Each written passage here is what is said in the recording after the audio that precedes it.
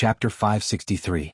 Drizzling, Li Qingshan gazed at the swamp that was even larger than Moon Court Lake in the distance. The water reflected the dark clouds in the sky. Although it was a little shallower overall, it was vast. If he could refine it, he would probably benefit even more than the water of the clear river. Perhaps he would be able to accumulate enough power to suppress the ox demon. This swamp is your territory? Li Qingshan looked away and looked at the burly demon general. He refused to believe that there was a demon commander bold enough to move about on the surface under the Treaty of Kings.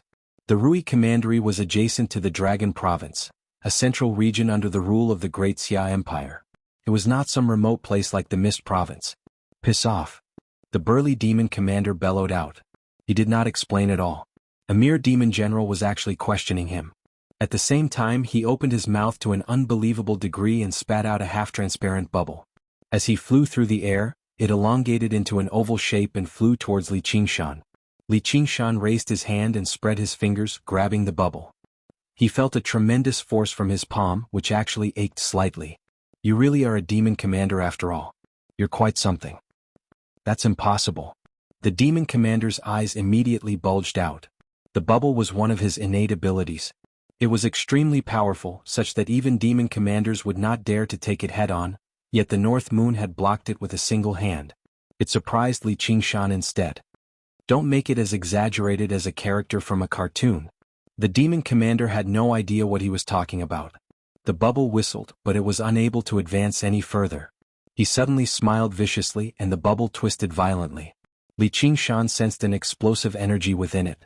Right when it was about to erupt, Li Qingshan suppressed it with the spirit turtle before tossing it behind him casually. Boom. With a great rumble, a huge pit appeared in the swamp. The fierce wind surged like a typhoon, and the mud was thrown into the air like bullets. A large tree was riddled with holes before being uprooted by the fierce wind, flying into the sky and brushing past Li Qingshan. Li Qingshan clapped his hands and continued the topic just now. Since this territory isn't yours, it's mine now. Please scram. I've changed my mind. You stay here and let Lorsi give you a piece of territory as ransom. The demon commander was immediately enraged. He kicked off the ground and charged towards Li Qingshan. Li Qingshan remained as ordinary as ever. He raised a hand. The demon commander opened his mouth wide and spat out several bubbles. However, they followed different trajectories as they flew randomly in the air. Li Qingshan was surrounded by these bubbles all around him. He was surrounded. Boom boom boom boom boom. The bubbles exploded at the same time, and the demon commander charged into the center of the explosion with a sinister smile. However, the figure still maintained his original posture, his arm forward, his scarlet hair flying in the wind, although there were some wounds on his body. However, that was nothing to a monster with a strong physique. After breaking through to the 5th layer of the ox demon, his ox hide was indeed much tougher than before apart from his innate abilities. For the first time, it surpassed the spirit turtle's profound shell and became his strongest defense. The demon commander's eyes suddenly bulged out. He felt like the battle was extremely bad. He wanted to stop, but the scarlet figure arrived before him with a flash, only inches away. A hand pressed down on his large, bald head, and a terrifying, irresistible force appeared on his head. I told you not to act like you're in a cartoon. What if you make me laugh during the battle and ruin the atmosphere? Li Qingshan roared. He grabbed the demon commander's large, bald head and spun him around in the air 3 times before swinging him towards the ground. With a boom, the demon commander sank deep into the swamp. The swamp suddenly bulged. Something seemed to constantly expand beneath the swamp, reaching the size of a hill. A pair of eyes the size of ponds bulged out, pushing through the mud. It opened its huge, fisher-like mouth and produced a thunderous rumble. Croak. Li Qingshan exhaled. So I've misunderstood you. Amidst the scattered drizzle, a small village lay quietly in the valley. The chaotic sound of horse hooves broke the silence. A group of bandits came to the valley. Only the one-eyed rider pulled out his sword and pointed it at the village. Brothers, do you want to do this? Yes, yes, yes. The bandits called out together. Steal money, steal food, steal women. We'll kill anyone who gets in our way. The bandit leader called out as his horse raised its hooves high into the air. Kill them all. Kill them all. At this moment there was a rustling in the bushes. The bandit leader's ears twitched and he called out, "Who's there?" With a wave of his hand, a metal caltrop flew out. He was also a master of the Jianghu. Clang. The caltrop seemed to strike something, flying back. The bandits swarmed over and swung their blades wildly. The bushes collapsed, but there was no one there. What's this? It seems to be a letter. A short bandit lay on the ground. He blinked his eyes and saw a letter lying on the grass. He didn't know what kind of paper it was made of, but it didn't get wet despite being wet. On it were the words, "For Qingshan." He reached out his hand to pick it up. The letter moved very quickly. Just now, the bandit saw that there was something under the letter. A skeleton the size of an index finger carried the letter. It looked rather ferocious, but it was so small that it didn't look scary. What is this strange thing? The bandits cried out. Might be a treasure. Catch it. The bandit leader ordered. Whoosh. The skeleton turned into a white light and disappeared. The short bandit suddenly froze, a bloody hole appearing on his forehead. What spurted out wasn't blood or brain matter, but white flames. Whoosh whoosh whoosh whoosh. The white light passed through the bushes and the bandits were all stunned.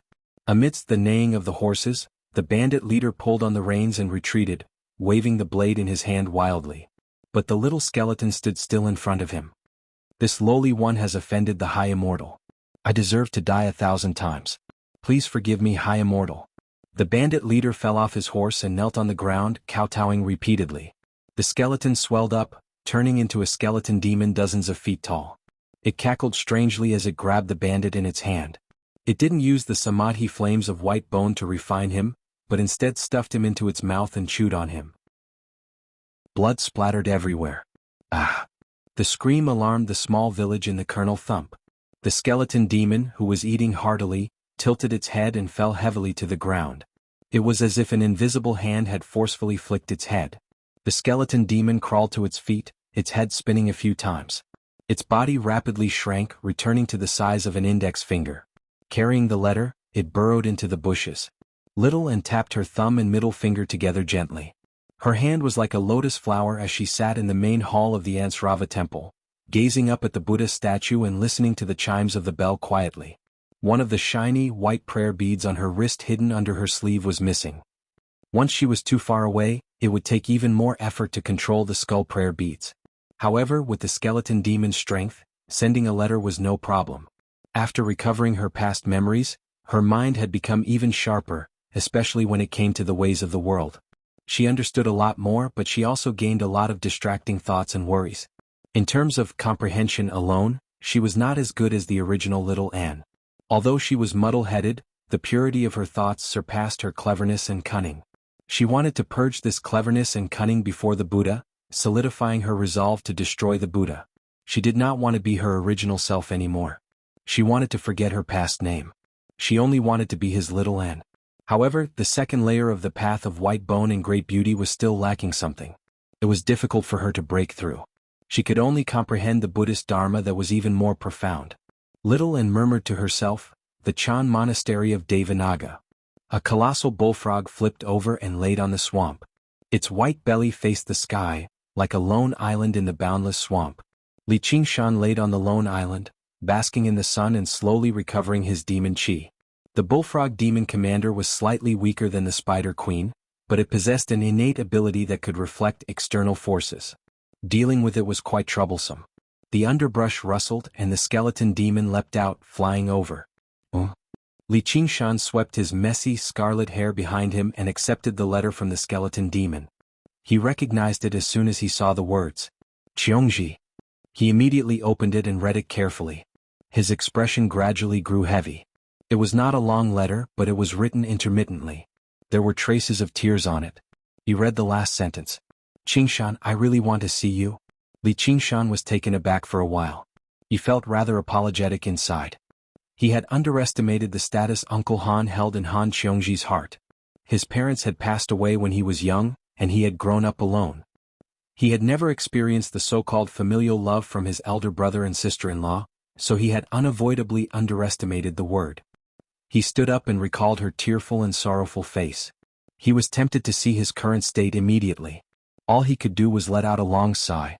Right now he could not even suppress his demon chi. Thinking up to there, he suddenly made up his mind. His gaze became determined. The skeleton demon circled around the colossal bullfrog. The flames in its eye sockets shone brightly. It was very interested in such a large pile of quality flesh and blood. Finally, it could not hold back anymore. It grew to several meters tall and bit down viciously. Croak. The bullfrog let out a miserable shriek and leapt several dozen meters into the air, fleeing into the distance in fear. The skeleton demon was about to pursue it when Li Qingshan grabbed its neck and shoved the letter into its hand. He gazed at the horizon and said to himself, "I'll be there as soon as possible. Wait for me." In the Umbraline sect, the Dark Queen took out the captured soul. She turned a deaf ear to the pleas and curses of the Marquis of Rui and the others. They would be able to enjoy it themselves later. This was probably the misfortune of cultivators. If mortals died, their souls would naturally return to samsara, which instead made them almost immortal. Cultivators seemed to have long lifespans, but unless they died of old age once they were killed in battle, their souls would not necessarily have the opportunity to reincarnate. The higher their cultivation was, the higher the cultivation of the cultivator who killed them. Their souls basically struggled to escape the fate of being captured and killed. That was the so-called annihilation of the soul and doom. The Dark Queen was mildly surprised and discovered one was missing. She rubbed her forehead and remembered the final spear strike. Did you let his soul escape? Chapter 564. Back then, the Dark Queen had placed all of her attention on little Anne, so she failed to notice this. Although Han Angwa's final attempt with everything he had failed to defeat the Dark Queen, his soul managed to escape, avoiding the fate of sinking into the myriad ghost banner. If his soul remained in the world of the 9 provinces, then it would be a troublesome matter. However, in that sealed region, his soul can only go to the 6 realms of Sasra. Has he been sucked into the hungry ghost realm, or is he being judged by the hell realm? No, with his mental fortitude and talent, he's probably been taken into the Azura realm.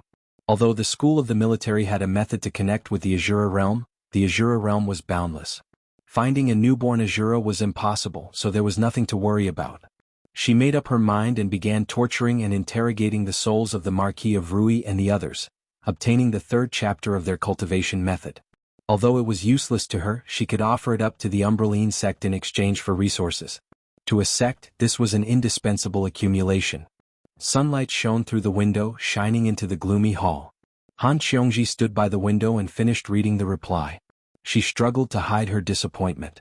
In the end, he did not even give an exact time. He only said he would hurry over as soon as possible. Qiongji were setting off. Han Anjuan walked into the hall. The funeral had already been completed. Today was the day of the burial. Han Qiongji asked, "Father, is cultivation the most important?" Han Anjuan said, "Otherwise, why are we called cultivators? Great chaos is about to descend. If you don't have strength, you won't even be able to protect your own life, just like your uncle. He didn't do anything wrong.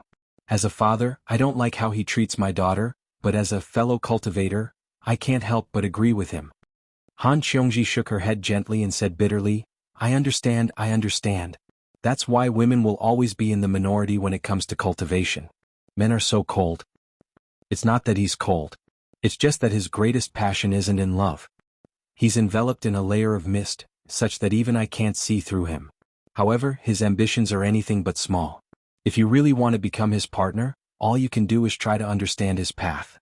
If you can become the 3rd chapter and become a fellow cultivator, that would be for the best. If you can't, don't force yourself. Han Qiongji was stunned when she heard this. Even though they'd had skin-to-skin contact countless times, if she were to ask him what his Tao was, she would still be at a loss. Now that she thought about it, how could she ever see through this layer of fog around him? In the drizzle, the army moved forward to send off Han Angua.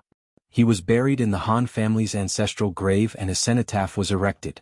Outside the cenotaph was a row of simple houses, where all blood relatives had to keep vigil for 100 days. Han Qiongji chose a house and walked in.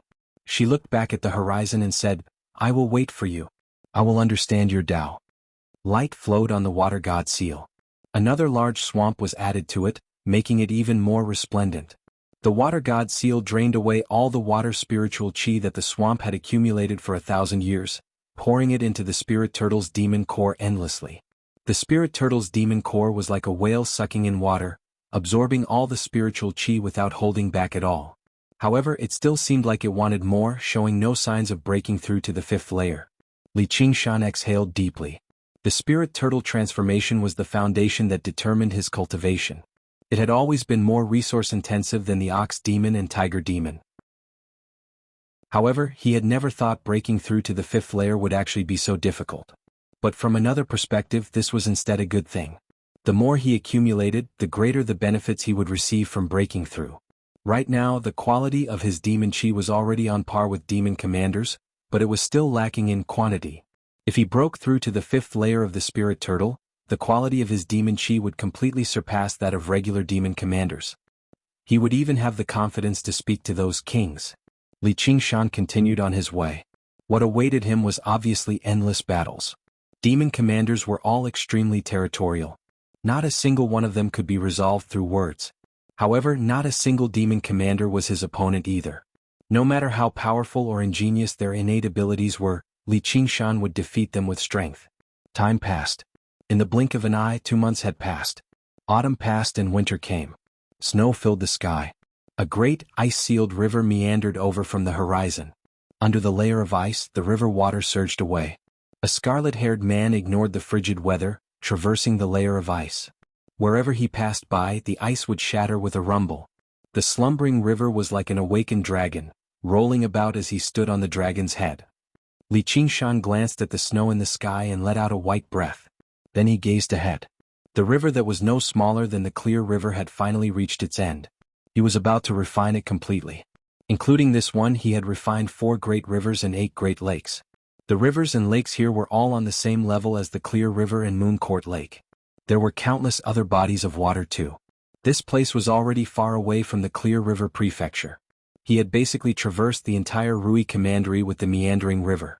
The Spirit Turtle's demon core finally showed signs of being full. The 4th layer of the Spirit Turtle was finally about to be pushed to the peak. The quality of his demon chi had already reached or even surpassed the level of demon commanders. However, a new worry appeared. As the Spirit Turtle grew stronger, the pressure that the Phoenix endured gradually increased too. Even when it used the Phoenix wings, it would become sluggish.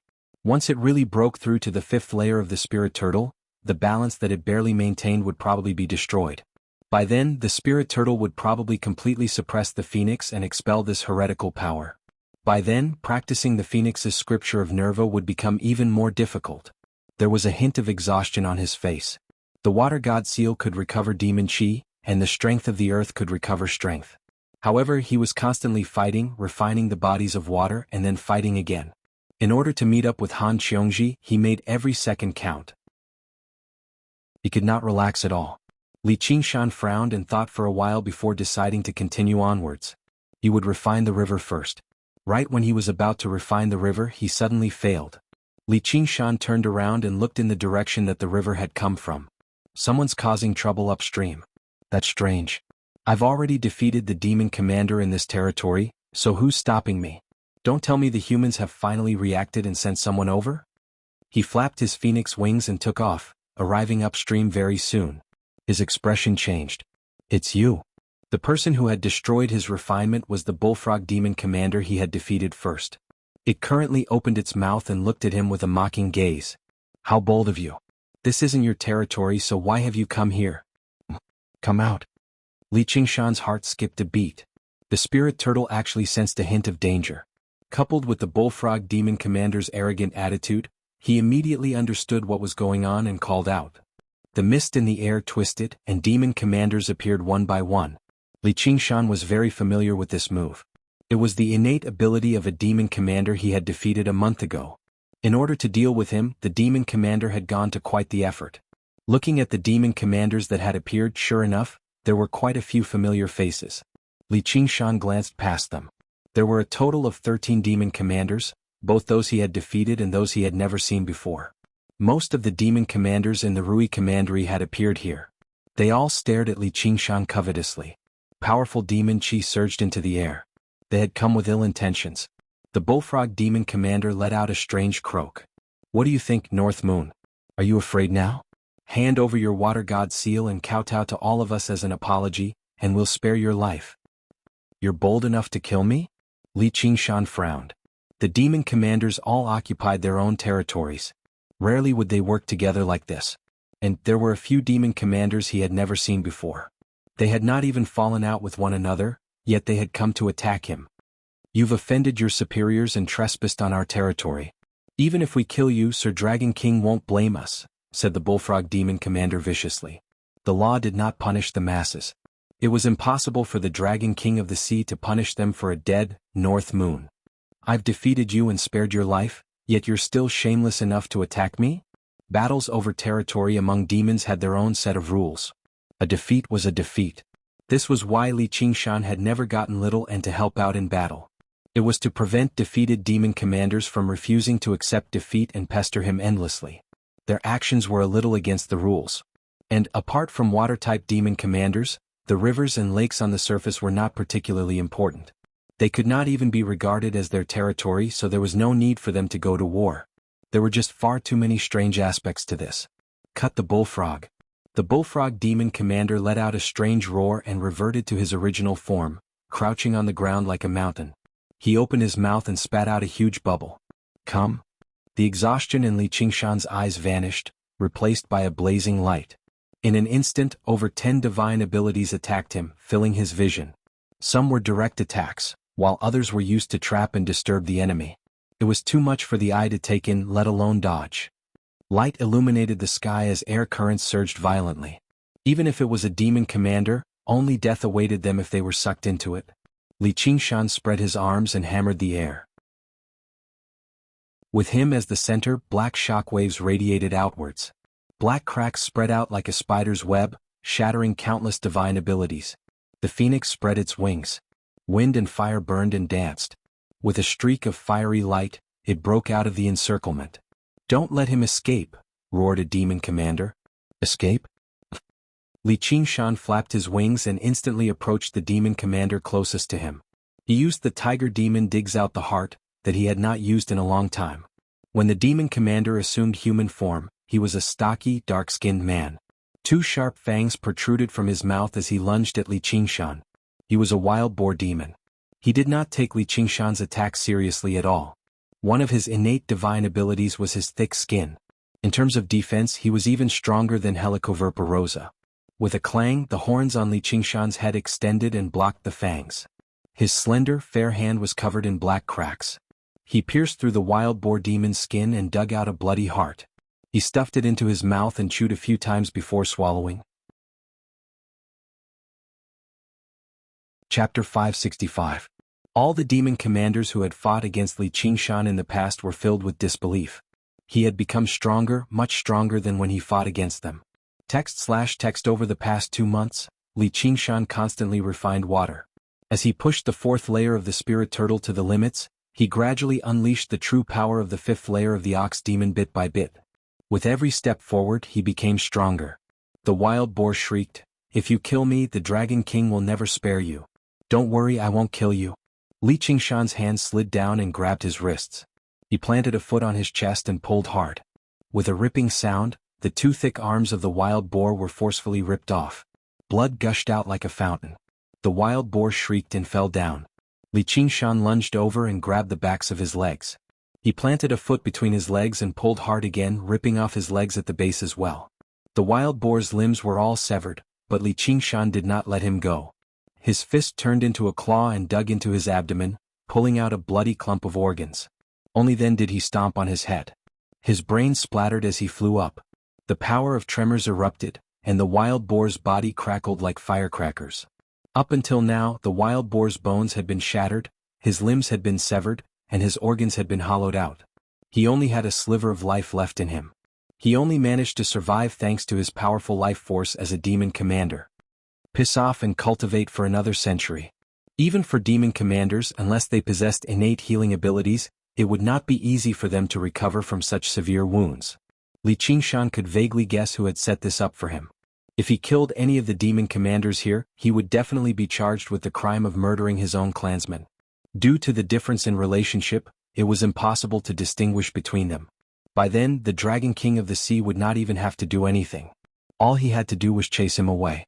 Probably even the master of the Sword Collection Palace or the Lord of the Green Province would not mind spending some time to kill a wretched demon that posed a threat to them. Of course, Li Qingshan would not fall for this trick. "I won't kill you, but I can cripple you. I'll use the cruelest methods to let you experience the consequences of opposing me with your bodies." Faced with such a horrific sight, the demon commanders were all tempted to retreat. However, when they thought of that person's orders, none of them dared to run away. "Everyone, let's attack together." His demonic aura won't last long. Intense explosions and roars resounded like thunder, shaking everything within 1,000 li. Bright lights shot out, strong winds swept and fresh blood splattered. Li Qingshan's demon chi was indeed limited. This was not within the region of water he controlled, so the water god seal was useless. After defeating 6 demon commanders consecutively, his demon chi was almost completely depleted. However, under the effect of the divine earth power, his power wouldn't be exhausted. He changed back to his original form, only relying on his cowhide to block the attacks, using the most primitive power to fight. Any demon commander that ended up in his hands could forget about escaping. They would be torn to pieces. Blood poured down like a torrential downpour, dyeing the glacier red. Li Qingshan was bathed in blood. His scarlet hair danced in the wind as he fought madly. The glacier beneath his feet shattered. In a daze, he heard a mad laughter that resembled a tiger's roar soaring into the sky. He suddenly realized that it was his own laughter, so he laughed even more violently. Ah! What do you mean we're of the same race? Isn't it just endless fighting? Who cares if they're demons or humans? I'm my own race. I won't ally with anyone. Everyone who stands in my way is my enemy. I'll use my hands to rip apart all who stand in my way. The demon commanders were utterly terrified. As long as they could still move, they no longer cared about anyone's orders and fled in all directions. The bullfrog demon commander reverted to his original form. With a push of his legs he traversed 100 li. An iron hoof descended from the sky, stomping him into the ground. The bullfrog demon commander struggled desperately. He twisted his head and spat out bubbles. Boom, boom, boom. Small mountains were sent flying and craters were blasted open. Li Qingshan pressed down on his head with one hand, pressing it into the soil. The iron hoof slowly dug into his skin. With a crack, the bullfrog demon commander's spine was forcefully crushed. He sprawled on the ground. Do you know how I roasted frogs when I was young? Li Qingshan asked. Before he could answer, the huge, black claw directly plunged into his mouth, grabbing a ball of softness and pulling it out randomly. Sir Mou, save me. Li Qingshan sensed danger.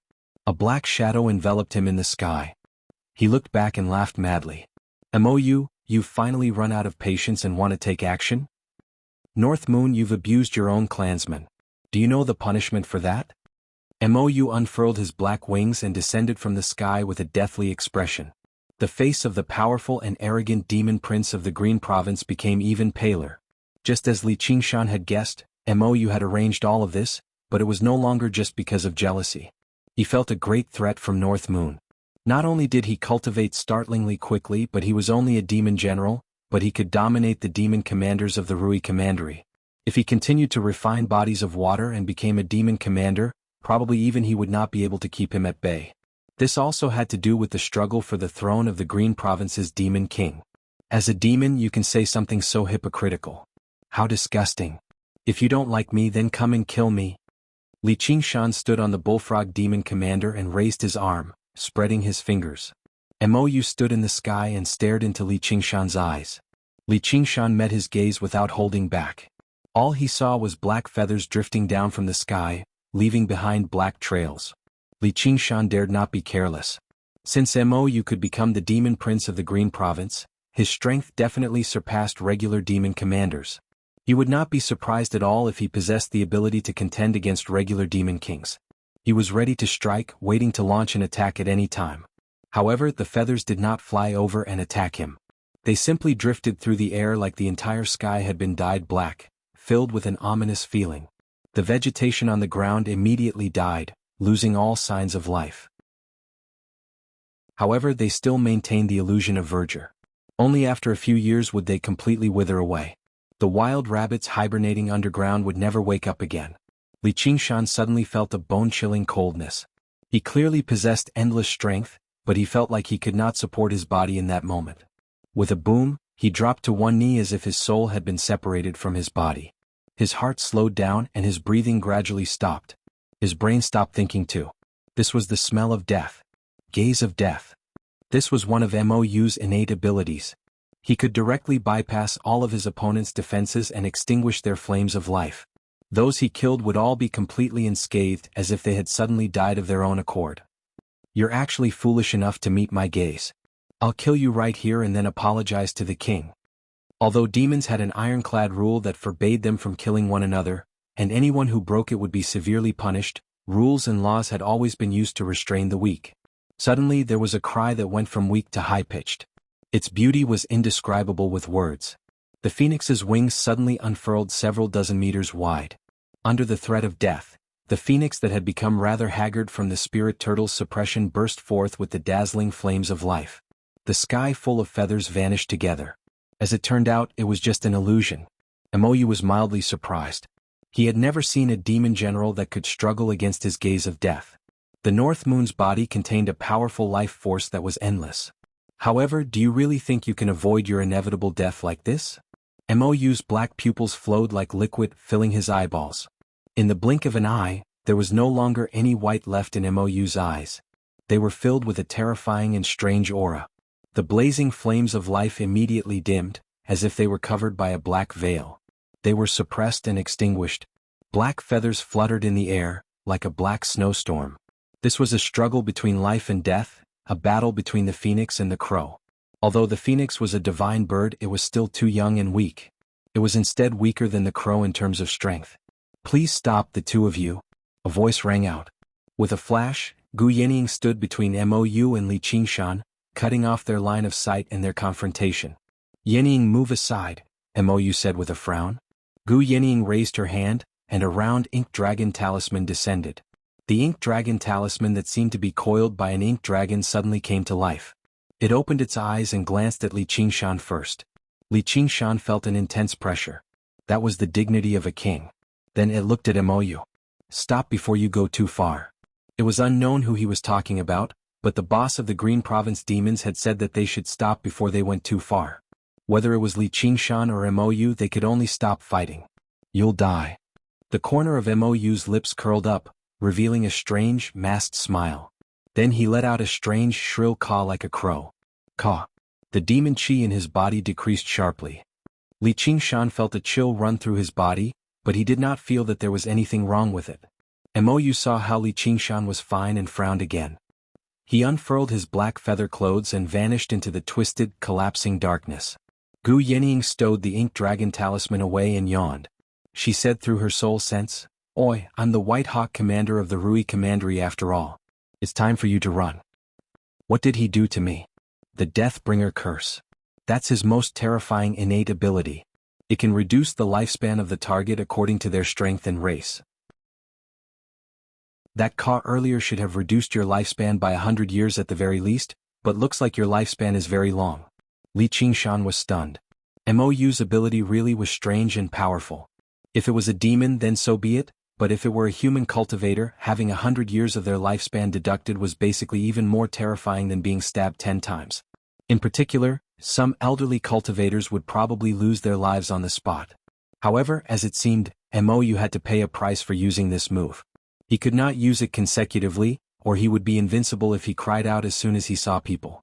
This extremely terrifying innate ability was not particularly effective against Li Qingshan. As the saying went, 1,000-year tortoise, a 10,000-year tortoise. Even he had no idea how long the lifespan of a spirit turtle that was close to a god was, while the phoenix was a symbol of eternal life. However, having 100 years of his lifespan deducted for no reason still left Li Qingshan extremely displeased. He asked again, "How do I remove the curse?" "It's very simple. Kill him."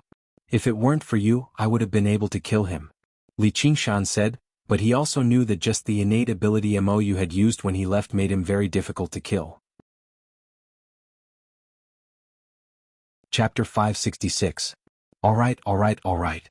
Li Qingshan unfurled his wings of wind and fire and vanished into the horizon as a streak of light. Gu Yenying shielded her eyes with her hand. He sure was fast. "Big sis, are we just going to let the moon devil go like this and let him continue refining the water system?" A young girl flew over from the sky. She had thick eyebrows, large eyes, and a bright expression. If it were not for the bulge in her chest, she would have been mistaken for a boy at first glance. She wore the uniform of the White Wolf commander of the Hawk Wolf Guard. She was only second to Gu Yenying in the Hawk Wolf Guard of the Rui Commandery. "Or what?" Gu Yenying shot a glance at her. "Call me commander." "Big sis, you can't go easy on him just because he's interested in you. Otherwise, wouldn't all the men in the world be unkillable?" Don't tell me you're actually interested in him, to the point where you've specially helped him out? Gu Yenying pinched the young girl's chin and brought her face closer. Don't tell me you're jealous? Even without me he wouldn't have died here. I don't believe you. The young girl blushed and shook her head. His powerful reinforcements will arrive very soon. If we keep this up until the child arrives, Mo, you really might be in some danger. Gu Yenying released the young girl. That powerful? If you're done playing around, then go back to the Dragon Province. The Green Province is becoming more and more chaotic. Once you become embroiled in a battle like the one just now, even you'll be in danger. Big sis, stop trying to coax me. I'm not going back. My royal brothers and sisters have already fought tooth and nail for the position of Marquis of Rui. You can see that the Rui Commandery is a great place that everyone wants to come to. The young girl was serious. It was difficult to tell whether she was acting coquettishly or ignorant. I've come to be a marquis, not to be a follower like you. What's wrong with being a follower? You'll always have Big Sis to take care of you. As a marquis, I'll have to deal with a monster like the Moon Devil. And my royal brothers can't even become followers if they want to. Then follow me. Gu Yenying swung her sleeve and took off into the air like a white hawk. In the blink of an eye, she turned into a white speck. Big sis, wait for me. The young girl followed her in a hurry and called out from afar. Gu Yenying was not the only one watching Li Qingshan's battle with the demon commanders. There were also many cultivators watching from afar using various methods. When they saw the internal strife among the demons, they all cheered inside. There were still many cultivators who wanted to take advantage of the situation, but after seeing the Moon Devil's powerful strength and cruel methods, they all gave up on this idea. Even if such a terrifying demon fought back before death, it was enough to drag a golden core cultivator to his grave, not to mention that he had not really shown any signs of fatigue from the beginning until now. Thus, Li Qingshan continued to refine the water veins without any obstructions. The current Li Qingshan, apart from the top figures and monsters who had undergone the second heavenly tribulation, could only be subdued by kings who had undergone the third heavenly tribulation. There were very few people who could pose a fatal threat to him. He arrived at the end of another large river. The surging demon chi refined the river, and the water god seal flickered with light, gaining a thick, long trajectory. Li Qingshan could sense that the demon chi in the spirit turtle's demon core had reached the limit. As long as he devoured the water spiritual chi in the river, he would basically be able to break through to the fifth layer of the spirit turtle. After that, the heavenly tribulation would descend. Was he going to use this opportunity to break through to the fifth layer of the spirit turtle and undergo the second heavenly tribulation to become a demon commander? Or was he going to stop and wait for the phoenix to catch up so that water and fire could balance out and fuse together? Li Qingshan considered it for a while and decided on the former. In the past he would probably choose the latter. Although the long-term benefits were not necessarily better than the immediate benefits, he was not in any life-threatening danger right now. Having a clear order and taking it step by step was obviously the best choice. Being eager for quick success would only cause the difficulty of his subsequent cultivation to skyrocket. The losses outweighed the gains. But right now she was waiting for it. Li Qingshan began absorbing the water spiritual chi and channeling it into the spirit turtle's demon core. He comforted himself, this is also a choice. If I can become a demon commander, I won't be able to stand up to the kings, but I'll have a certain level of power to protect myself. At the very least, I'll be confident in defeating an opponent like Mou. Even if I gain a foothold in the world of the 9 provinces, I can take my time with the other things. Li Qingshan gradually shone with resplendent blue light, turning into the figure of a spirit turtle again. The 89th day. Han Qiongji sat with her legs crossed and saw the window light up. She murmured inside and pushed open the window to take a look, only to discover that the sky had not brightened yet.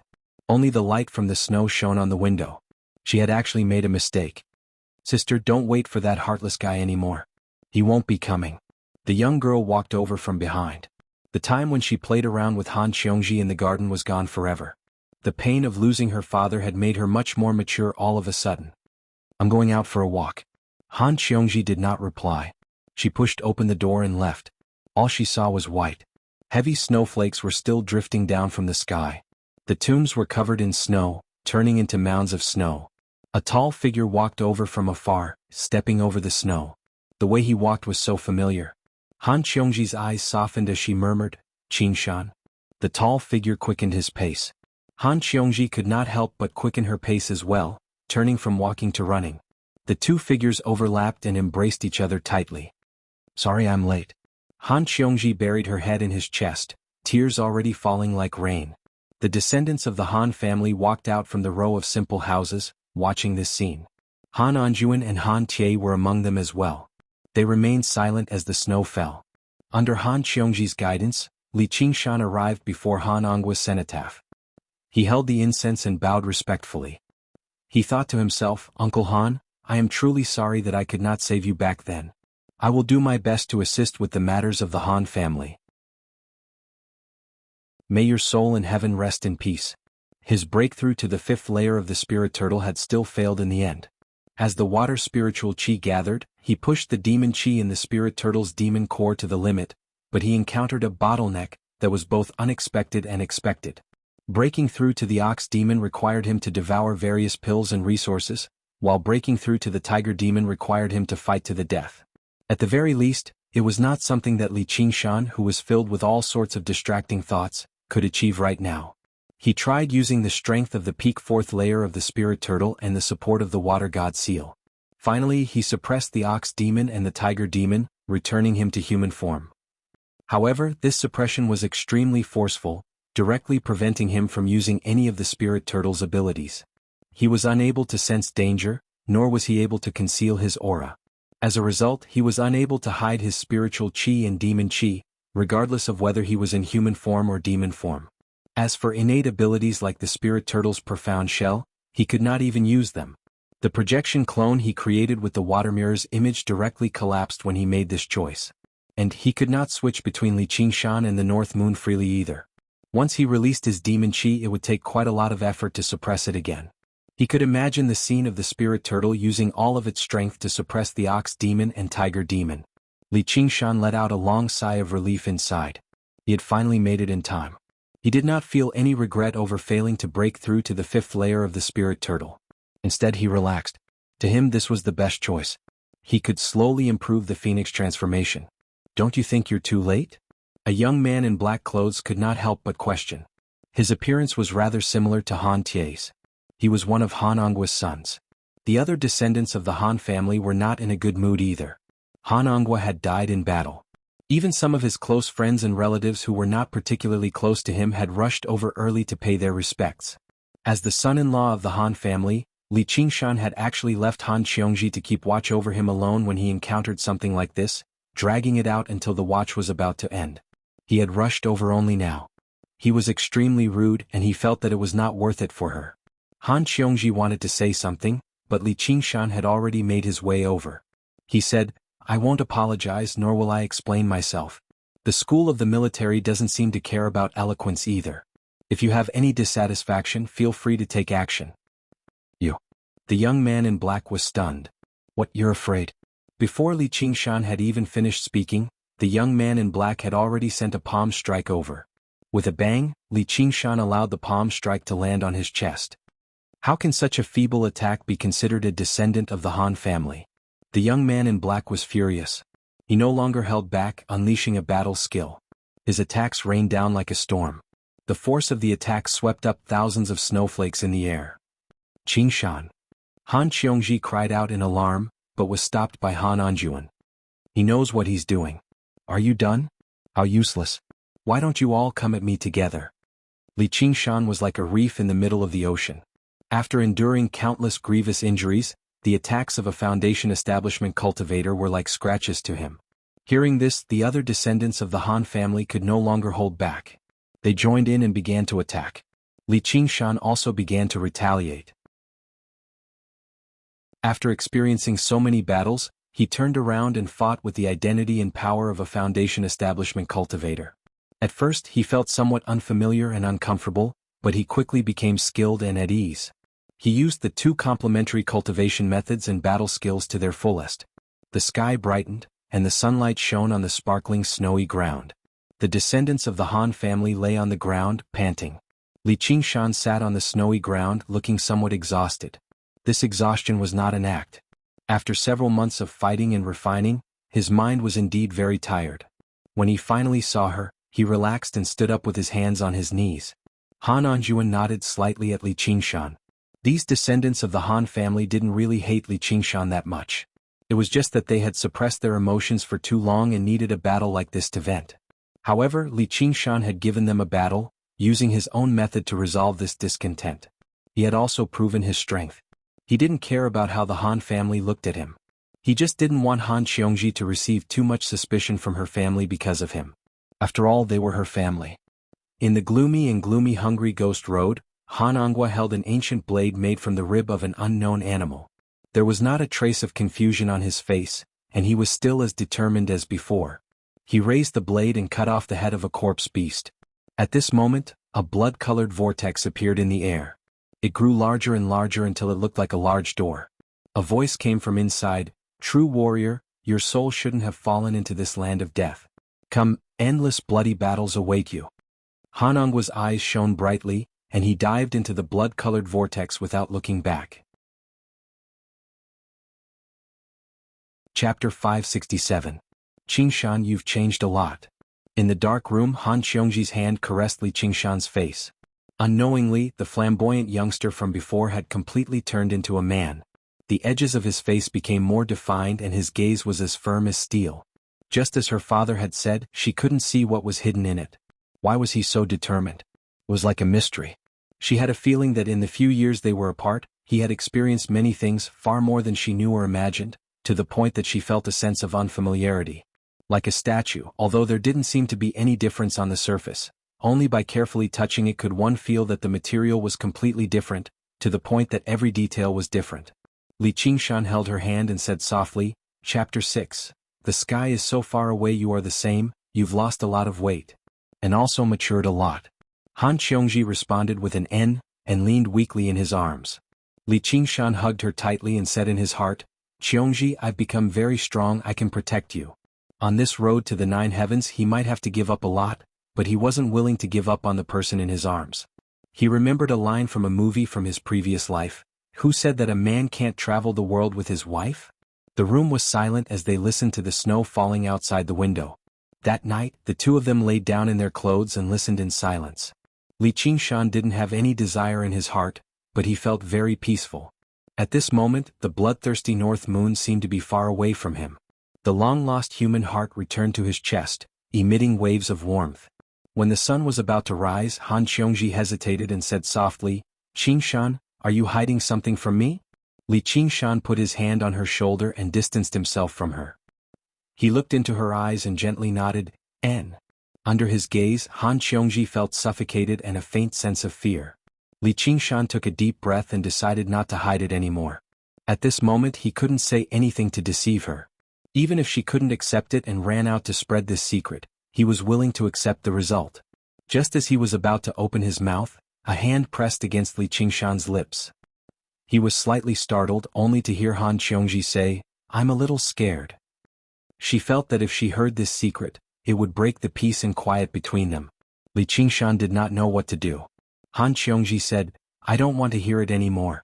You must have your reasons for not telling me. Let me know when you think it's the right time, okay? Li Qingshan hesitated for a moment. Okay. Her mind had not yet recovered from the grief of losing her uncle. If such a thing was given to her now, it would probably be more than she could bear, and it would be difficult for her to accept it. In the following days, Li Qingshan and Han Xiongji often walked on the snow and roamed the nearby forest. But unlike before, most of the time, it was Li Qingshan who did the talking. He talked about what happened after they parted. He didn't want to hide it anymore, so he didn't lie to cover it up, and there were many white spaces in his words. Most of the time, Han Xiongji listened quietly, occasionally asking a few questions, but never asking questions as if she was afraid of bursting a beautiful bubble. This made Li Qingshan feel even more pity for her. At other times, Li Qingshan often practiced martial arts with the Han clan's disciples in an open space outside the cemetery. Keeping vigil wasn't about being cooped up in the room and sighing. The militarists didn't pay much attention to these superficial courtesies, so they gradually didn't take Li Qingshan's lack of manners to heart and humbly asked him for advice. Or they gathered in a circle and listened to his actual combat experiences in the chaos of war. Li Qingshan's combat strength was truly powerful. In battle he didn't use overwhelming power. When the opponent's speed, strength and spiritual chi were about the same, he could easily win. This made the Han clan disciples extremely unconvinced, but they couldn't help but admire him. The militarists worshipped the strong. In reality, as they fought, Li Qingshan used less and less power. Of course, his actions weren't as simple as gaining the Han clan disciples' approval. His strength had grown too quickly recently and he needed some time to settle it. To settle the gains he had gained from the life and death battles. At first, he only used the strength of a cultivator to fight.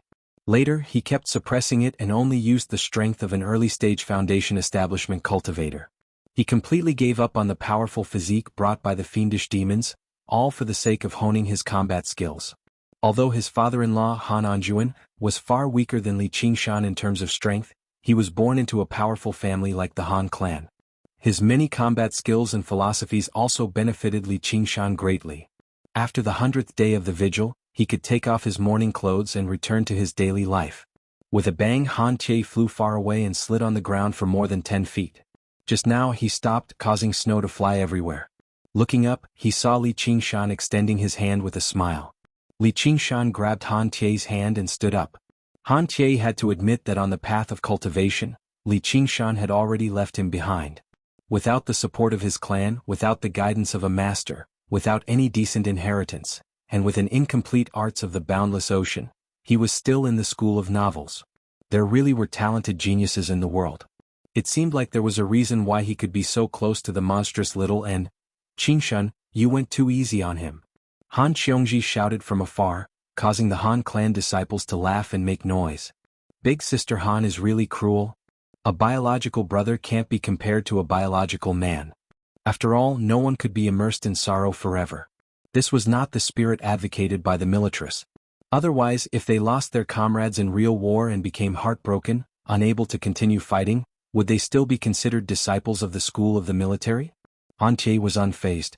He asked, "You're close to breaking through to late foundation establishment, right?" "I'm close." Like the fifth layer of the spirit turtle, he only lacked an opportunity, a form of comprehension. However, with the recent period of cultivation, Li Qingshan could already vaguely sense that the arts of the boundless ocean was close to breaking through again. However, the spirit turtle's method of sea suppression still showed no signs of activity. After all, the difficulty of the two was on completely different levels. It was worlds apart for Li Qingshan as well. How fast? Han Che could not help but sigh. If Li Qingshan said he was close, then he really was close. The minor realms of cultivation for cultivators were not as difficult to break through as major realms, but they still required a considerable amount of time and effort. Every single step forward was extremely difficult. As long as Qi practitioners had the guidance of a master, the support of sufficient resources, and their own talent was passable, they could basically all reach foundation establishment. It could be regarded as the simplest first step in the path of cultivation. Of course, it was not actually that simple. Just the word resources had stumped many cultivators. The true spirit pill that was crucial to breaking through to foundation establishment was not something every Qi practitioner could possess. If they tried to break through with their own strength, it would be far too difficult. Only after reaching foundation establishment could they be considered to have reached a higher level and formally begun cultivating. The trials of the path of cultivation would only begin then. Even with the support of sufficient resources, it would still be riddled with difficulties. Otherwise, large, resourceful sects like the Sword Collection Palace and Umbraline sect would not have so few golden core elders. And the second heavenly tribulation would not be as gentle as the first one. If he relied solely on external forces, there was a high chance that he would die to the heavenly tribulation. Han Anjuan was only at early foundation establishment right now. He was only close to breaking through to mid-foundation establishment. His talent was already quite impressive. With the support of his clan, he had advanced valiantly, and he had basically given up on all forms of entertainment. How could he not sigh in admiration at Li Qingshan's cultivation speed? However, in the 100 schools of thought, there was also a person who struggled and crawled through the doorway to the path of cultivation. In the secluded dwelling below Contention Island, the rumbling of thunder ceased. A charred figure writhed and struggled to her feet. At first, she coughed violently, followed by a soft chuckle from the depths of her throat. Gradually, it grew louder and louder, turning into a hysterical, wild laughter, like a snake raising its head. A simple, vigorous vine crawled out from Chen Rongji's body, wrapping around her. The charred skin on her body peeled off layer by layer. It was impossible to tell whether it was her clothes or her charred skin. It was like a black snake shedding its skin. Snow-white skin grew out and a beautiful, tiny snake slithered happily on it. Afterwards came a new round of torture. Even at a time like this, no matter when, the pain would never disappear. It would only become more and more intense than ever before. She collapsed on the ground again. Her limbs twisted inch by inch, like tiny insects being roasted by fire. It seemed strange and disgusting, but the more intense the pain, the more resplendent her smile became. Even the tortures of hell were unable to distort the joy from the bottom of her heart. When everything settled down, she laid on the ground and raised her arm high into the air, pointing at the stone wall above. The heaven-climbing vine extended up along her arm, and the hell snake coiled around it again, hissing and flicking its tongue. Hee, the heavens are so far away. Commander, I've come to collect a cultivation method of a higher level for the School of Legalism. Hua Qingzan currently sat by the window, handling the matters of the School of Legalism. Chen Rongji pushed open the door and entered, bowing. She had changed into a new set of clothes, and her usual smile was even warmer now. Rongji, congratulations on reaching Foundation establishment. Hua Qingzan was mildly surprised before congratulating her with a smile. However, he was surprised inside. Chen Rongji was in high spirits, and her bearing had changed drastically. The sinister feeling vanished, actually giving off a strange charm that took his breath away. However, he was not tempted at all. Instead, he sighed inside. She's finally become something even more vicious. Chen Rongji said, "It's all thanks to Commander's nurturing." After a simple conversation, Hua Qingzan passed the new cultivation method to Chen Rongji. He went through the motions and said, "The power of the Hell Realm is powerful, but it's also dangerous. You have to be as careful as possible when you sense and use it. The slightest carelessness can lead to great pain. Many disciples of legalism have committed suicide because they lost their minds during cultivation." "Thank you for your advice, Commander. I will be careful," Chen Rongji said modestly. "Have you chosen the hell you want to sense?" Hua Qingzan could not help but ask when Chen Rongji bid farewell and left. Chapter 568. The Waterside Pavilion of Listening Wind. I hope I can reach Golden Core before the age of 30. Li Qingshan gazed at the sky. The snow had just cleared up and the sky was blue. 30 years old. Han Tie raised an eyebrow. Although he said, "hope," his expression was filled with confidence. He did not seem like he was spouting nonsense. Instead, he was announcing a simple fact, and he did not feel like it was anything special. The Golden Core cultivators who had died to Li Qingshan's hands had already accumulated a number, so he did not take it too seriously. His current target was the highest of the 9 provinces, the Realm of Kings, so he could not help but reveal his arrogance. The other disciples of the Han family gasped in surprise. Even though they weren't people who fawned on the rich and powerful, they were still able to see through him. Even though they were not people who fawned on those in power, in the cultivation community, the strong always deserved respect. Han Anjuan could not help but study Li Qingshan deeply when he heard that. A 30-year-old Golden Core cultivator was rare even across the 9 provinces. By then he would definitely make a name for himself through the world. When he first met him, he already knew he was anything but mediocre, but he never thought he would one day actually mention the words Golden Core so easily. To be able to so easily mention the word Golden Core, that was a goal that even he could not reach. In consideration of the Han family, having a son-in-law like him was truly a blessing. After Han Ongwa died in battle, the heavy responsibility of being the patriarch fell on Han Anjuan's shoulders. He felt unprecedentedly heavy pressure. If the Golden Core cultivators of the Rui Commandery had not died in battle, and the positions of the Marquis of Rui and Great General remained undecided, many of the resources that the Han family possessed would have been carved up a long time ago. A clan that only had a foundation establishment cultivator was only a small clan, but a single talented prodigy could change everything. If Li Qingshan could use this talent to defeat a powerful master, the Han family would be able to weather this storm safely. Perhaps not only would they not suffer any losses, but they would even benefit from it. Soon the heavy snow began to fill the air. Amidst the whispers of the wind, as the wind moaned, the descendants of the Han family removed their mourning clothes before the mausoleum. Li Qingshan patted Han Qiongji's shoulder. Han Qiongji looked back and smiled. Her eyes reddened as she leaned against his shoulder gently. Right at this moment, her heart stirred and she suddenly turned around. Amidst the snowstorm, a figure walked over. Her footsteps were light as if she was floating in the air. Her wide sleeves and long hair fluttered in the wind. Before anyone could see her clearly, they already felt that she was a peerless beauty. She squinted her eyes, her gaze piercing through the snow, and a look of amazement flashed past her eyes. That face was even more beautiful than she had imagined. The so-called beauty that could topple a nation was nothing more than this. No, it wasn't just the face. The newcomer was dressed in plain clothes, with blue silk wrapped around her waist. Her figure was slender, and her jet-black hair that reached her knees fluttered in the wind. A pair of bare feet stepped on the crystal-clear snow, resolutely striding forward. Even if there was a mountain of corpses and a sea of blood, it would not be able to make this footstep waver. His eyes were like a deep pool without ripples as he stared blankly ahead. It was as if he could see everything in the world. Compared to the simple titles of beauty and beauty, she had an indescribable charm about her that made people overlook her gender. Who was she? Why did she come? Little, and you're here. Li Qingshan turned back and smiled, a look of astonishment flashing past his eyes. Originally, Little and had no concept of clothing, it was just a layer of clothing to cover up the body. Although the current her was dressed very simply, it gave people the feeling that this was the best outfit, exuding an unprecedented beauty. It seemed like it was the aftereffects of the memory recovery. However, everyone loved beauty and this was not a bad thing. Little N. Han Qiongji cried out involuntarily. How could she associate the person in front of her with that wooden child? Although he had mentioned the changes in Little N, it was still far beyond her imagination. Not far away, the disciples of the Han clan stared straight at them. Regardless of whether they were men or women, they could not take their eyes off of them. Little N arrived beside Li Qingshan and silently grabbed Li Qingshan's hand.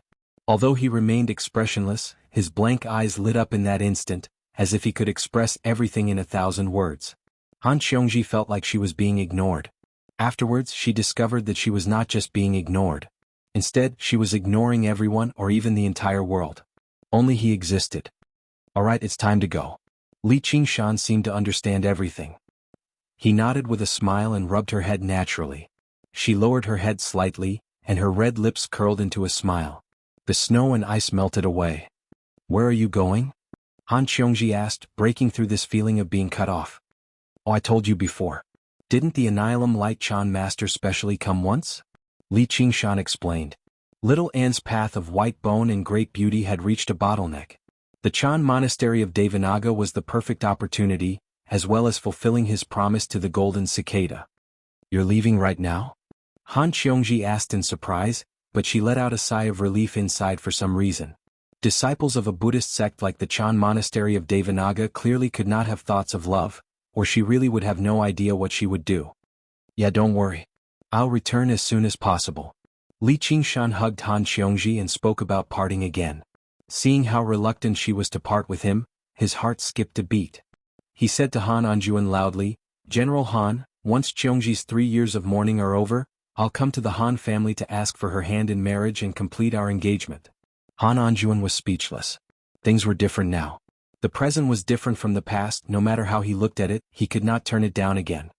Qingshan. Han Qiongji's eyes immediately welled up with tears. She turned her head away and wiped them away with her arm. She smiled. Alright, come back soon. Be careful on your journey. Li Qingshan waved his hand, and a cloud rose up beneath his feet.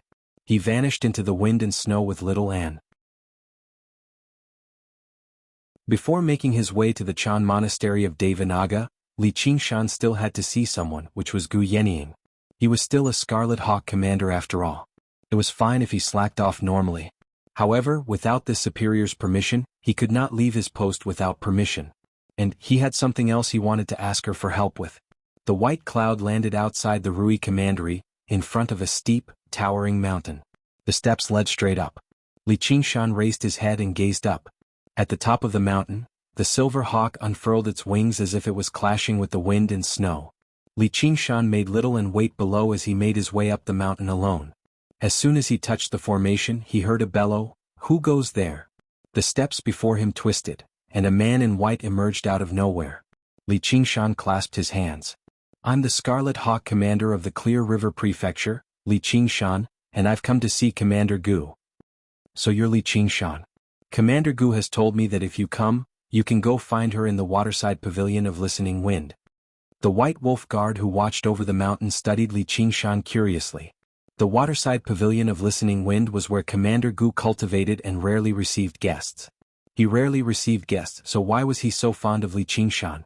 The waterside pavilion of listening wind? The wind and snow vanished before his eyes. The sky was a clear blue. On the rippling lake, green lotus leaves stretched endlessly. Pink-white lotus flowers bloomed among the green leaves. With a gust of warm wind, the lotus leaves rose and fell, giving off waves of fragrance. It was like the height of summer. The dense spiritual qi, the fragrance of the flowers and the warm wind merged together. It was more than 10 times better than the 100 schools of thought of the Clear River Prefecture. Sucking in a deep breath gave him a feeling of relaxation and rejuvenation. And from the outside, the lake could only be regarded as a small lake at most. However, when he stepped into the formation, he discovered that the lakeside was extremely large, basically no smaller than Mooncourt Lake. It stretched as far as the eye could see. It truly could be described as a place of boundless green lotus leaves. The lotus leaves and lotus flowers bloomed endlessly out of season and against all common sense, giving off an unexpectedly resplendent feeling. The formation that envelopes this place is anything but trivial. It can actually distort space. Probably even King won't be able to get through it so easily. Li Qingshan thought to himself as he flew over the surface of the lake. He heard the pleasant tinkle of a bell and flew in that direction. Very soon he saw a delicate pavilion surrounded by lotus leaves and lotus flowers. Wind chimes hung from the eaves. Compared to the enormous lake, the waterside pavilion was unexpectedly small. Gu Yinying walked out. Her hair draped down to her waist, swaying gently in the warm wind. A smile appeared on her face too, making her seem slightly less valiant. She unexpectedly felt like she was at home. A rattan table and a few rattan chairs were placed on the balcony overlooking the lake. Li Qingshan did not hold back. He pulled out a chair and sat down. Gu Yinying picked up a teacup and personally poured a cup of tea, pushing it before him. Li Qingshan stared at the tea before him and asked in thought, if Li Qingshan were just Li Qingshan, would he receive such treatment? When has Li Qingshan not been Li Qingshan? It's just a cup of tea, Gu Yinying said with a smile and sat down before him. Li Qingshan could not help but think about how she had invited him to a cup of tea back then outside Qingyang City. Back then, he had yet to understand just how great the difference between them was. In comparison, her attitude towards him had not changed in any fundamental way. To her, it was just a cup of alcohol. She remained as composed as before, but his own thoughts had fluctuated far too much. He downed the tea and got back to business. I've come this time to ask for your resignation, Commander, so that I can send little Anne to the Chan Monastery of Devanaga. No problem. There's something else I'd like to ask for the Commander's help with. Please pass this Origin Spirit Pill to General Han Anjuan for me, Commander. Li Qingshan planned inside. Han Anjuan was at Late Foundation establishment. If he could obtain an Origin Spirit Pill, his chances at reaching Golden Core would definitely increase by quite a lot. It would make up for his regret of not being able to save Han Angua in the past. However, he was unable to explain the origins of this Origin Spirit Pill at all. Its value could not be compared to true spirit pills. Gu Yinying said, it's just a small matter, but you should still give it to him. Just say it's a gift from me to you. It's quite a generous gift. Let alone marrying off your daughter, you can even sell your daughter. With that, the issue of the origins of the Origin Spirit Pill that troubled Li Qingshan the most would be resolved. He was obviously willing to receive this favor, so that when he confessed everything to Han Xiongji in the future, it would definitely add some points to his reputation. Gu Yinying said, if you run into any trouble in the future, feel free to come find me. My identity can still be of some use. This? Li Qingshan raised an eyebrow. That sure was great kindness. Actually, there are some matters I'd like to ask for your help with.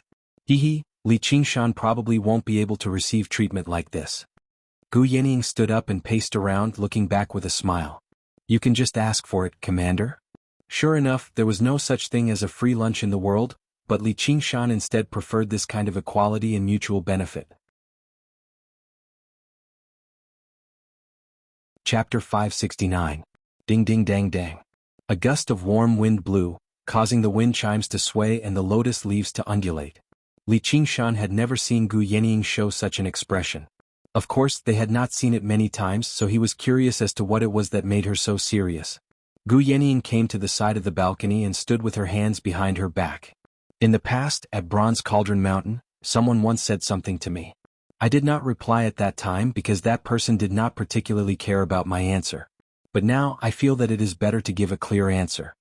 Bronze Cauldron Mountain. Li Qingshan recalled that he had confessed to Gu Yenying in front of countless people there.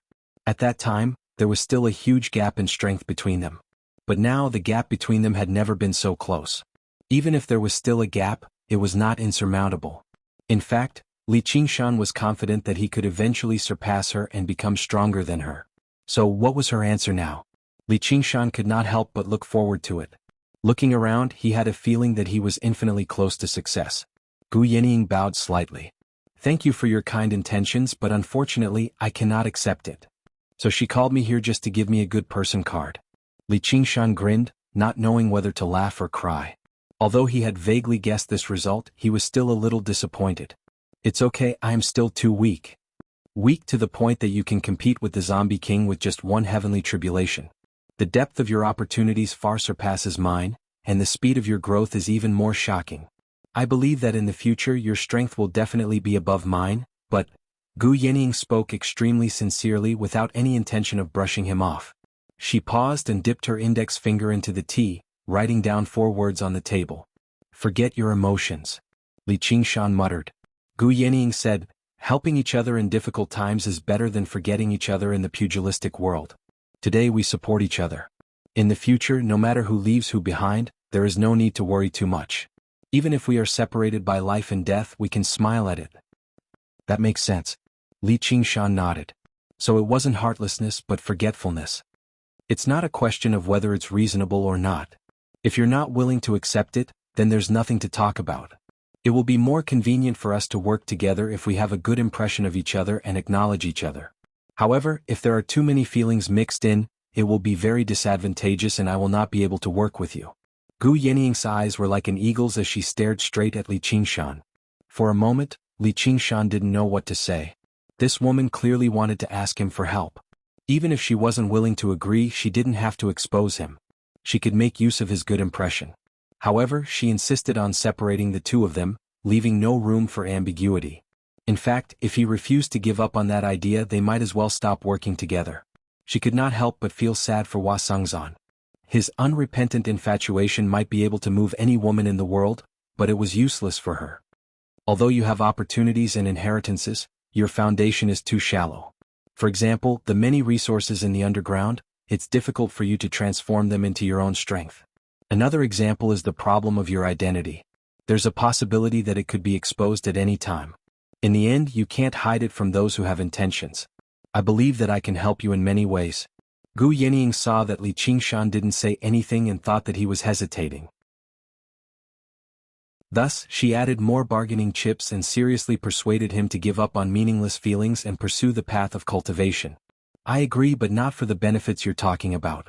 If others don't have any feelings for me, I'm not the kind of person who pesters them. I'm going to have a family soon, so don't overestimate your charm. Good. You're indeed the man I admire. Gu Yenying smiled and immediately switched the tea to wine.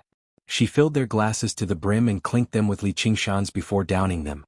Li Qingshan said, now you can tell me what you want my help with.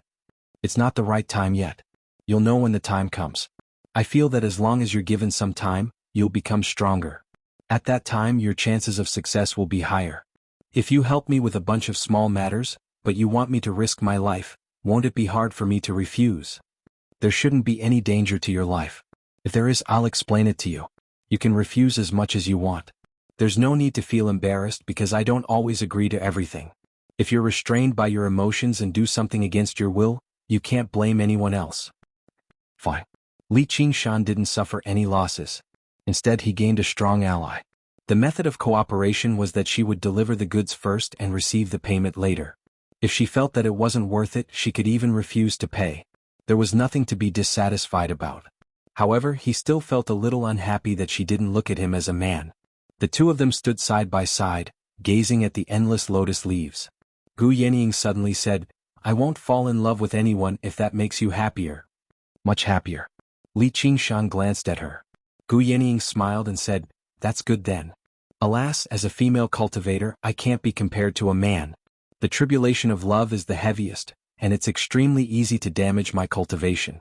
I don't think I'll be able to surpass my own desires. So, it's better to cut off all danger and not be tainted by even a speck of dust. Li Qingshan was silent for a while, then asked again, What if you go back on your word? Gu Yening smiled but didn't say anything. She raised her head to look at the drifting white clouds in the sky. This kind of question wasn't worth answering. Li Qingshan looked at her profile and had to admit that she was indeed extraordinarily charming. After leaving the waterside pavilion of listening wind, the strong fragrance of flowers hadn't completely dissipated when snow began to fall in front of him. Let's go. Li Qingshan said to little Anne, then mounted the clouds and flew towards the horizon. From start to finish he didn't look back once. He sat on the cloud and opened the mental map of the Green Province. He could still remember what she had said to him. The Green Province spans 15,000 kilometers. The Jianghu is only a corner. He smiled gently. The 9 provinces are like a well trapping me. I'm just a tiny tadpole, so I better do my best to jump upwards. Don't look down on me just because of this bird woman. Although riding the clouds was nowhere near as fast as flying in his original form, it was still extremely fast. He arrived at the edge of the Rui Commandery very soon. He shot past it without stopping at all, as if he had broken through an invisible barrier and stepped into an even greater land. The Chan Monastery of Devanaga was thousands of kilometers away, but Li Qingshan was in no hurry. When he encountered particularly moving scenery he would stop and have a look, witnessing the beautiful scenery of the various places. Apart from little Anne's different behavior from before, there were no disturbances along the way. It took him 2 days of time. Suddenly, a tall, imposing mountain appeared on the horizon. Along the way Li Qingshan had seen many famous mountains and great rivers, but none of them could match the atmosphere of this mountain. Although it was not particularly tall, it stood on the ground like a crouching tiger, possessing its own dignified bearing. Buddhist pagodas stood in great numbers on the mountain. Large halls stretched on into the distance, and the sound of chanting rang out. We're here. This is the Chan Monastery of Devanaga. Li Qingshan stowed the mental map of the Green Province away and descended from the cloud in the distance. Regardless of the sect, none of them liked cultivators flying over their heads. Li Qingshan was confident in his strength, but he was not confident enough to provoke a large Buddhist sect. At this moment the sun rose up from the east, gilding the entire mountain. Li Qingshan's eyes lit up. Looking up, the silhouette of the mountain seemed like a seated Buddha. The ethereal chanting was like a Buddha chanting softly, awakening the infatuation of people. Under the illumination of the sun, the golden hall at the top of the mountain shone with rings of golden light. It seemed like the halo behind the Buddha's head, adding to its dignified and holy bearing. It was enough to make people want to prostrate and worship it. He understood why the mountain was called Great Buddha Mountain. Li Qingshan sucked in a deep breath and returned to normal. Then he looked at little Anne, who stared at the great fire. The samadhi flames of white bone blazed in the depths of his eyes. Are you ready? Li Qingshan rubbed little Anne's head and little Anne nodded. The two of them slowed down, passing through the dense forest and arriving on the mountain path. Perhaps this could no longer be called a mountain path. It was 300 meters wide, rising and falling like a dragon through the mountains, extending towards the Chan Monastery of Devanaga. If this were not a world of cultivators, constructing a path like this would be extremely difficult even with the modern technology of his past life. Even more startling was the number of pedestrians on the path. The closer they got to the Chan Monastery of Devanaga, the denser they became. With a single glance, Li Qingshan saw over 100,000 people. Clearly there were other paths like this in the other directions of Great Buddha Mountain. Countless men, women, old and young bowed with each step, making their way towards Great Buddha Mountain. Even the gray-haired old woman was no exception. Every time she prostrated herself on the ground, Li Qingshan would worry about whether she could climb back up again. Beside her was a child, probably her grandson. He still seemed rather ignorant, but he also brought his palms together like the old woman, bowing with each step. There was no conversation between them.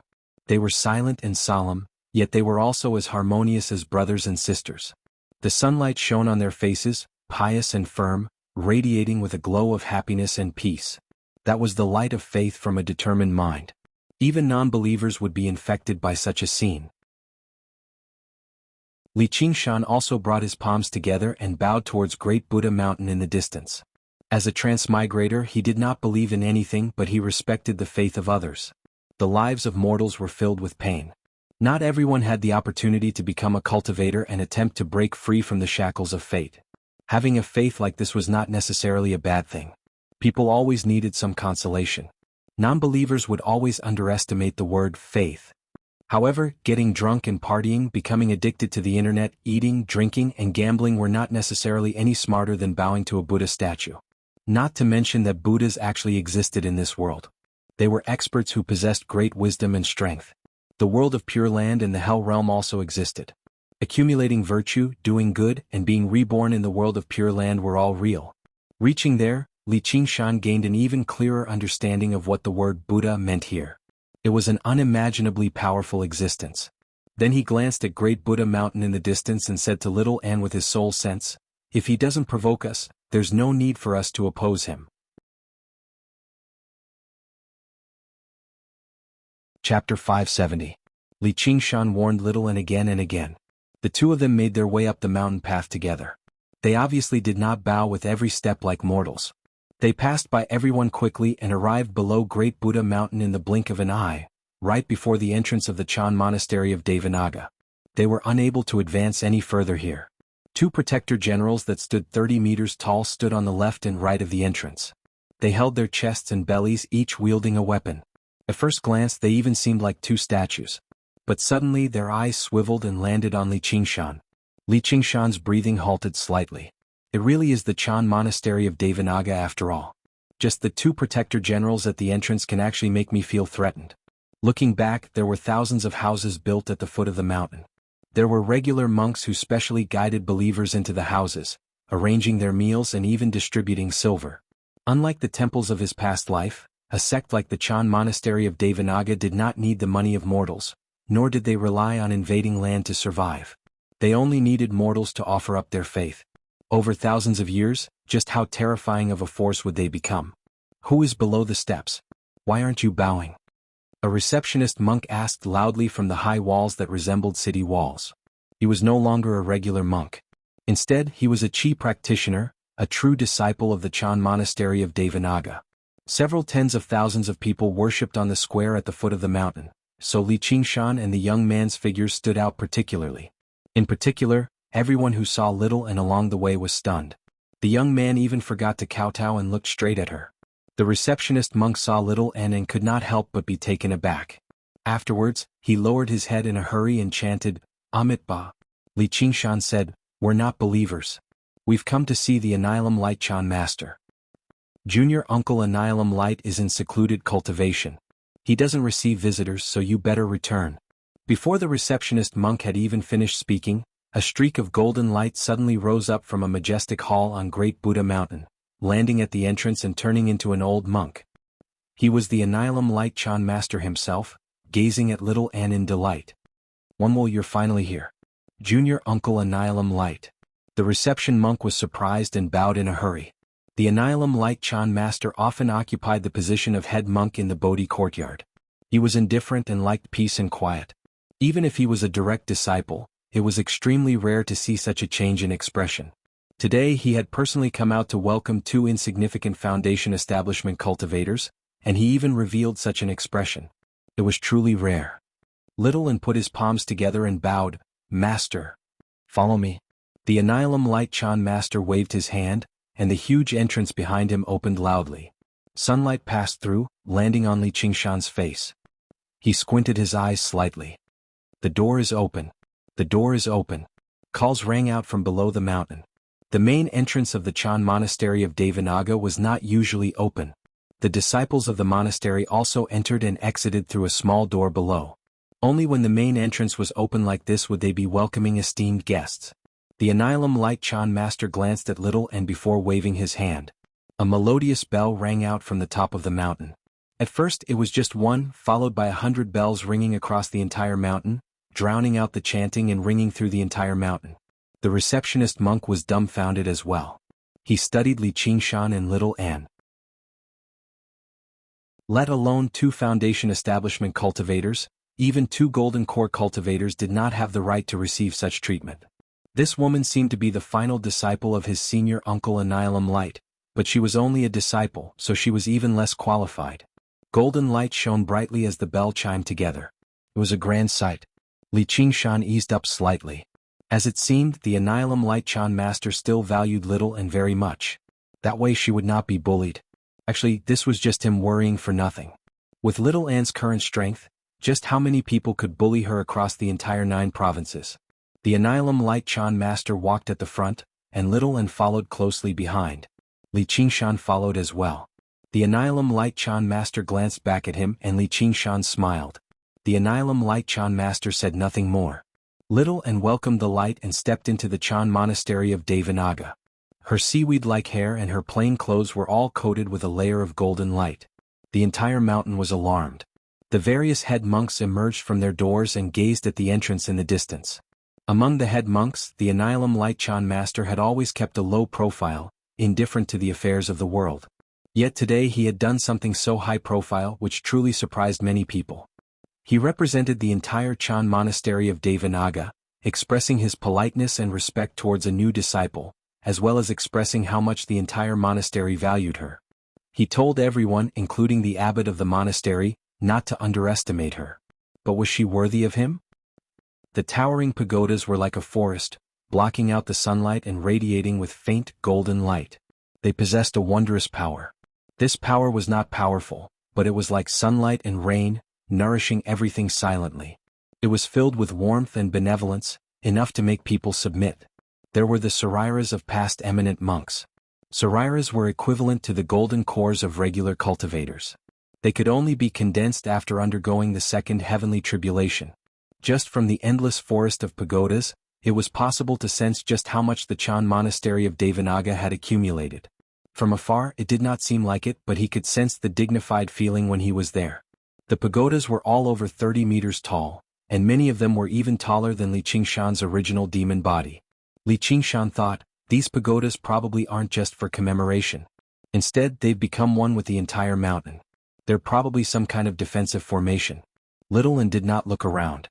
It was as if he was not walking through the forest of pagodas, being watched by thousands of gazes. Instead he was walking through an empty forest alone.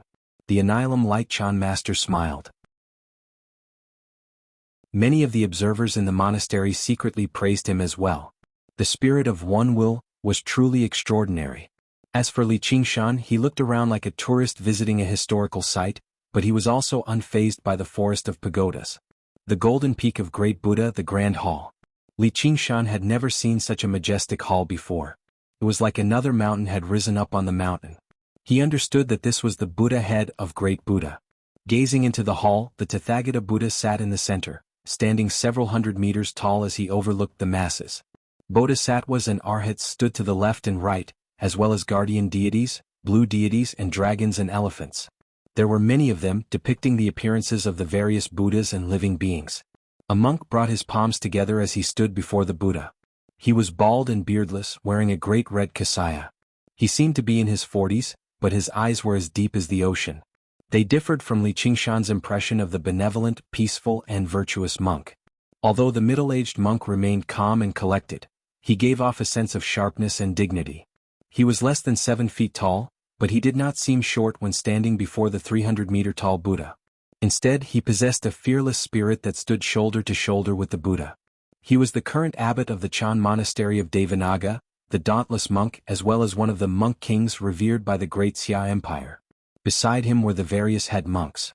They all had different appearances. There were old and young, male and female. Some were benevolent, some were cold and solemn, some had hair and some didn't. However, the auras they gave off were each more powerful than the last.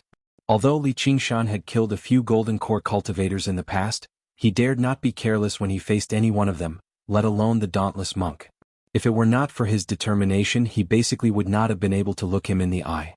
They were all Foundation Establishment cultivators, but Fu Qingjin from the Sword Collection Palace could sweep through a large swathe of them. Gu Yening did not care about regular golden core cultivators, but she still found the Soaring Dragon Elder with the Soaring Dragon Sword troublesome. The Dark Queen had even demonstrated her terrifying strength that could crush golden core cultivators before Li Qingshan in the past. Even if they were at the same level of cultivation, the difference in strength was worlds apart.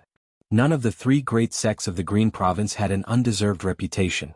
The Golden Cicada Spirit King had been one of the 72 Demon Kings several thousand years ago. If he wanted the chant of Devanaga, he would have to rely on luck and trickery. He would not be bold enough to steal it openly or secretly. If Little N had followed the Annihilum Light Chan master to the Bodhi courtyard silently, there would never have been such a situation. Normally speaking, Little N would visit the various head monks in the various courtyards after settling down. However, if he wanted to see the dauntless monk, he would need even more luck. However, since the Annihilum Light Chan master had already opened the gates and rung the bell, the monastery obviously had to respond. The Chan monastery of Devanaga obviously had to respond and verify whether this one will had the right to receive such treatment. The greater the courtesy, the greater the pressure. The Annihilum Light Chan master waited outside with Little N before entering the hall. He bowed towards the dauntless monk and stood in an empty seat. As her master, he had already given Little N an opportunity. Whether she could grasp it or not would be up to her. If she succeeded and proved herself, it would be endless glory. The entire Chan monastery of Devanaga would support her cultivation. If she failed, then he would be making a fool of himself. It would also make him seem like he had a poor eye for people and acted inappropriately. Little N nodded towards Li Qingshan.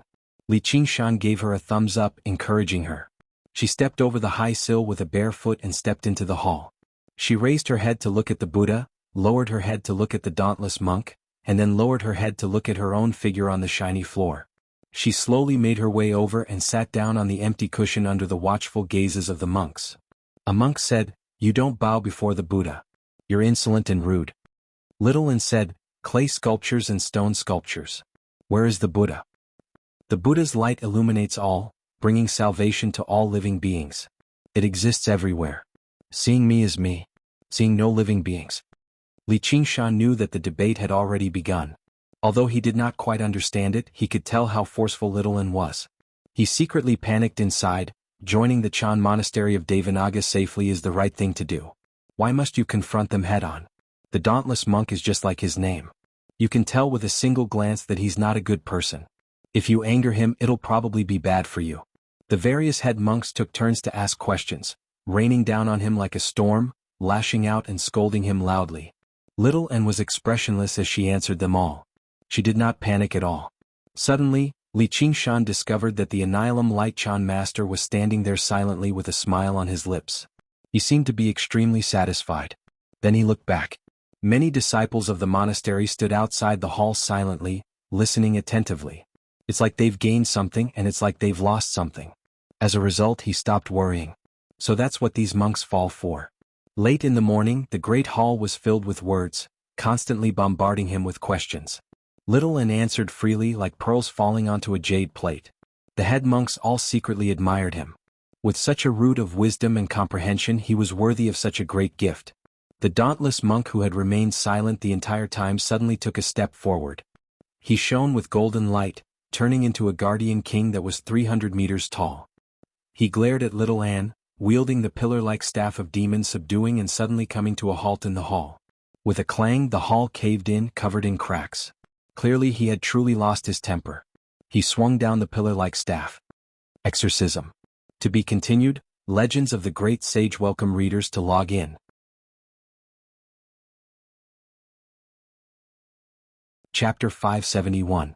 The sudden change was like a clap of thunder. No one could respond in time. The disciples outside the hall were left dumbfounded with their eyes and mouths agape. The head monks were also shocked. They had no idea why the abbot had flown into such a thunderous rage. The dauntless monk's full-powered strike was like a god splitting open a mountain. No one could stop it. Has he been observing silently the entire time and realized that Little N practices the path of white bone and great beauty, which is why he suddenly attacked? Li Qingshan charged towards the grand hall, but it was already too late. Boom. Waves of air surged over, surging through the grand hall and producing a hollow whistle. It sent Li Qingshan flying. Little N. Li Qingshan was utterly furious. The dauntless monk's strike was so powerful that it could even shatter a mountain. Little N's path of white bone and great beauty was powerful, but his cultivation was still weak after all. How was he supposed to block it? Furious, he was about to throw all caution to the wind and transform into his original body, deciding life and death with the dauntless monk. Don't. Suddenly, a voice rang out in his head. It was Little N's voice. Li Qingshan immediately calmed down. Even if the dauntless monk had really seen through something, he would never launch a sudden attack like this with his bearing. He could at least explain everything first before subduing the demon. It was not like even 10 Little N and Li Qingshan were useless against a monk king like that in the Chan monastery of Devanaga anyway. Just now, Li Qingshan had only panicked out of concern. As soon as he calmed down, he noticed something amiss.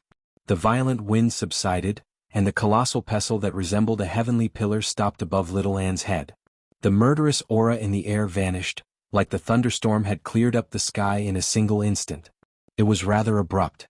It only demonstrated that the dauntless monk's control over his power had already reached a level where he was absolutely unruffled, which also proved that he had not unleashed his full power. Little Anne sat on the praying mat, still expressionless. His seaweed-like long hair fluttered in the wind, and his body didn't even lean back in the slightest. His eyes were empty as he stared ahead, ignoring the huge Vajra. As the saying goes, even if Mount Tai collapses in front of you, you won't change your expression. Aren't you afraid that I'll kill you? The 100-meter-tall Guardian King stared at little Anne. The anger on its face gradually subsided. His lips opened and closed, emitting a sonorous sound that reverberated in the hall of great strength. If you want to kill me, I can't stop you.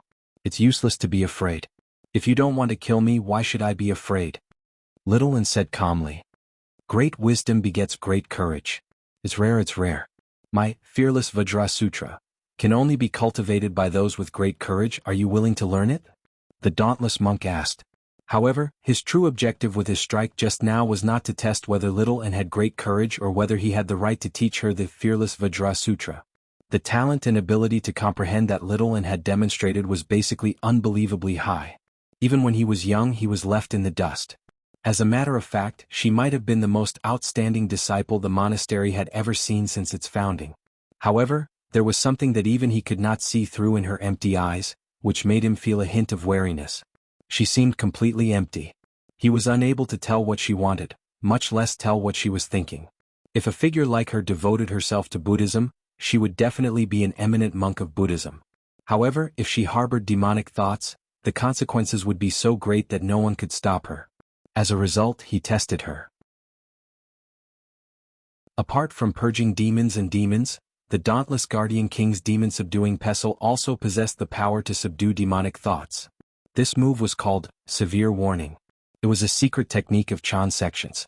If the demonic thoughts in her were weak, they would be routed and destroyed, but if they were too powerful, they could be stimulated, allowing him to see what her mental state was like. However, the outcome left the dauntless monk rather disappointed. He could not sense where her demonic thoughts were at all, as if he had punched the air. Did she not possess any malice at all? However, that was completely impossible unless she was an infant who had just been born, ignorant and undeveloped. Only then would she be like that. When they grew slightly older, greed and a desire to fight would naturally develop. Or perhaps, her cultivation of the mental state had really reached that level? Even the master of the monastery, the dauntless monk, could not imagine just what kind of overwhelming change the path of white bone and great beauty had brought to little Anne's mind and mental state. Apart from Li Qingshan, only the dregs of her past memories could influence her, making her display some humanity. At other times she was just a skeleton that was neither alive nor dead. Good and evil did not matter at all, so how could she be subdued by demonic thoughts? Since his probing was fruitless, all the dauntless monk could do was accept it. There really was a genius like her in the world. He guessed that she might be the reincarnation of some great monk who had been influenced by her past life, which was why she behaved so differently. This was without a doubt the most reasonable explanation. Whenever the world fell into chaos, geniuses would always appear. Even if there was something wrong with her, he believed she could return to the right path as long as he guided her well. However, the dauntless monk obviously could not say these thoughts aloud, just in case she developed a grudge and went along with the flow to pass on the fearless scripture of the Guardian King to her. If she were a regular disciple, the dauntless monk would basically be showing her great respect by testing her. Even if he said it out loud, the disciple would only shed tears of gratitude. However, against a wretched genius like her, even a monk king would have to consider it a little more. What he valued was not her present, but her future. If things developed normally, a superstar genius was about to rise up, deeply influencing the monastery or even the entire 9 provinces. The dauntless monk could not help but become rather eager. The monks outside the hall returned to their senses and sighed in admiration.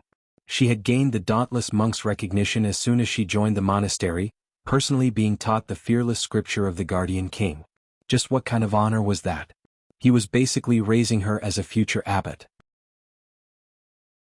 The expressions of the various head monks changed slightly too. They looked at the Annihilum Light Chan master as if they understood something.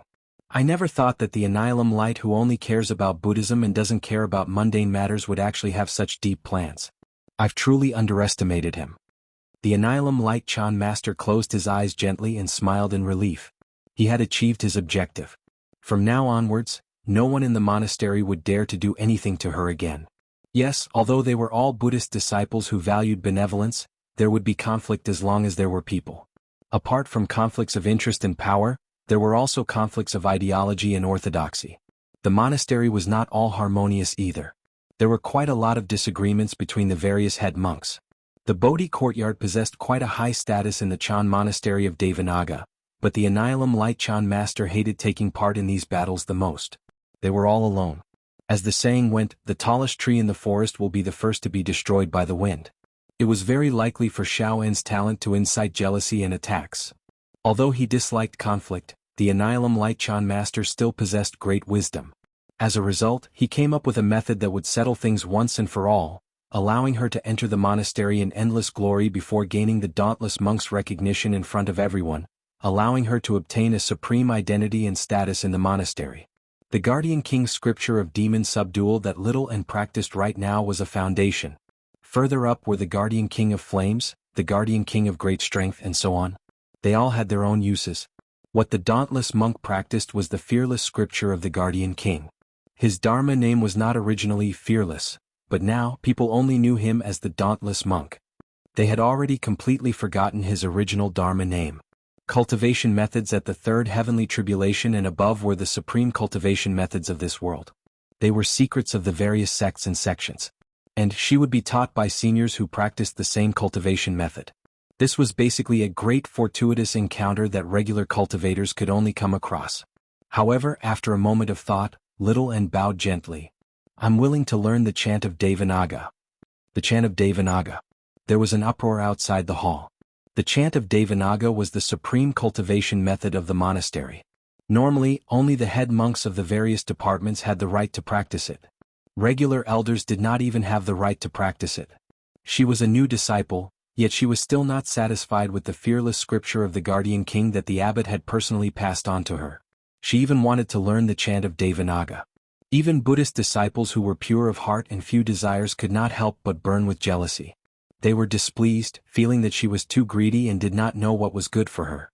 Li Qingshan's heart leapt into his throat too. One of the main reasons why he had come to the monastery was for the chant of Devanaga. If he brought the chant of Devanaga back to the Golden Cicada Spirit King, apart from completing his past promise, the Golden Cicada Spirit King would be in a good mood. Perhaps there would even be benefits for him. The Golden Cicada Spirit King wanted to jump out of the well, but there were many things that he couldn't bring out. If he just left some for Li Qingshan, it would be a huge treasure. You really want to learn? The dauntless monk dispersed the dauntless Guardian King and frowned slightly. The chant of Devanaga was renowned, but in reality, it was not necessarily more practical than the fearless scripture of the Guardian King that he had personally passed on to her. Why was she giving up what was close at hand and seeking what was far away? Yes. Little N said with certainty. Her foundation lay in the path of white bone and great beauty.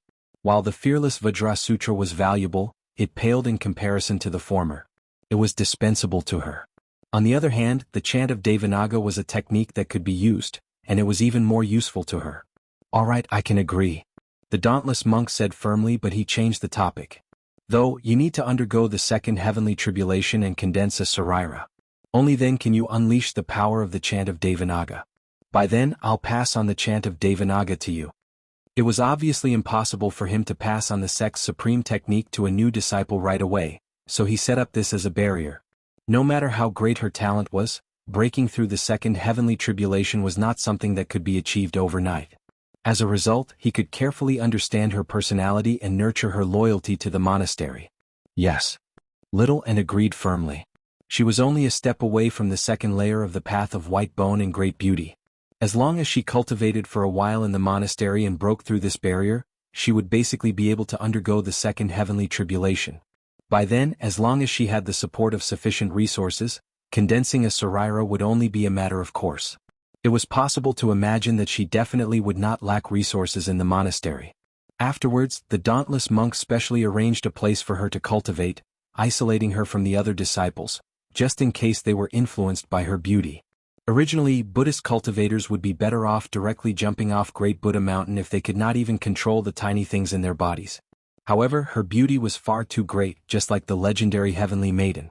Disciples with insufficient mental fortitude and cultivation could very easily be influenced.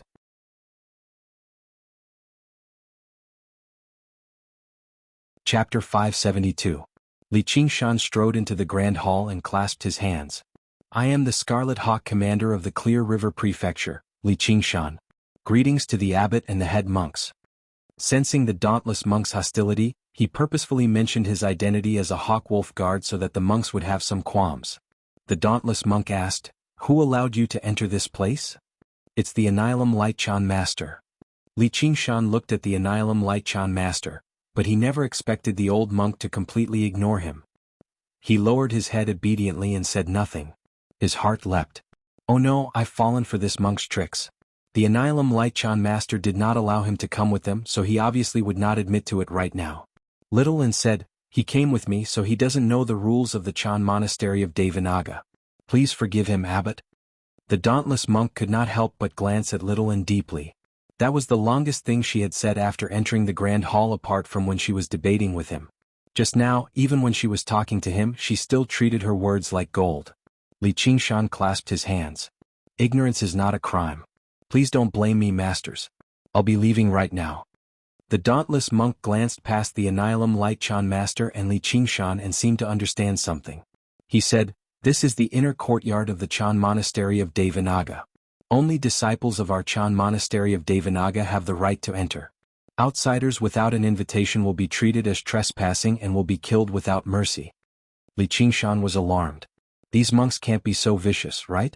The Annihilum Lightchan Master turned to his side and said to the dauntless monk, Abbot, he has indeed come in with me. Although he didn't receive permission, he doesn't deserve death. Since only disciples of the monastery can come here, why don't we accept him as a disciple? Wouldn't that be the best of both worlds?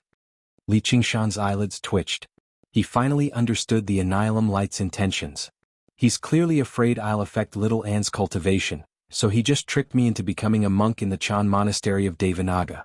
All I can do is be emptied of all worldly desires and abstain from alcohol and women. And, as a disciple of the monastery, he can obviously do whatever he wants to me. As expected, if you're not bald, you're not poisonous. If you're not poisonous, you're not bald. The Annihilum Lightchan Master could not be blamed for overthinking things. A young man and a beautiful young lady spent all their time together. Even their dwelling was in the same place. No matter what he did, it was only natural. Moreover, the young girl clearly showed special concern for the man. This was no longer a simple matter of melon-field plum. However, this kind of thing couldn't be forceful, as it would make her feel resentful. Thus, he came up with this brilliant plan, killing two birds with one stone. It could be regarded as a rare opportunity for Li Qingshan to be able to join a sect like the Chan Monastery of Devanaga so easily. As for Li Qingshan, although he was not as monstrous as Little An, however, he was still a genius, which was good news for the monastery too. The dauntless monk nodded. That's an idea. I can't do that. I already have a family and I still have to serve as a hawk-wolf guard. I really can't leave. Li Qingshan said, then looked at Little An with a look of anticipation. He smiled bitterly inside. You're so smart, yet you're actually muddle-headed right now. They're doing this to separate us, so how can they allow me to meet with you as I please? In other words, you're unwilling? The dauntless monk furrowed his eyebrows. If it were the White Hawk commander, then he might have paid some attention, but a mere Scarlet Hawk commander was nothing. Yes. I've never cultivated good karma in my life. I'm only fond of killing and arson. I'm not fond of alcohol, women, avarice, or temper. I don't understand a single thing the master said earlier. If I stay in the monastery, I'll probably disturb this peaceful place of Buddhism. I better go. With that, Li Qingshan turned around and left. I've never cultivated good karma in my life. I'm only fond of killing and arson. Send him into the demon suppression hall until he repents. The dauntless monk's words were the law. Two tall, mighty protector generals flew down from the murals on the two sides, pressing towards Li Qingshan. This seems to be the handiwork of the school of painting. The two divine generals in the murals are probably much more powerful than regular golden core cultivators. Only now did Li Qingshan notice the murals around the main hall. The divine generals, demons, and strongmen were all lifelike, extending from the walls to the ceiling. He found it to be rather familiar. Shifting his gaze, he noticed a bright red seal the size of a table on the western wall. It was engraved with the words, 5 Absolutes Immortal. These murals were actually the work of the legendary 5 Absolutes Immortal. They had even gathered the power of 1,000 years' worth of belief, making them even more powerful than before. Little and suddenly stood up and blocked Li Qingshan. The monastery has its own rules. No matter who it is, they have to abide by them. If you want to protect this person, then you better enter the demon suppression hall and reflect on your mistakes. The dauntless monk's eyes flashed. With a wave of his hand, even more divine generals flew down from the murals. Li Qingshan clenched his fist before releasing it again, pressing it gently against little Anne's shoulder. The Annihilum Light Chan master blocked the protector generals and arrived before the two of them. He said, "Come with me." Li Qingshan and Little Anne exchanged glances before following the Annihilum Light Chan master out of the main hall. Under the gazes of the monastery's disciples, they made their way to the back of Great Buddha Mountain. "Monk, how dare you harm me?" Li Qingshan questioned the Annihilum Light Chan master with his soul sense. The demon suppression hall is not a place of punishment, but a place of cultivation. Take care. That was all the Annihilum Light Chan master said before no longer paying any attention to Li Qingshan. Li Qingshan had actually learned quite a lot about the monastery. He knew that the monastery had a special monastic courtyard. If a disciple made a mistake, they would obviously be sent to the monastic courtyard for punishment. The head monk of the monastic courtyard would be responsible for watching over them. Why would they be sent to some demon suppression hall? Just what were the dauntless monk's intentions? This is the demon suppression hall? Li Qingshan arrived at the back of Great Buddha Mountain with the Annihilum Light Chan master. In a quiet valley, a simple stone door was constructed from stone pillars covered in moss. It was huge and majestic, but it had almost collapsed. In front of the stone door, a fat monk lay on a large, gray rock, sleeping away. His snoring was thunderous, and his bare belly rose and fell like a small mountain. He gave off a heavy smell of alcohol, and he even held a leg of lamb in his hand. However, Li Qingshan dared not be careless at all. Although the alcohol and meat monk did not give off any aura at all, he knew his strength was no weaker than the dauntless monk through the senses of the spirit turtle. The fat monk opened one eye and glanced over. "Annihilum Light, why have you brought them here?" "Under the abbot's orders, Senior Uncle Unraging has sent them into the demon suppression hall to reflect on their mistakes." "Huh?" The unraging monk leapt to his feet and asked with a chuckle, "What have you done wrong?" Only then did Li Qingshan see the 3 words, Demon Suppression Hall, engraved on the huge rock he lay on. "Your abbot wants me to become a monk, but I refuse." "Ha ha, interesting. If I had a beautiful woman like her, I'd never become a monk either." "Senior brother, why are you forcing me like this?" The unraging monk glanced at Little Anne and patted his belly, laughing so hard that his fat jiggled. His laughter was extremely infectious. Li Qingshan could not help but smile too. "The Chan Monastery of Devanaga really should let you become the abbot, master." The unraging monk shook his head like a rattled drum. "What's so interesting about that? This girl seems like a disciple of Buddhism."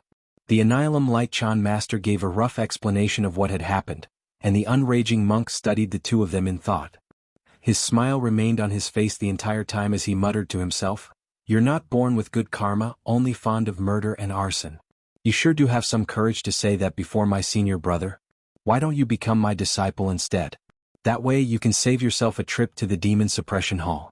Apart from women, alcohol and meat aren't too taboo here." "What's that saying again?" "Buddha passes through the intestines, but alcohol and meat remain in the heart." "Senior uncle, you've got it backwards," the Annihilum Light Chan master reminded. A sliver of surprise appeared on his withered face. The unraging monk was a great Buddhist cultivator who had undergone the 3rd heavenly tribulation. His status in the monastery was extremely great, far greater than the various head monks. However, he was eccentric and did not abide by the precepts, so he was punished to guard the demon suppression hall all year round. Originally, with his cultivation, no one could stop him even if he wanted to leave the monastery, but he really did remain in the demon suppression hall, guarding it for a century. He found it troublesome, and he had never taken on a disciple before. He never thought he would actually ask to take on a disciple today. This was basically a colossal fortuitous encounter.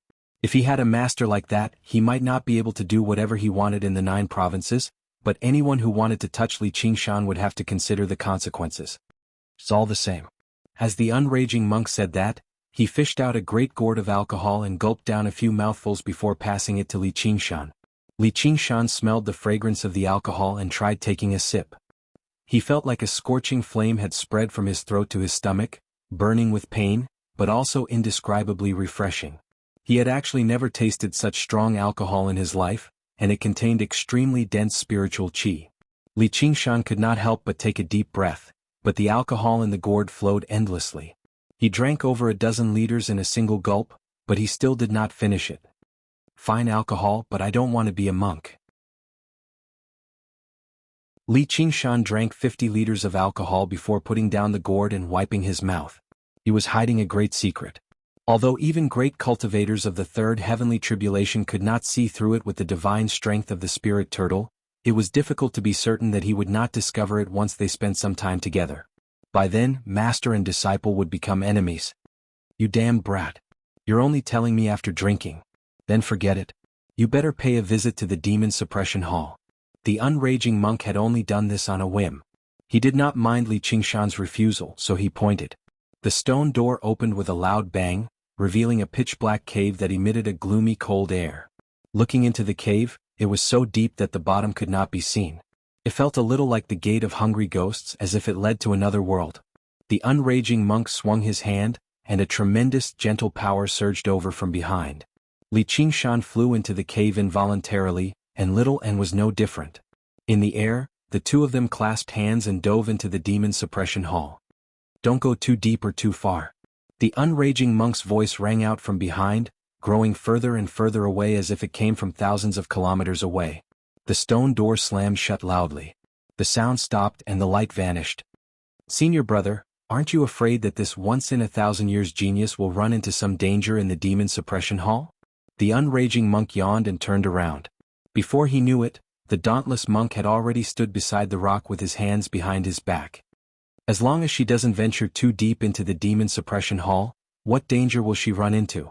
If she died so easily she wouldn't be a genius. I want to test her temperament again, the dauntless monk replied. Although the test was fruitless, the sliver of uneasiness in his heart was unable to be dispelled. Just now little Anne's behavior had allowed him to discover a breakthrough point, which was Li Qingshan.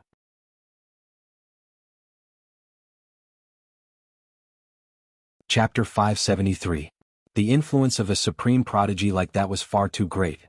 Once they decided to support her towards the apex of the cultivation community, they would be the only ones left to taste the bitter consequences. Several thousand years ago, the Chan monastery of Devanaga had once produced a Buddhist prodigy that could be described as supreme, but in the end, the Chan monastery of Devanaga suffered heavy losses, almost falling into decline. With this as an example, how could the dauntless monk afford the slightest carelessness? He asked the unraging monk again, and why do you want to accept this kid as your disciple? I just find him pleasing to the eye. The unraging monk chuckled. He could sense something special from Li Qingshan. Just when the dauntless monk was about to ask further, the unraging monk said, "Look, they've already arrived." It was as if they had been sucked into a black swirl, all the way to the bottom, passing through and entering another world. Li Qingshan and Little Anne stood hand in hand and looked around. They had already arrived in a splendid room.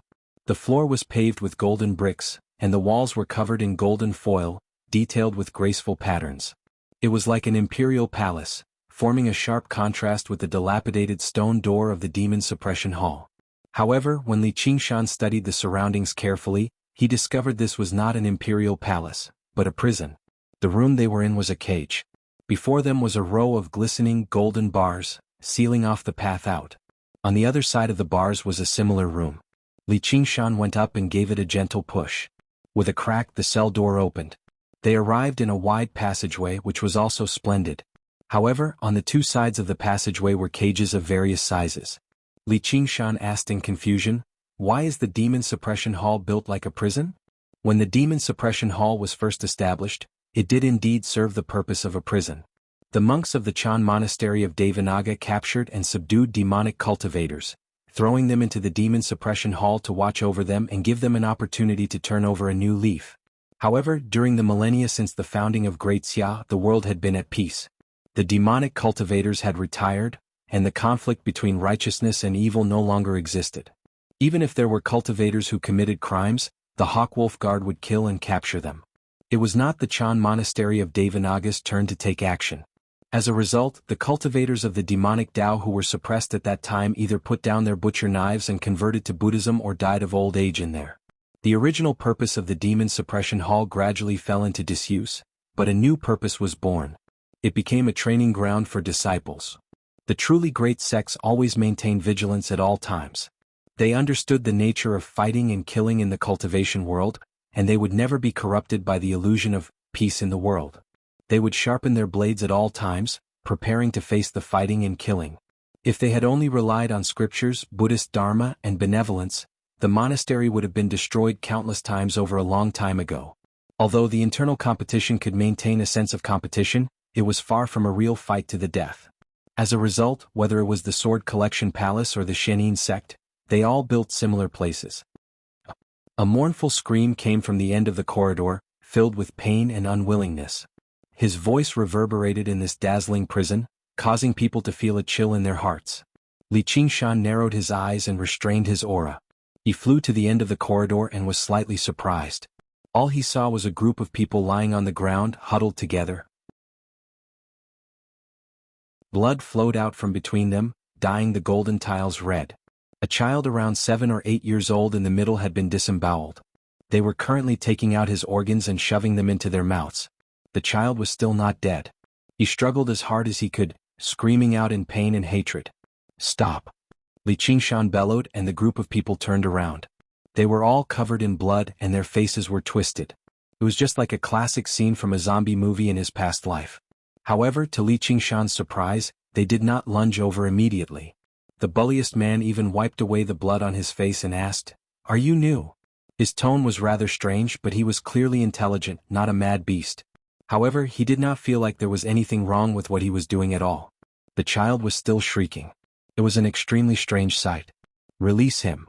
Li Qingshan was taken aback. He called out coldly. He never thought such a horrible thing would happen in the renowned Chan monastery of Devanaga. These monks were far more vicious than he had imagined them to be. "You want to eat him?"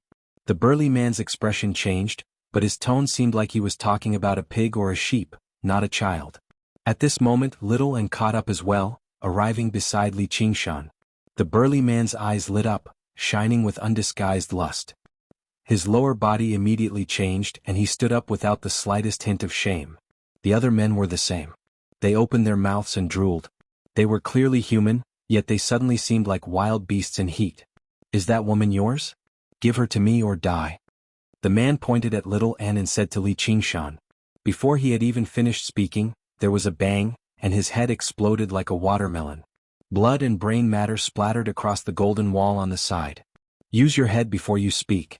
Li Qingshan pulled his foot back as he said. "Oh." The other men all lunged over madly. Their veins bulged and their muscles bulged. Their fangs protruded from their mouths as they howled like wild beasts. Ping ping ping ping. A group of headless corpses fell to the ground. Blood flowed freely, broken bones and brain matter splattered everywhere.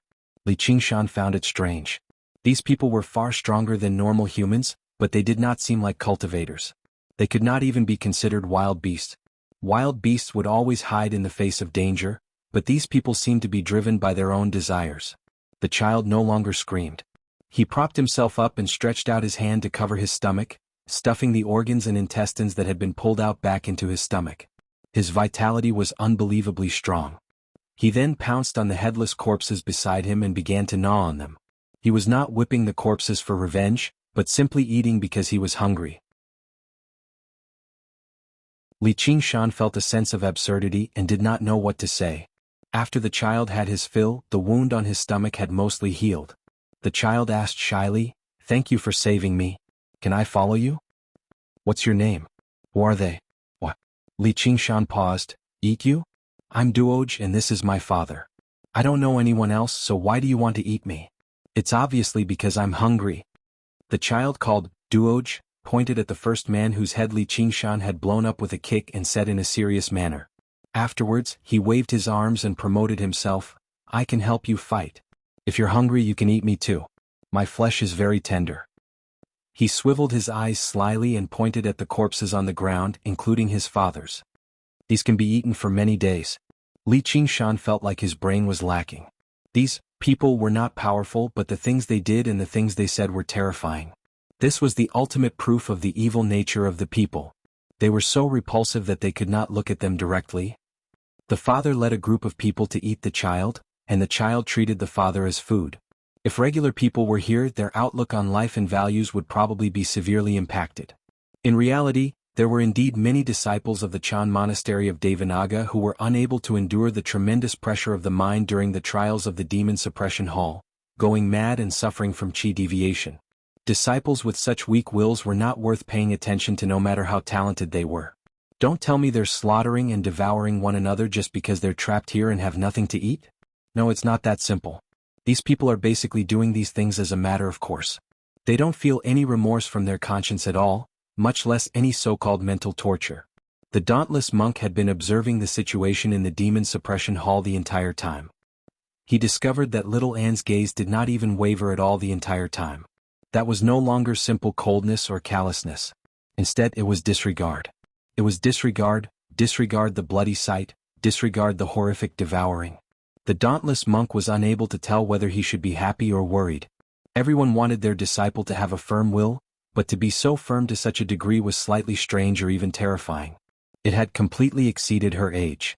There was only one thing he was certain of. She did not have a so-called heart of benevolence. And Li Qingshan did not hold back at all. Originally, he was considering whether he should remind them that they were not truly human when they appeared before them, but as it seemed, there was no need for that at all. Doge, do you know where the exit is?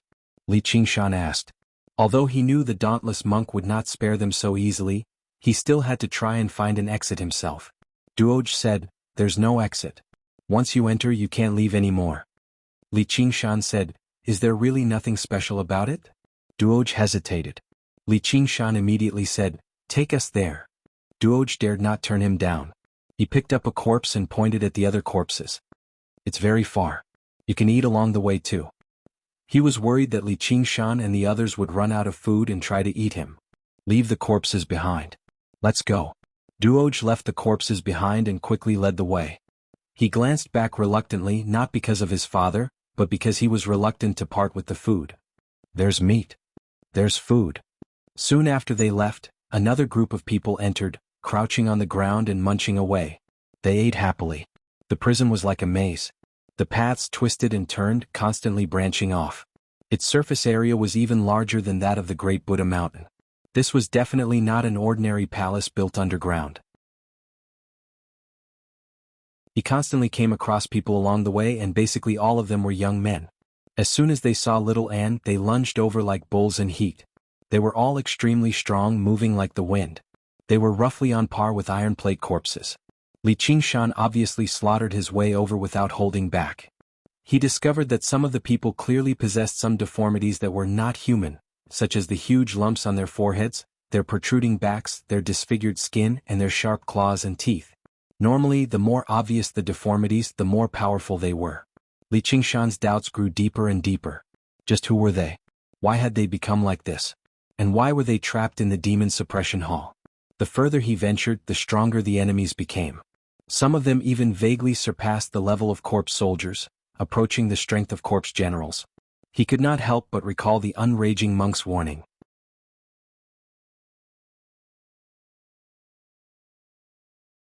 Chapter 574. The dauntless monk can't stop worrying about me. He wants to observe my temperament and reactions. If I can't satisfy him, he won't let us out so easily. Little Anne's voice rang out in his head. Li Qingshan continued onwards without batting an eyelid. "Then do I need you to demonstrate some kindness? I can't fool him with a disguise. That's fine. However, I can find an opportunity to use some Buddhist techniques to dispel his doubts." "All right." Li Qingshan nodded. So far Little Anne had yet to fight. Since he was going to use something, he obviously needed a sufficiently powerful opponent. As a result, they continued onwards. Along the way, basically all the people they came across were men. They would rush over madly as soon as they saw Little Anne, but they basically did not come across any women. According to Doge, women were too weak, so most of them had already been eaten. As for him, he had only been eaten now, which was already a sign of his father's doting on him. Li Qingshan was unable to comment on this doting. Turning around another corner, a man covered in indigo lunged over with a fierce gust of wind. His lunge possessed startling speed and strength, clearly on par with the steel plate corpse. However, his target was Duoj, who led the way at the front. Duoj cried out. Li Qingshan twisted his right hand and produced a vortex-like suction, pulling Duoj back. Then he pushed with it, and the vortex whistled through the air, turning into a waterspout and piercing the man, crushing him to pieces. Pieces of flesh and bone flew everywhere. It had been many years since Li Qingshan fought and killed outside. He had killed countless people. However, there were not many times when he had a more hardcore taste than in the demon suppression hall. Right now he was just too powerful. A casual strike from him would dismember corpses and rip open stomachs. It was an extremely bloody sight. However, the tanned, skinny Duoj, who only seemed to be 7 or 8 years old, would let out a cheer every time this happened. Every time this happened, they would let out a cheer of joy, their faces filled with excitement. Li Qingshan forbade him from carrying the corpses, so he scooped up some pieces of meat and shoved them into his mouth like he was snacking. He ate happily. There was nothing Li Qingshan could do. He could not be bothered to stop him. This child was born with a demonic nature. He had no concept of good or evil at all, or in other words, all the people here were like this. They did not seem to have grown up in human society at all. One must know that even in the wildlands, tribes and clans would develop a basic concept of morality.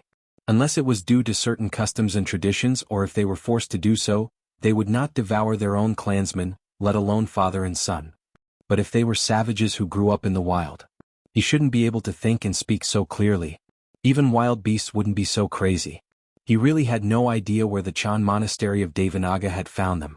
Although he was not afraid of judging others with the greatest malice, the Chan monastery of Devanaga was still an orthodox Buddhist sect after all. Surely they would not go as far as capturing some people and then turning them into something like this. Duoj raised his head and looked reverently at Li Qingshan. Supremacy, are you a demon general? You're already so powerful even without demonification. Li Qingshan said, I'm a human, what do you mean by demonized? You're a human. Duoj took a step back in fright. He had always thought that Li Qingshan was just like him. What's there to be afraid of about humans? Li Qingshan was completely baffled. This child was not even afraid when he saw him slaughter his own clansmen. He was actually afraid when he heard he was human. Tell me.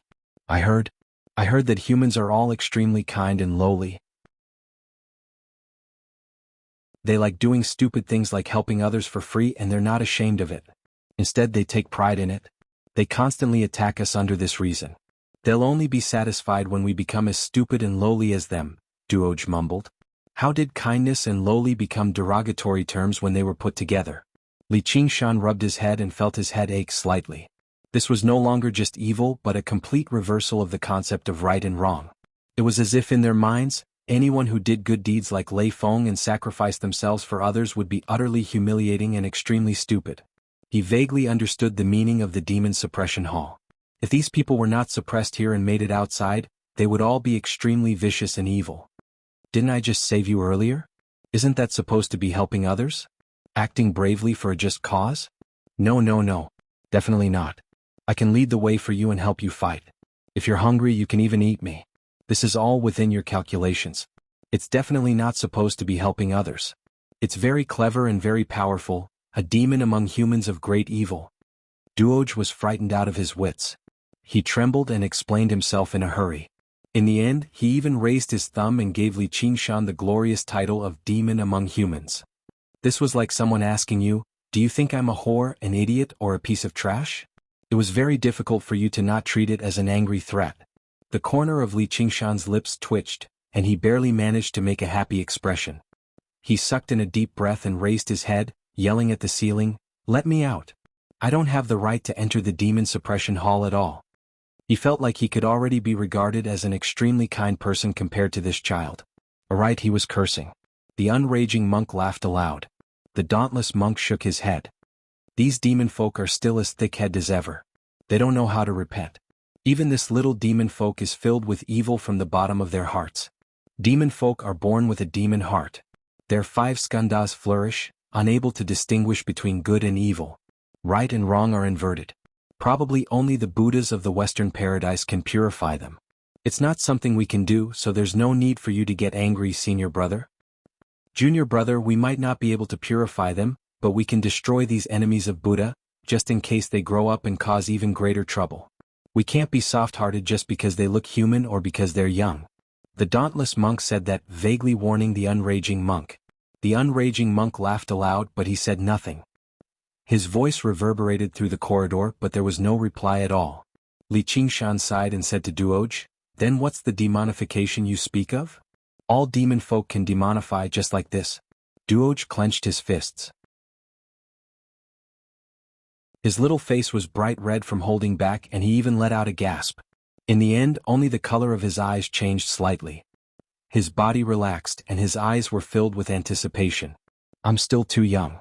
Once I grow up, I'll definitely become an extremely powerful demon king." Demon folk, demon king. Li Qingshan murmured. If he ignored his strange words and actions, Duoj was no different from a regular child. He wanted to be a scientist, wanted to be a president, and so on. Li Qingshan patted Duoj's head and said nothing more.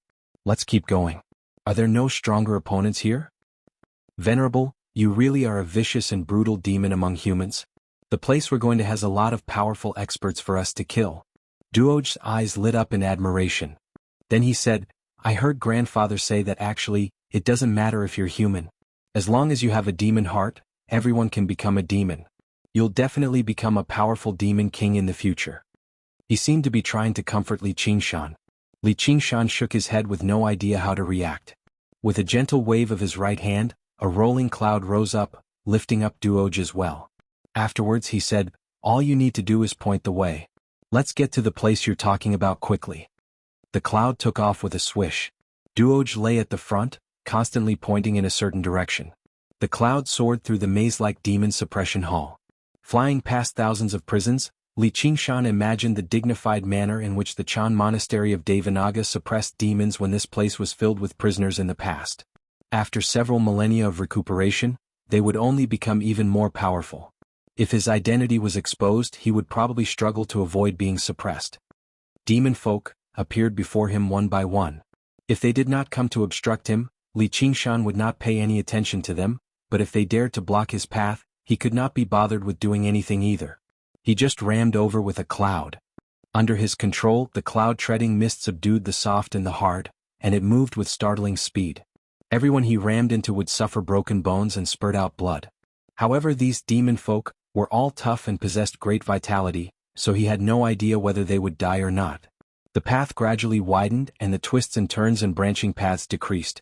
However, more and more demon folk appeared, and they became stronger and stronger. Some of them even wielded weapons such as blades, spears, swords, and halberds. Their abnormalities became more and more severe too. The speed of the cloud naturally slowed down. With a bang, the cloud knocked away a blade-wielding demon folk, and the blade flew out of his hand. Duoj stuck his body out of the cloud and reached out to scoop it up. Holding it in his hand, he tossed aside the bone club he had just obtained and placed the bloody longsword on his back. However, it was taller than him, making him look a little comical. However, he looked very happy. His innocent look was no different from that of a mortal child who had obtained a favorite toy. Li Qingshan felt rather sorrowful. He was not a person who was overflowing with sympathy, but he would always feel some gentleness towards children. Children were always weak and powerless. Everything was bound by their environment. They were powerless to fight back when they were oppressed, humiliated, and oppressed. They could not distinguish themselves even when they were bewitched by others. By the time they grew up and could make their own decisions, they had already been twisted beyond recognition a long time ago. Perhaps I'm thinking of myself in the past. Li Qingshan exhaled and rubbed Duoj's head. Duoj shrunk his neck back and turned around. He seemed vigilant and uneasy. "Don't worry. As long as you have no ill intentions towards me, I won't kill you nor will I eat you. I'm not a demon folk but a stupid human." Duoj stuttered. He had no idea what to say. Two huge, gilded doors appeared at the end of the path. Several dozen strangely shaped demon folk stood or sat in front of the doors, forming a circle. Two demon folk were currently locked in a battle to the death in the center as the others made a ruckus on the side. "Kill him! Kill him!" They all watched over him covetously, ready to devour the flesh and blood of the loser. Seeing the cloud approach, they all turned around. Only the two demon folk continued to fight with bloodshot eyes, sinking their sharp teeth into each other's bodies viciously like two frenzied fighting dogs. One of the demon folk originally leaned against the gilded doors, but he suddenly stood up now. He was already far taller than humans. His entire body was riddled with muscles, making him seem like a metal tower. A crown protruded from his head like a longhorn beetle. The longhorn beetle demon folk emerged from the crowd and made his way towards Li Qingshan with heavy steps. The other demon folk all parted to form a path. Only the two demon folk continued to fight one another.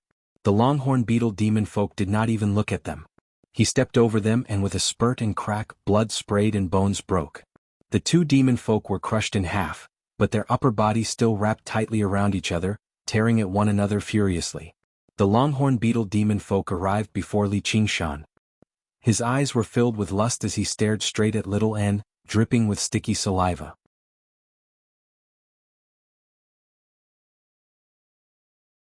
Chapter 575. It's best if you use your head before you speak. If you don't need it, I can remove it for you. Li Qingshan raised his head impatiently. Woman. The longhorn beetle demon folk let out a furious roar. His skin glowed blue as the crown on his head bulged, elongating into a huge horn that slammed towards Li Qingshan viciously. Be careful, Venerable. He's demonified. Duoj called out. If Li Qingshan died, only death would await him too. He would not be able to escape the fate of being eaten. Li Qingshan casually grabbed the huge horn. The long-horned beetle demon folk constantly stepped backwards, but what blocked his way was like a mountain, standing firmly. Li Qingshan pulled gently, and the long-horned beetle demon folk felt an irresistible force. He was pulled over against his will before his neck tightened. Li Qingshan's other hand had clamped around his neck. He used force with both hands at the same time and pulled gently. His skin and flesh ripped open, revealing Sen Bai's neck bone. Blood gushed out like a fountain. He forcefully ripped off the great head of the long-horned beetle demon folk and tossed it away like a ball. With a bang, it struck the gilded door and shattered, sticking to it. Several dozen demon folk bellowed out together, all demonified and charging over together. A while later, the corpses of the demon folk were scattered on the ground, forming a thin layer of blood. Only the two demon folk who only had half their bodies left continued to fight in a frenzy. Li Qingshan made his way towards the gilded door and kicked them aside. They slammed into the golden wall with a thud and turned into a pile of mush. They merged with each other and slid down slowly. Duoj, what's behind the door? There are many very powerful demon folk, but there are no demon generals. Demon generals can't come up? Duoj rummaged through the long-horned beetle demon folk's chest excitedly. Demon generals? They were probably equivalent to corpse generals. Li Qingshan pondered slightly. Can't come up? You mean there's a prison down there? Yeah, I fled up from down there or I would have been eaten a long time ago. Duoj buried his head in his search. He did not even care about his bloodied face. Why isn't there anything? Li Qingshan recalled the unraging monk's warning again. Don't venture too deep or too far. So that was how it was. The demon suppression hall actually did not have a single floor.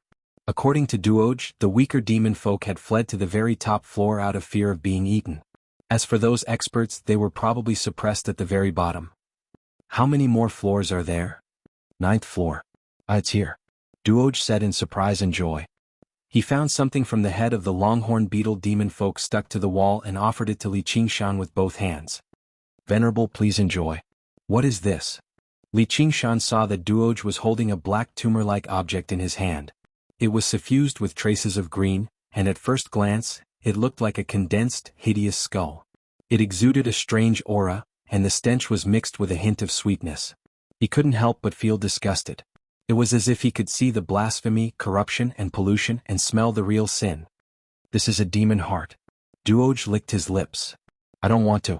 Li Qingshan did not want to eat an unknown object that had been removed from a person's head. Although it contained power, the power did not benefit him at all. If he really ate it, he would probably have to use the power of the spirit turtle to suppress and purge it. Venerable One, can you give it to Duoj? If you want to eat, then eat. Thank you, Venerable One. Duoj was overjoyed. As if afraid that Li Qingshan would go back on his word, he hurriedly stuffed the demon heart into his mouth and swallowed hard. He nearly choked on it and slapped his chest before swallowing it down. The dauntless monk and the unraging monk witnessed this. The dauntless monk said, "What a fool. This will only make this little demon folk's demonic nature even stronger." Li Qingshan pressed his hand against the gilded door and slowly drew the heavy water sword. Little Duoj is among the demon folk. What's the most vicious thing you can say to someone? You're a good person, Duoj said after some thought. Li Qingshan's expression stiffened. All right then. He pushed hard and the gilded door parted extremely quietly. The first thing Li Qingshan saw was a pair of widened eyes, glaring at him furiously. He glared at him angrily. His heart skipped a beat and the hairs on his body stood on end. He actually felt frightened. There was actually such a dangerous enemy here? But when he calmed himself down, he realized that it was not a living person, but a statue of a male devil cultivator in his prime that was several meters tall. He was bare-chested, revealing his lean body, and his lower body was wearing a calf-nose skirt. The statue was not looking at him either. Instead, it brushed past his head, gazing at the horizon. However, it was far too lifelike, and the emotions it contained were extremely intense, almost on the verge of erupting, which was why he was mistaken. The demon spread his arms as hard as he could. His face was twisted, his veins bulging and his fangs protruded. Sharp claws extended from his fingers as if he was undergoing demonification, about to engage in a great battle against an invisible enemy. Who are you? Not a demon but a human. Li Qingshan stared at the statue for a very long time. Only when he heard the sounds in the surroundings did he return to his senses just now. All he saw was a huge circular square around the statue. Including the one behind him, there were a total of 9 gilded doors around the square. As it seemed, this was the very center of this maze. Looking at the square again, there were over a dozen demon folk scattered around. Every single one of their auras were even more powerful than the bull demon folk just now. They maintained their distance from one another, all staring at the demon statue closely. For once, a female demon folk had appeared among them. Clearly it did not matter whether they were male or female. The strong were revered. There was no food here, so the only way to survive was to devour one another. Little Anne's appearance caused another disturbance. Pairs of greedy and hungry gazes looked over. However, compared to regular demon folk, they were clearly better at controlling their desires. They studied Li Qingshan, estimating his strength. If Li Qingshan were a weakling, then what awaited him would be a hellish sight. Li Qingshan glanced around, but it was like he was looking at dead people. He sucked in a deep breath and stressed each word. You are all good people. The demon folk fell into an uproar. They all stood up as if they had been greatly insulted. Seeing how this worked, Li Qingshan sniggered and continued, Your entire family are good people. You've all been good people your entire lives. The demon folk were all furious. They all demonified and lunged over. At this moment, Li Qingshan's gaze swept past them and landed on the demon statue again. He thought of something. He's not demonifying. It's the exact opposite. He's resisting demonification. The demon folk lunged over. The heavy water sword extended to 30 meters, the siege breaker sword. Li Qingshan gripped it firmly with a single hand and swung it horizontally, cutting through 7 powerful demon folk. The sword chi entered their bodies and exploded, ripping them to pieces. Li Qingshan could clearly see the shockwave of the sword chi land a few feet away from the demon statue before being blocked by an invisible barrier. He came to a realization. The statue is probably the center of the hall. Li Qingshan took a step forward. With a twist of his wrist, the huge heavy water sword whistled back. As if a curtain of blood had been pulled back, flowers of blood bloomed before him. They ignored the remains of the corpses and brushed past him like a storm. Li Qingshan ignored all of this. He only raised his head and stared at it. The demon's eyes don't contain fury but pain. What did the statue seem to be hiding? Only the female demon folk fled towards the gilded door opposite to Li Qingshan. She was not driven by lust. Her desire to survive triumphed over her fury. Li Qingshan tossed out the heavy water sword without even looking at it. A streak of blue light shot out in an arc, passing through the demon folk and returning to Li Qingshan's hand. The demon folk was stunned before exploding loudly. Li Qingshan finally arrived before the statue. From this angle, the demon male extended his arms towards the sky. He's not fighting or killing anyone. Instead he's praying. What is he praying for? Who is he praying for? I heard that as long as you can understand the secret within the statue, you can escape from here, Duoj suddenly said. The statue is passing on some kind of cultivation method. Little An arrived behind Li Qingshan and said with certainty. Li Qingshan rubbed his chin and nodded. He was not a supreme prodigy like Little An, but the feeling the statue gave him was far too familiar. When Brother Ox passed on the 9 transformations of the demonic and divine to him, he had used a similar method. The 8 figures of the demonic and divine still remained in his sea of consciousness, and they were definitely of a much higher level than the statue before him. He had already comprehended the true meaning of the ox demon and tiger demon from the figures. When he looked at the statue again, he felt like it was not that difficult to understand. Impressive. You actually managed to see the demon suppression statuary with a single glance. The unraging monk chuckled. When regular people saw the statue, they would only think it was a relatively more realistic statue. Who would have thought there would actually be other mysteries within it?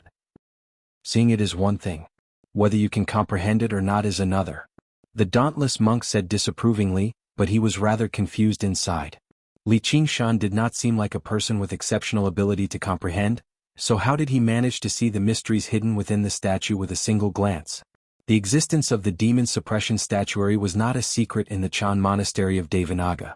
There had been plenty of talented and clever disciples who had entered the demon suppression hall for training, and they had sensed the existence of the demon suppression statuary. However, no one had managed to comprehend this cultivation method. They could not even comprehend the simplest first layer. Even with the dauntless monk's current knowledge and cultivation, he could only discover some of its mysteries. He could not truly comprehend it. It was rumored that this cultivation method was not prepared for the monks of the Chan monastery of Devanaga. Instead, it was for the demonic prisoners who had once been imprisoned here. It required people with extremely powerful demonic natures to cast aside their weapons, repent, and become a Buddha. However, this was clearly anything but simple. Over the past several millennia, not a single demon folk had managed to comprehend it. The unraging monk asked, "If he really does comprehend the demon suppression statuary, what should we do?" Speaking of which, the demon suppression statuary was the greatest cultivation method of the Chan monastery of Devanaga. Even the chant of Devanaga paled in comparison. However, because no one had managed to practice it over the past several millennia, it was not renowned. "That's impossible," the dauntless monk said firmly. Over the past several millennia, whether it was the monks of the monastery or the demon folk imprisoned here, there had been countless people with extraordinary intelligence, but none of them had managed to comprehend the demon suppression statuary. How was it possible for him, a measly foundation establishment cultivator, to do it?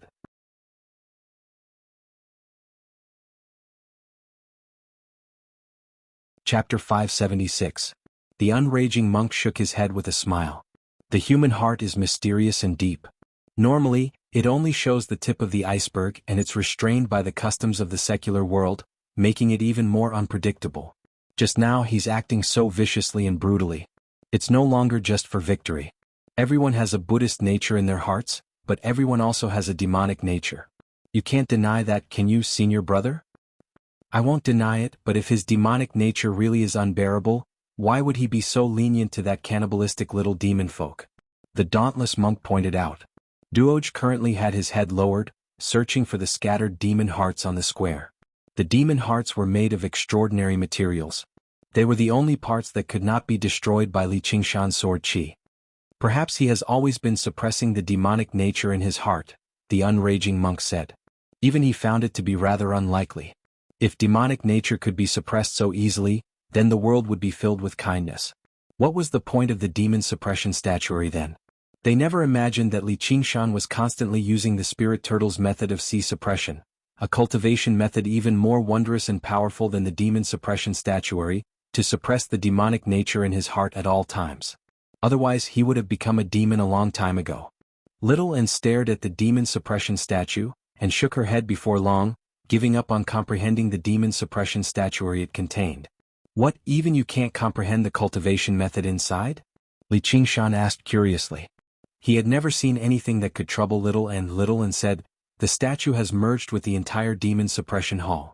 It's called demon suppression, not demon purging, which only demonstrates that the creator of the demon suppression hall did not do it for the sake of slaughter and torture, but for the sake of benevolence. The cultivation method inside should be for the demonic cultivators and descendants of demon folk imprisoned here to suppress the demonic nature in their hearts, allowing them to return after they've lost their way. However, I don't have any demonic nature in my heart, so I can't cultivate it." Outside the demon suppression hall, the dauntless monk and the unraging monk exchanged glances. They were both surprised. In just a moment she had understood the purpose of the demon suppression hall. including the function of the demon suppression statuary.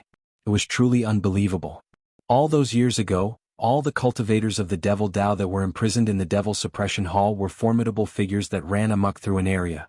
Because they possessed an extremely strong devilish nature in their hearts, they had the opportunity to comprehend the path of repentance from the Devil Suppression statuary. However, they did not believe her when she said, "I don't have any demonic nature in my heart," but she was clearly speaking to them. "I understand why you're so cautious, senior brother." The unraging monk shook his head gently. The smile on his face vanished for the first time. At such a young age, with such intelligence, the Chan monastery of Devanaga obtaining a disciple like her was either a great blessing or a great disaster. Chin, demon saint, she, demon. Chin, of,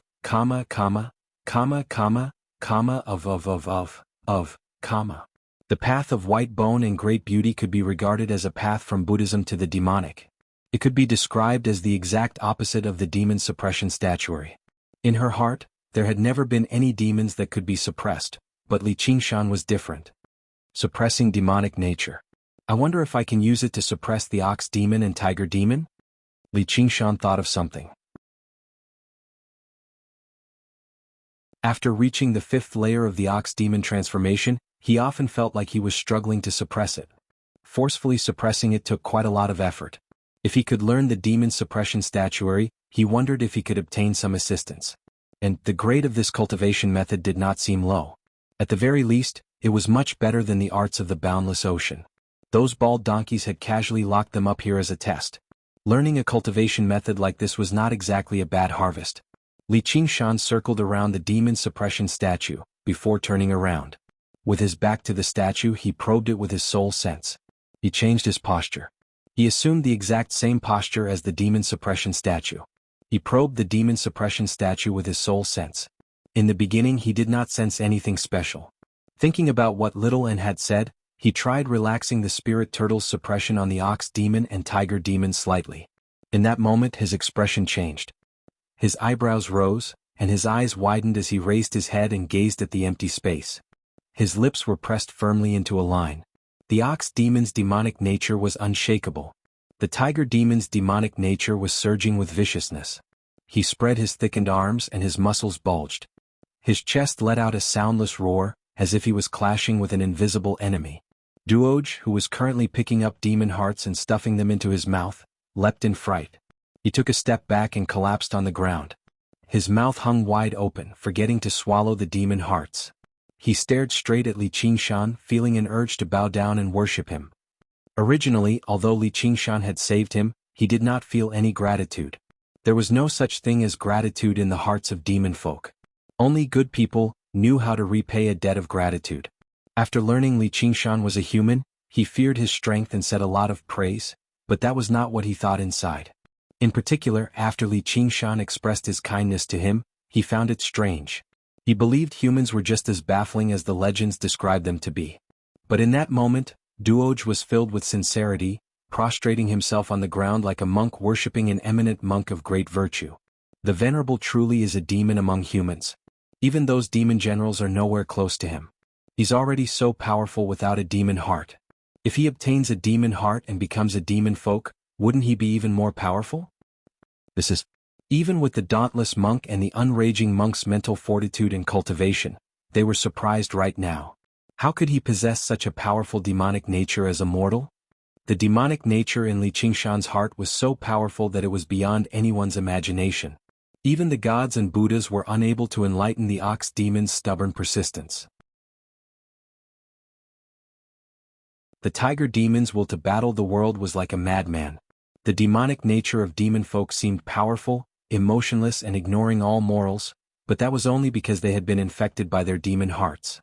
The so-called demonic nature that had been instilled with their thoughts twisted was as feeble as a maggot compared to the ox demon and tiger demon. They were essentially the same as the mortal worshippers who worshipped Great Buddha Mountain, except that they had gone from believing in Buddhism to believing in demons. True demons could run amok and do as they pleased. With a single thought, they would have no regrets even if they died 9 times over. This was the demonic nature that Li Qingshan possessed. As for the various desires and killing intent, they were just byproducts. They could not sway his mind. The dauntless monk's face sank. He clenched his fists firmly in his sleeves. Such a heavy demonic nature was basically rare in the world. If he encountered this kid outside, he would basically throw caution to the wind and kill him on the spot. He turned around and said to the unraging monk, "Junior brother, if he doesn't comprehend the demon suppression statuary, we can't let him leave the Chan monastery of Devanaga, no, the demon suppression hall." The unraging monk shook his head. "Senior brother, I know you abhor evil and have sworn to purge the world of evil for the sake of the Buddha.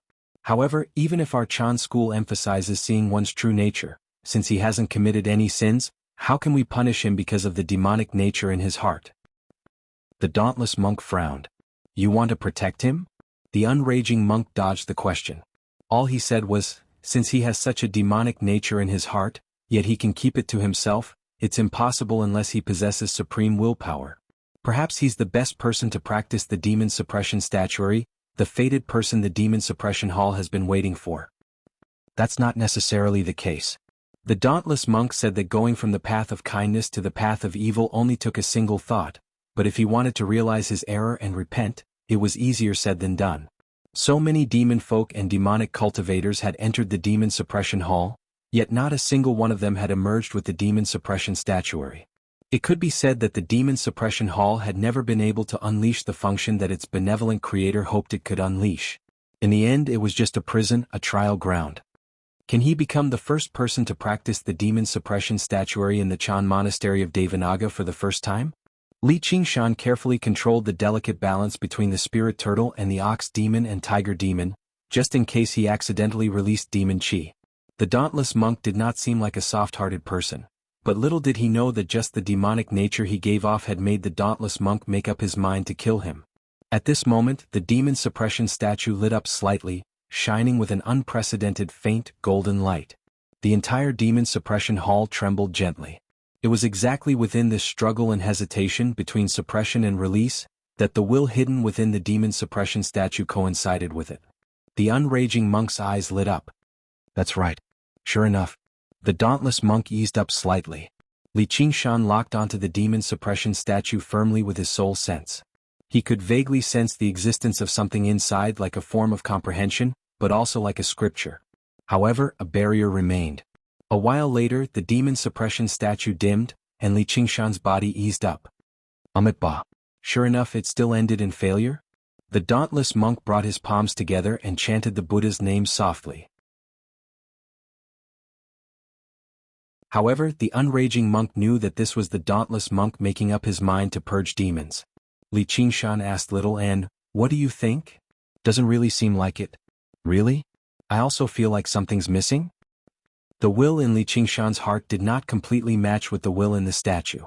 Instead, it deviated slightly, which was why he was unable to obtain the demon suppression statuary from the demon suppression statue. He sank into his thoughts for a while before turning around to face the statue and saying quietly, "There's a powerful demonic nature in my heart, but I'm not in pain. I don't want to beg for anyone's help, nor do I want to mend my ways and completely erase this demonic nature.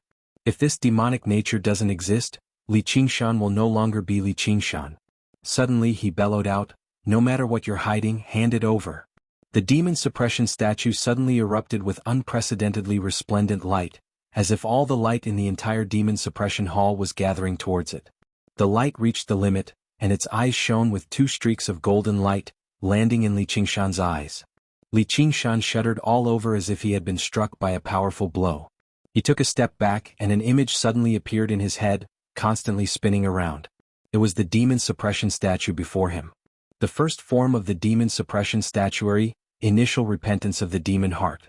Although he was born a demon folk, he had tasted the taste of love. He felt regret for his past actions. As a result, he wanted to break free from the restraints of his demon heart and develop his own will. However, gradually, the image of a male demon folk transformed into the image of Li Qingshan. There was no pain in his expression, nor was there pleading. There was only pride and determination. He did not feel regret for anything he had done in the past.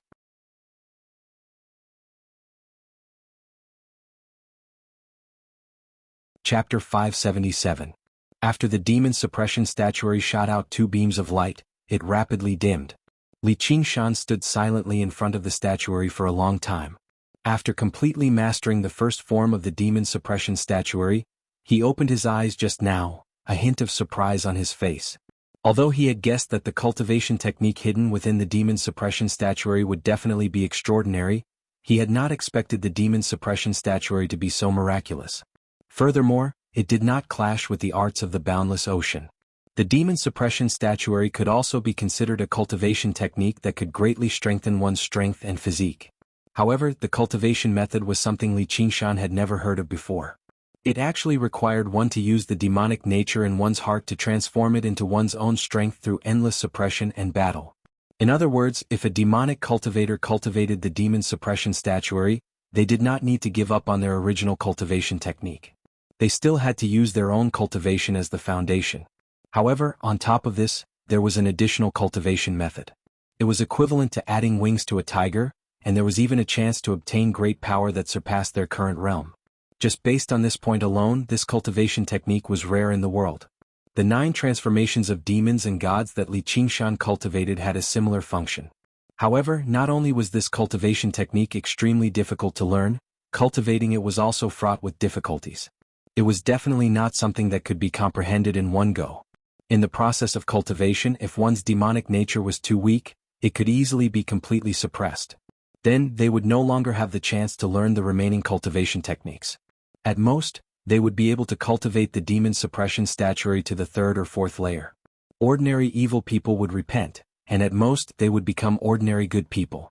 Only great evildoers could repent and be saved. Only then could they become benevolent and virtuous people. In other words, those with insufficient demonic nature. Even if they comprehended this cultivation technique, they would not be able to unleash its full power. However, if the demonic nature was too strong and could not be suppressed, they would suffer from chi deviation and die from the explosion of their bodies.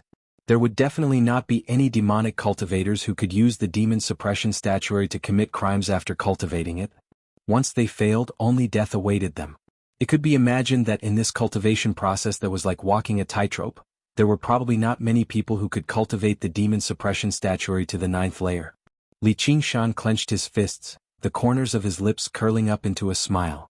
He thought to himself, "This cultivation method is basically tailor-made for me.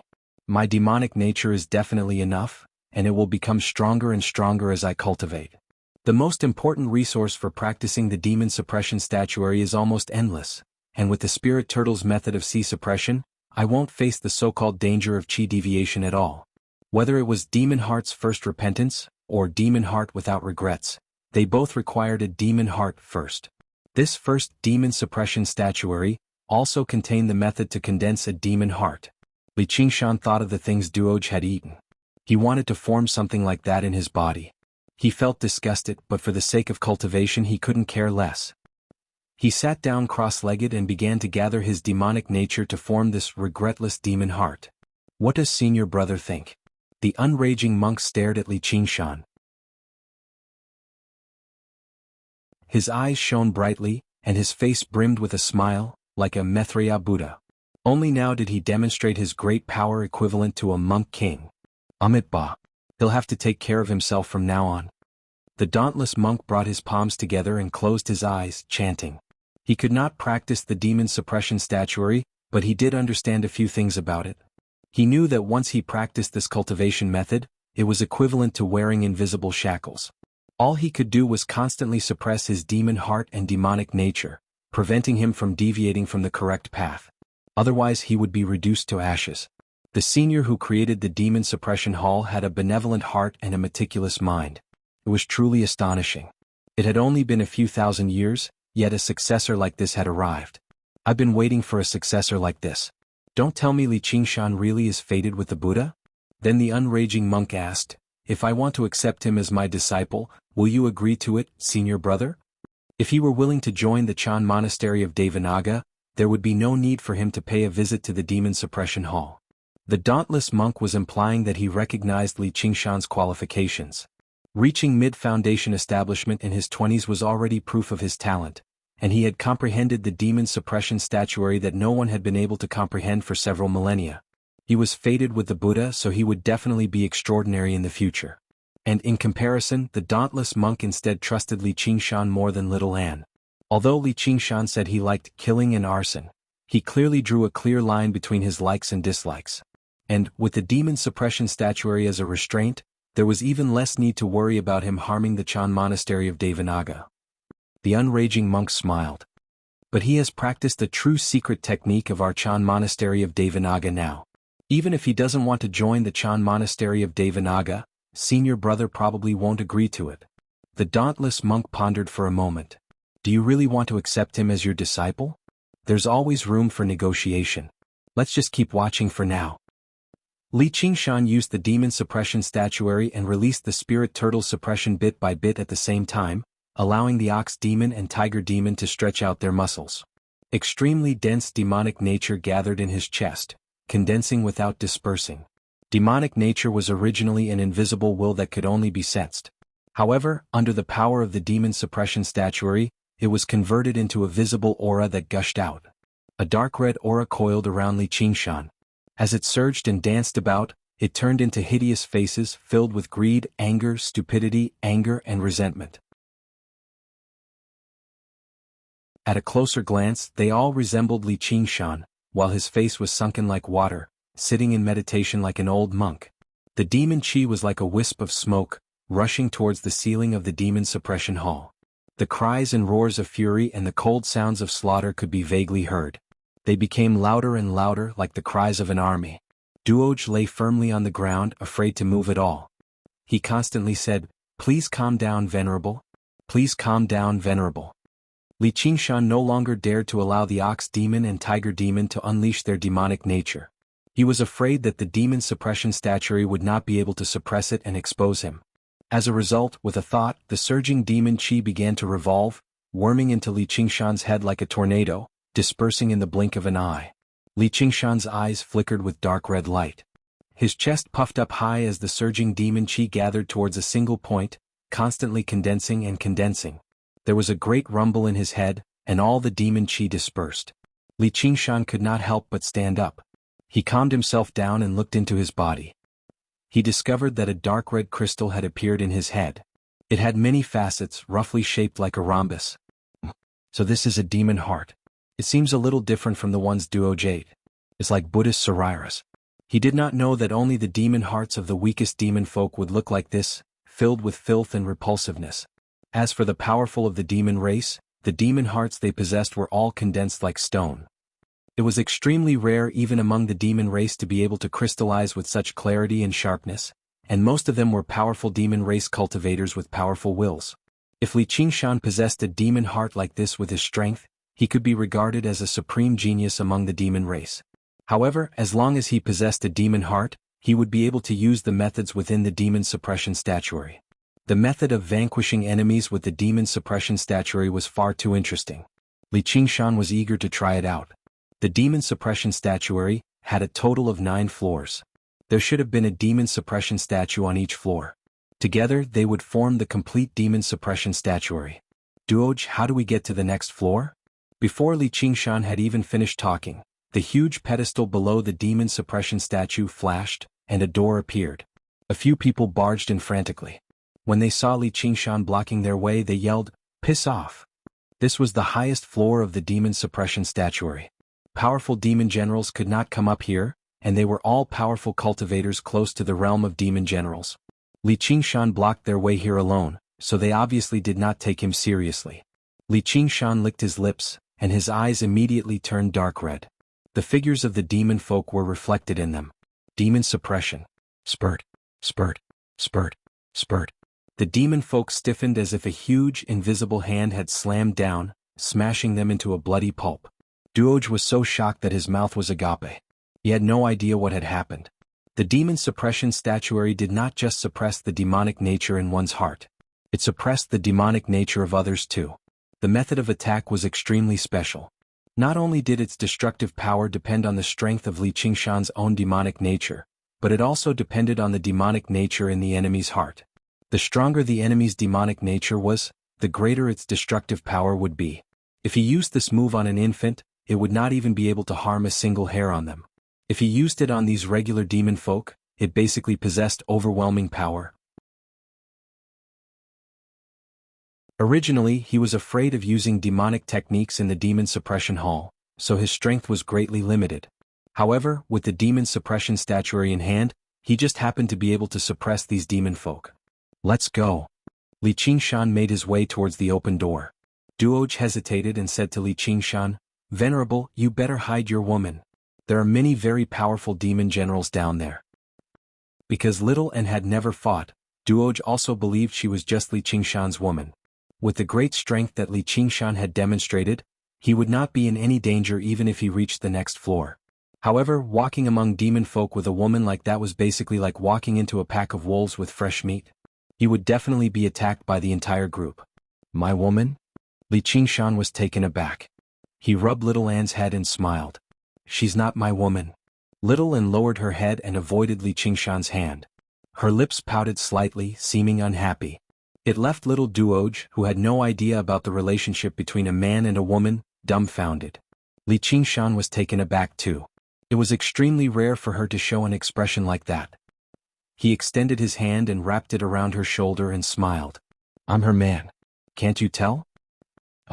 The hired thugs obviously walk at the front.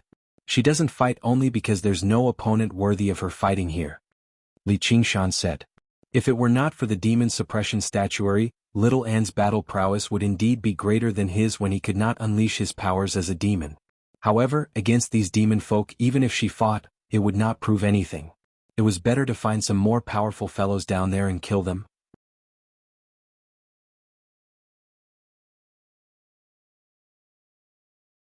Chapter 578.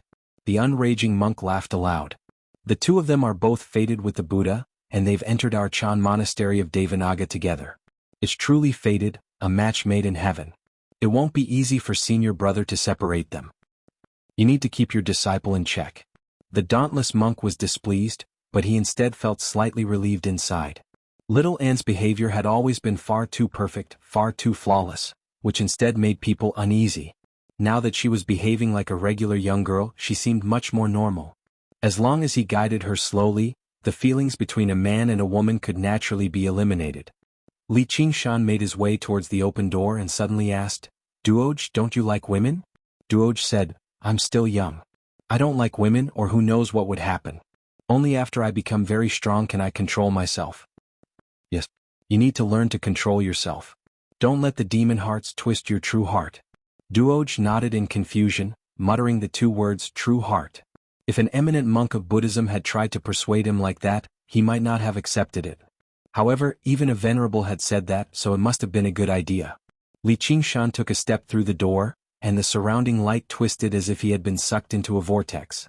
By the time he returned to his senses, he had already appeared in a golden room out of nowhere. It was rather similar to the prison on the floor above, except when he raised his head, the ceiling seemed even higher.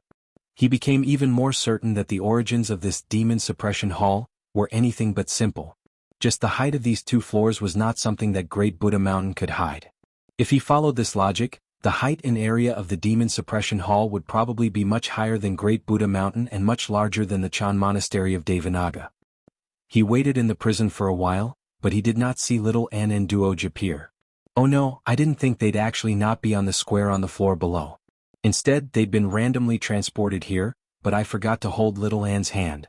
Though with Little An's strength he shouldn't be in any danger. All I have to do is search for him.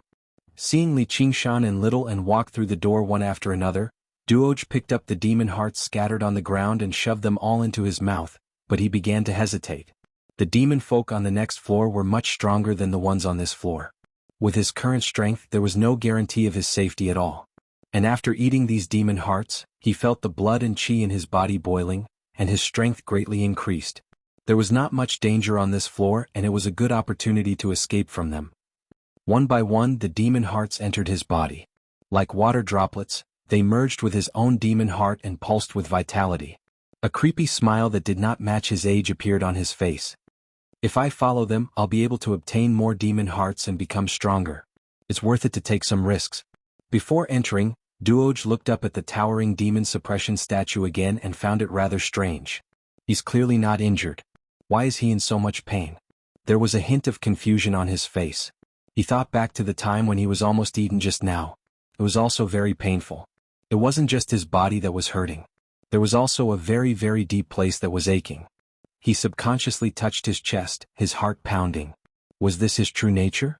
To demon folk, as long as their demon hearts were not destroyed, they would not die even if their hearts were pierced, so they would often overlook their existence.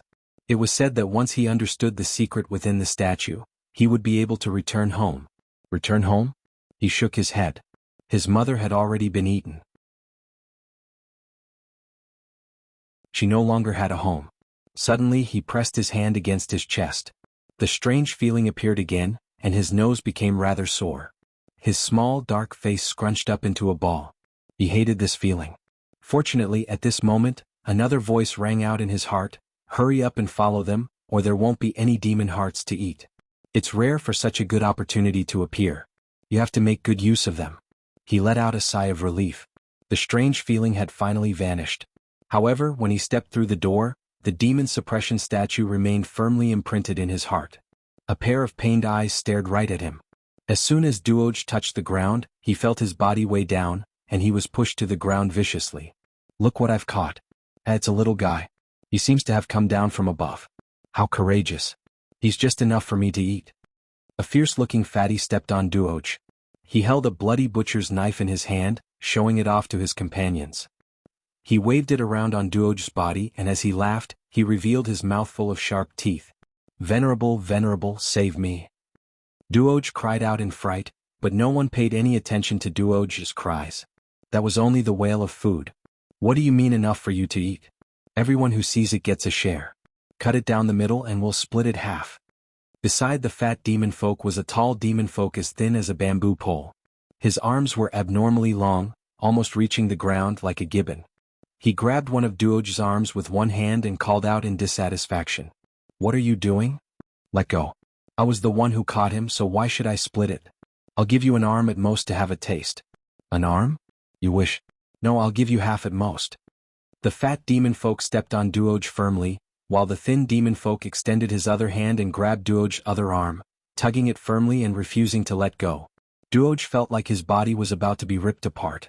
He let out a painful howl. Swish. There was a flash of the blade and blood splattered. The thin demon folk staggered backwards. His two abnormally long arms had been cut off. His face was filled with surprise and fury. "How dare you?" The fat demon folk raised the butcher's knife and pointed it at him. "Since you're unwilling, I'll eat you too. Let's see who'll eat who." The thin demon folk's waist suddenly elongated, lunging towards the fat demon folk like a snake. Two long tentacles grew from his severed arm, wrapping around the fat demon folk's neck. Duoj's body crackled. Who knew how many bones in his body had been broken? He was in excruciating pain. However, his body became unbearably hot. His demon heart thumped violently like a drum. Duoj had devoured many demon hearts consecutively.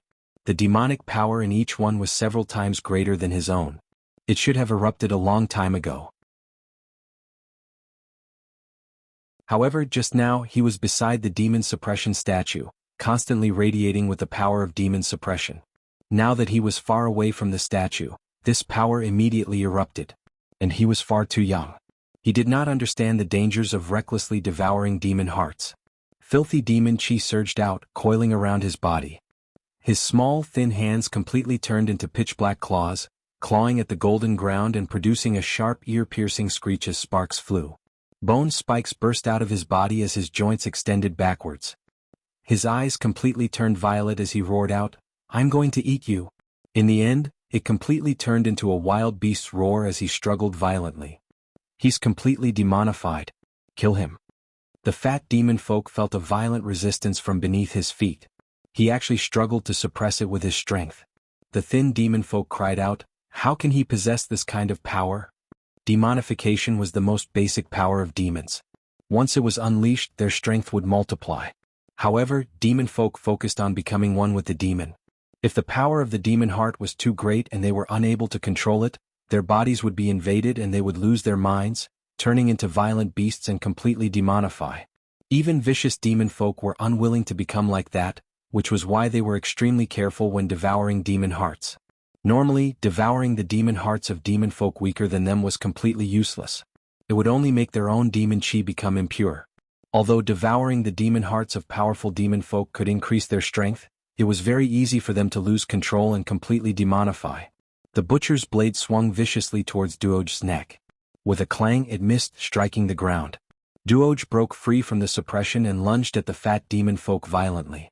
With a plop, he dove into his great belly, like a pregnant woman who was 10 months pregnant, except a hand protruded out here and a foot punctured there. The thin demon folk waved his 2 tentacles, unable to do anything. The fat demon folk's face was filled with malice. He swung the butcher's blade and stabbed it towards himself, piercing through his body. A while later he stabbed it 7 or 8 times. Blood sprayed out, covering the walls and floor. It was extremely bloody. With a clang the butcher's blade fell to the ground. The fat demon folk's chest bulged up before exploding with a bang. Duoj burst out of his body with a demon heart in his mouth. His body was riddled with horrific slashes. He landed on all fours like a vicious little beast. He chewed the demon heart a few times randomly and swallowed it. The slashes on his body healed at a visible rate.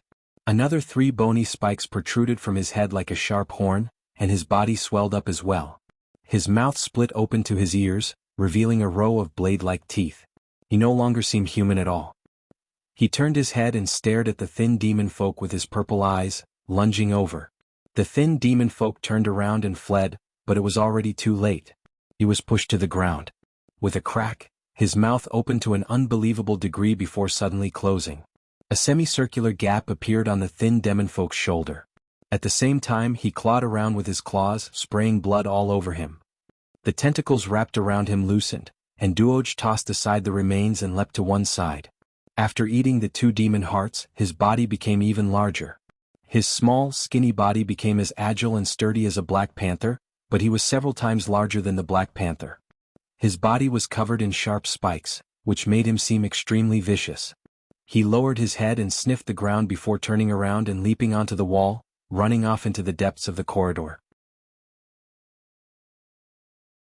This little demon folk has become a demonic beast. He can't turn back anymore. The unraging monk sighed gently. Who knew how many times he had seen something like this during the century he spent guarding the demon suppression hall. Are you pitying demon folk, junior brother? He might be young, but his demonic nature runs deep. They only have themselves to blame for this. They can't blame anyone else, the dauntless monk said coldly. You're right, senior brother. Let's take a look at your precious disciple. Her situation doesn't seem too good. When Li Qingshan stepped through the door, little Anne's heart skipped a beat. She extended her hand in an attempt to grab him, but she was a step too late. Her vision dimmed and lit up. She looked around, but she did not see any traces of Li Qingshan. She thought to herself, have we been separated? This was a relatively large prison cell, equivalent to a spacious hall. It was still resplendent, with several dozen demons either sitting or standing. There were a few females among them. This was probably a nest of demon folk, and as long as they could form a colony, there would definitely be a leader present. To the east of the hall, a demon folk with a tumor on his head sat on a platform constructed from white bones. He gave off a powerful aura. The female demon folk all sat around him. Clearly he was the master of this nest, the leader of the demon folk, a powerful demon general.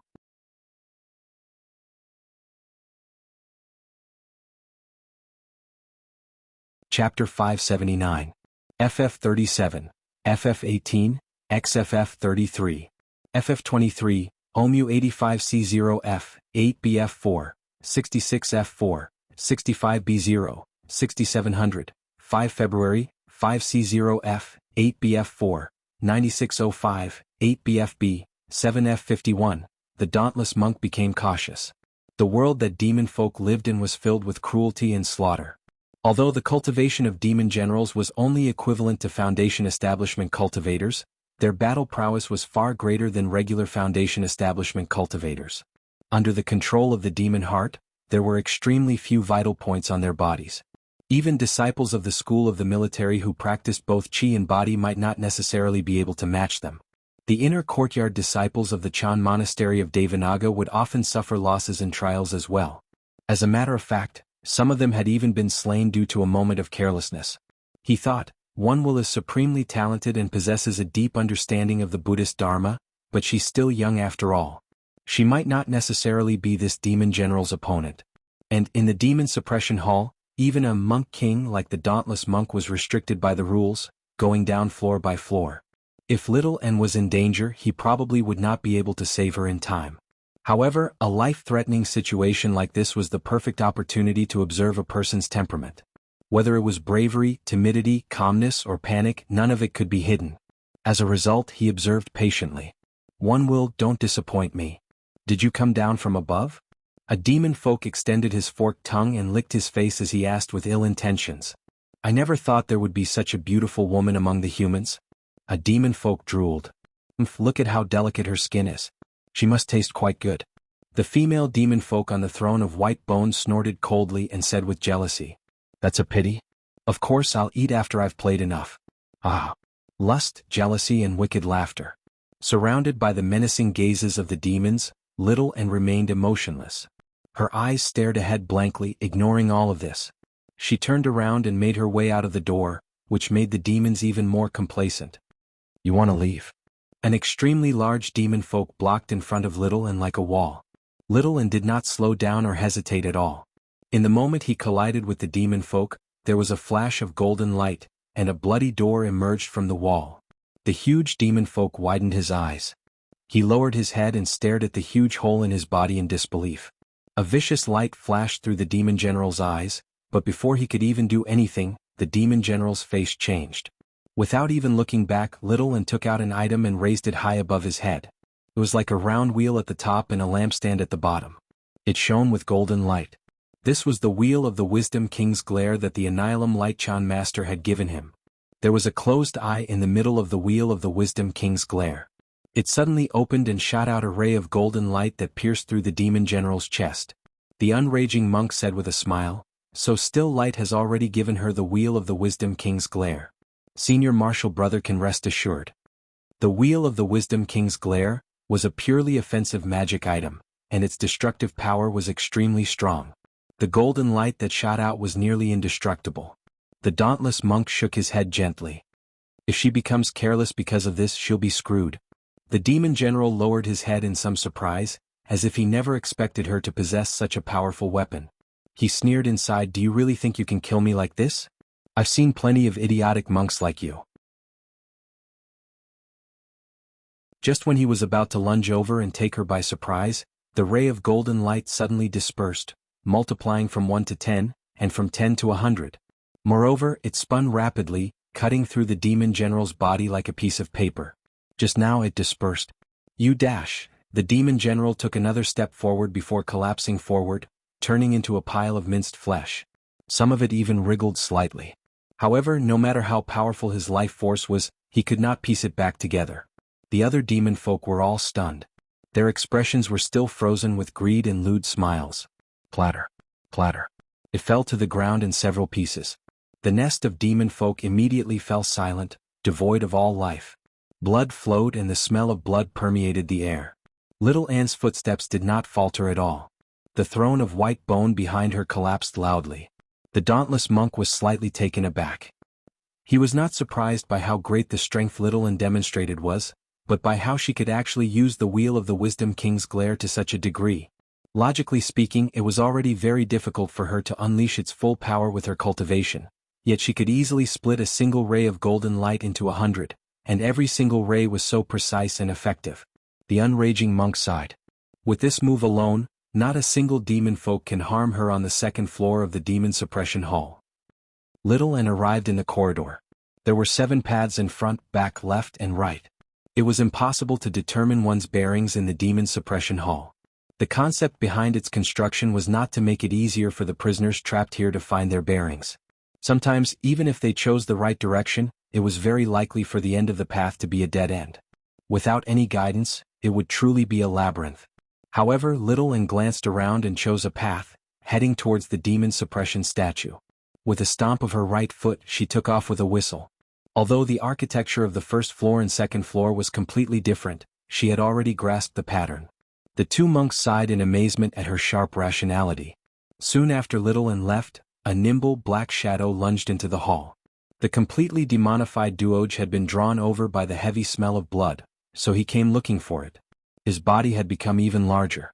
Bone spikes extended from his body, and he lunged towards the shattered demon general first. He extended his long scarlet tongue and swept it across the ground, sucking all the flesh into his mouth and swallowing it. Afterwards, he lunged towards the remains of the other demon folk. In the blink of an eye, he had devoured the demonfolk's nest clean, which obviously included several dozen demon hearts.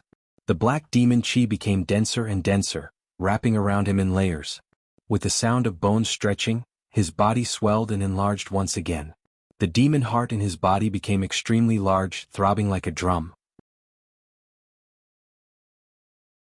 Suddenly it broke through a limit. He raised his head and let out a roar. Boom! With a clap of thunder, a bolt of lightning pierced through space and struck Duoj. Electricity flowed, and the golden hall trembled slightly. The unraging monk said, "This little demon folk is about to undergo the tribulation. That's quite a rare opportunity." The dauntless monk said, "He's going to die from madness in the end, so what opportunity is there to speak of?" The heavenly tribulation was the supreme law of the world, the invisible examiner. It was omnipresent, testing all creatures that wanted to transcend mortality and achieve immortality. Whether it was gods, demons, humans, or demons, no one could escape its judgment. The lightning slithered about like dragons and snakes, wrapping around Duoj's body and passing through the holes. Duoj let out a furious roar in pain, and his demon chi immediately dimmed. So painful. Under the violent strikes of the lightning, a sliver of clarity appeared in Duoj's mind. The demon suppression statue appeared in his mind again. Its painful posture seemed to match his current situation. In the depths of the corridor, Little Ann stopped and glanced back. Afterwards, she stepped over the chunks of flesh on the ground and continued on her way. "What's that sound?" "It's thunder." "There's obviously no thunder here. Don't tell me someone is undergoing the tribulation?" Li Qingshan listened carefully before turning around and saying to the demon folk before him, "When demon folk undergo the tribulation, they become demon generals like you, right? What clan's demon general are you? Why haven't I seen you before?" The demon general carried 2 blades on his waist and on his back as he studied Li Qingshan cautiously. "I never answer the questions of the dead." Li Qingshan answered with a classic line. Afterwards, like a child who had just received a new toy, he raised his hand with great interest and enveloped the demon general with his fingers. With this move alone, he had already crushed over 100 demon folk along the way. The feeling was indeed similar to crushing ants when he was young, except the effect was much more satisfying. Right before him was a supersized ant, the kind that was particularly satisfying to crush. The unraging monk asked in confusion, "Why does it seem like this kid's demonic nature has become stronger after practicing the demon suppression statuary?" In terms of killing intent and malice, Li Qingshan was much stronger than these demon folk. He just controlled it and was unwilling to release it normally. Now that he had the opportunity, he might as well do whatever he wanted. What was wrong with using the demonic path against demon folk? "What did you do?" The demon general's expression changed. He clutched his chest and took a step back. He felt like he was being crushed by a huge rock, while the aura in his body constantly filled and pulled at him. "Don't make me say the same thing a second time," Li Qingshan said impatiently. He pulled back his hand and muttered to himself, "Looks like the suppression on demon generals is limited." "What? You won't get anything out of killing me?" "Wave treading form." Li Qingshan said no more. Waves rose up under his feet as his fingers curved like a tiger's claws, reaching towards the demon general's head. The demon general roared furiously and extended 2 more arms from his back, drawing 4 blades and swinging them around like a rolling wheel. Tsunami form. Li Qingshan switched from a claw to a palm strike. Surging spiritual chi turned into a huge tsunami, filling the wide corridor and slamming against the wheel of blades loudly. The wheel of blades and the tsunami dispersed at the same time. Li Qingshan's palm strike landed on the demon general's chest gently, but it no longer possessed any power. With the four-armed demon general's tough body, it probably would not even leave a scratch. However, the four-armed demon general's flesh surged, bulging and sinking. It rose and fell before exploding with a bang in the end. "Taste my iron fist of justice." Li Qingshan snickered. The demon suppression statuary sure was interesting. Right now, he had completely become the embodiment of justice. He did not care about right or wrong at all. All he had to do was throw a punch. The good guys would obviously be fine, but the bad guys could go die. Li Qingshan continued forward, making his way to the second demon suppression statuary. There should be even more powerful demon generals there. Although he did not have Little Ann's judgment, after learning the first move of the demon suppression statuary, He was able to suppress the ox demon and tiger demon slightly. The spirit turtle's premonition had also recovered slightly. With a clear objective, finding the correct path was not a problem. A while later, Li Qingshan pushed open the gilded door in anticipation. He was slightly taken aback and sighed with a smile. Sure enough, you're still faster. Little and was currently standing before the second demon suppression statuary. He held the wheel of the Wisdom King's glare in his hand and there were corpses all around him. Li Qingshan arrived beside Little and asked, "Have you seen Duoj? He might be undergoing the tribulation. Was the thunder earlier him?" Duoj lay on the ground in the golden hall. Most of his body had been charred black, but his chest rose and fell. He was still breathing. The tumor-like demon heart in his body had become extremely small and tough like a rock. It constantly radiated with demonic qi. The charred patches on his body receded one by one, and his wounds gradually healed. Suddenly he leapt up, becoming 10 times more agile as he transformed into a demon general. FF37, W03C9, 30 FB, off 4D.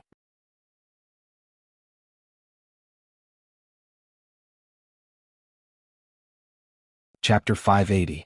FF37, FF18, XFF33. FF23, OMU 85C0F, 8BF4, 66F4, 65B0, 6700, 5 February, 5C0F, 8BF4, 9605, 8BFB, 7F51. Having no time to worry about anything else for now, Li Qingshan placed his attention on the second demon suppression statue. The demon folk male half knelt on the ground. His back was raised high, and the expression on his face had become vicious. He had already clearly demonstrated the characteristics of demonification. His muscles swelled, filled with explosive power, giving off a purplish-blue luster. In particular, his arms were covered in layers of scarlet, armor-like cuticles, which made him seem extremely large. His large mouth seemed to be roaring, and his sharp teeth crisscrossed, making him seem extremely vicious. Li Qingshan closed his eyes and faced the demon suppression statue. He used his soul sense to comprehend the intent within before assuming the exact same pose as the demon suppression statue. However, there were still many differences. The demon folk male was clearly extremely resistant to demonification, battling the demonic nature in his heart. However, not only did Li Qingshan not resist at all, he was basically demonifying on his own accord. After mastering the first form of the demon suppression statuary, mastering the second form became a matter of course. Suddenly, the demon suppression statue shone brightly. 2 streaks of light shot out from its eyes, landing in Li Qingshan's eyes and entering the depths of his sea of consciousness. The original image of demon suppression changed as a result. The second form of the demon suppression statuary, immovable demonic nature. The demon heart that seemed like a dark red crystal shone with rings of light. Li Qingshan's body immediately swelled. Originally, his body only seemed sturdy, but he did not seem particularly strong, as his bones were abnormally thick, supporting his flesh and blood.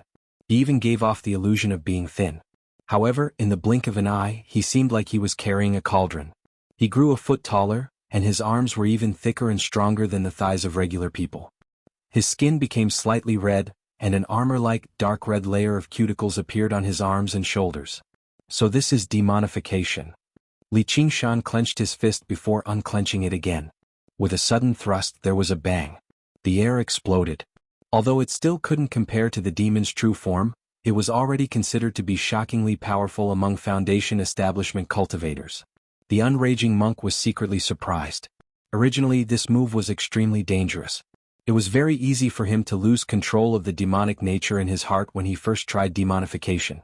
However, in Li Qingshan's eyes, there was not a trace of uncontrollable confusion. They were still extremely clear. His control over his own mind. Had he really reached such a level? Li Qingshan had the protection of the spirit tortoise, so the surge of demonic nature could not affect his mind at all.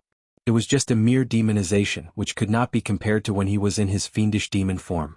And after mastering the second move of the demon suppression statuary, his ability to suppress the ox demons and tiger demons had become even stronger.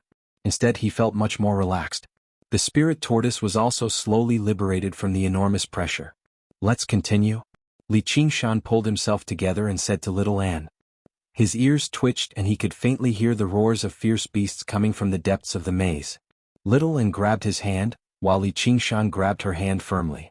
They set foot on the third floor of the demon suppression hall. The two of them slaughtered their way through together, basically destroying everything in their path. Li Qingshan stowed away the two demon suppression statuary scrolls in his mind. However, after arriving on the fifth floor of the demon suppression hall, the frequency and number of enemies they encountered suddenly increased. Finally, they began to feel the pressure increase. Basically, every demon folk they came across was a demon general. Unlike the demon generals they encountered at the beginning, these demon generals were all extremely powerful, equivalent to mid or even late Foundation establishment human cultivators. They would often use some powerful and strange techniques. There were even some that were similar to combination attacks from formations, while illusions and charms were impossible to guard against.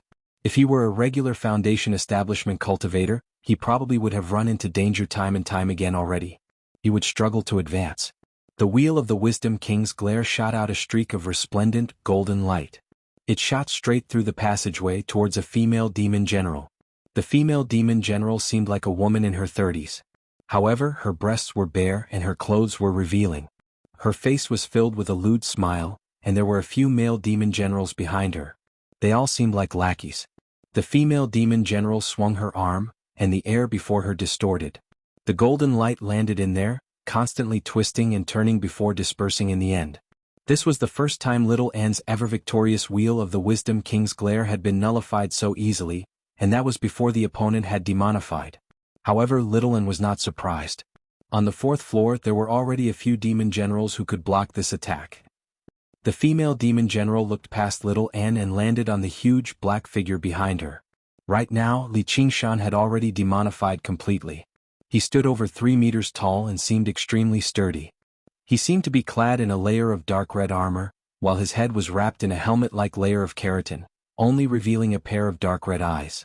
He gave off a vicious aura just by standing there. He still carried the heavy water sword on his back, but the huge sword from before was no different from a regular sword to him now. "What's your name? Why are you walking with a Buddhist? Could it be that you've been bewitched by this woman?" The female demon general looked at Little Anne with jealousy. "What's so interesting about human women? They just have a good body. Come follow Big Sister will let you taste the taste of true bliss." She giggled, but there was no laughter in her heart. She thought to herself, demonification is the strongest state of a demon, but if it's not controlled, it's extremely easy to be devoured by the demon heart and completely demonify into a demon beast. Unless it's a critical moment, it won't be used carelessly.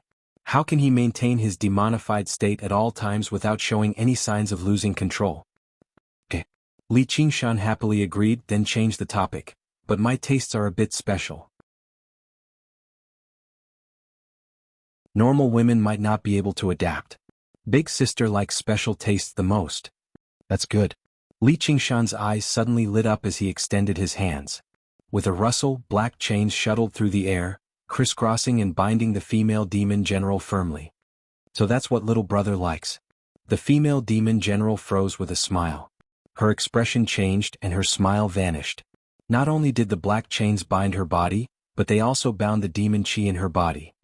"I'm not done yet." Li Qingshan smiled and strode over. He had comprehended the chains of demon suppression when he comprehended the third form of the demon suppression statuary. It was basically perfect for suppressing and capturing these demon folk. "Kill him for me," the female demon general ordered furiously. A few vicious figures immediately lunged out from behind her, and the male demon generals all demonified. With a flash of golden light, she blocked the demon generals. Little Anne used the Guardian King's scripture of demon subdual for the first time, manifesting her golden avatar. The golden wheel of the Wisdom King's glare remained in her hand, as if it had completely fused with the golden avatar. The golden wheel spun and spat out 3 feet of golden light. With the base as the hilt, the golden wheel as the guard, and the golden light as the edge, it conjured thousands of streaks of light and pushed forward. The streaks of light vanished with a flash. Little Anne dispersed her golden avatar and returned to her original state. The wheel of the Wisdom King's glare remained in her sleeve. The demon generals collapsed backwards, their bodies disintegrated by the sword chi. The unraging monk said, "Looks like there's no need for you to worry, senior brother. If she doesn't possess a Buddhist nature and root of wisdom, how can she unleash Buddhist cultivation methods and Buddhist arcane artifacts to such a degree?" The dauntless monk said, Did that wretched demon Golden Cicada lack a Buddhist nature and root of wisdom several thousand years ago? That's different. One will is a human after all. If Golden Cicada was a human, he would have become the abbot of the Chan monastery of Devanaga already. The dauntless monk fell silent. He felt like the unraging monk had a point. He might have been worrying too much. In the past, that wretched demon had almost stolen the position of abbot, but if he really was a human he would probably be a respected eminent monk of a generation. He would be worshipped by the future disciples of the Chan monastery of Devanaga. The female demon general was both shocked and frightened. With a strange cry, her body swelled rapidly, going from a beautiful woman to a bloated, ugly monster in the blink of an eye. Li Qingshan did not mind at all. The more demonified she was, the heavier her demonic nature would be, and the more the chains of demon suppression would suppress her. The chains of demon suppression dug deeply into her swollen skin, and Li Qingshan grabbed her face. "I'll give you a quick death. Don't." The female demon general let out one last shriek.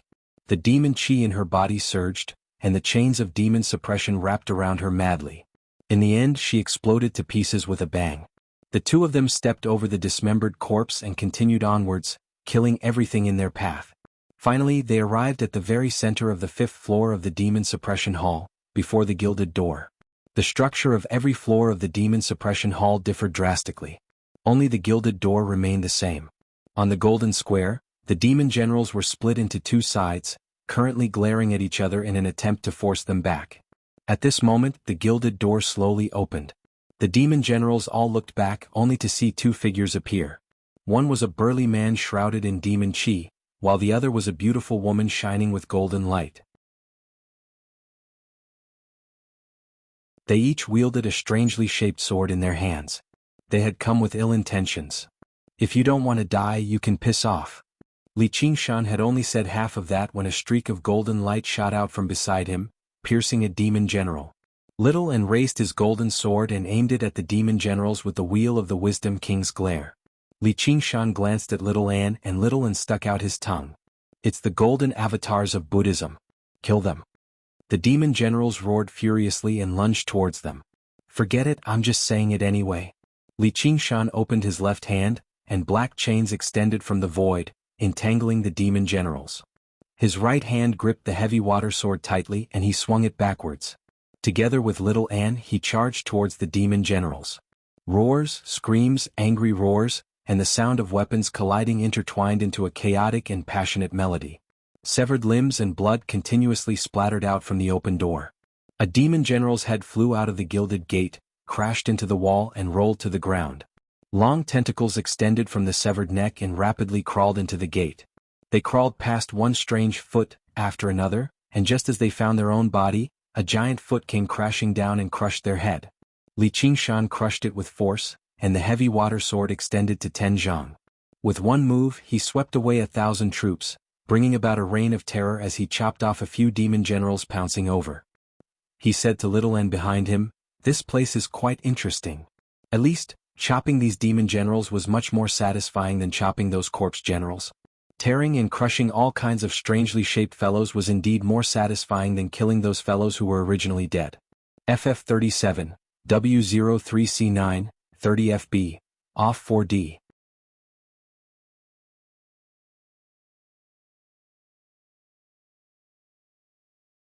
Chapter 581.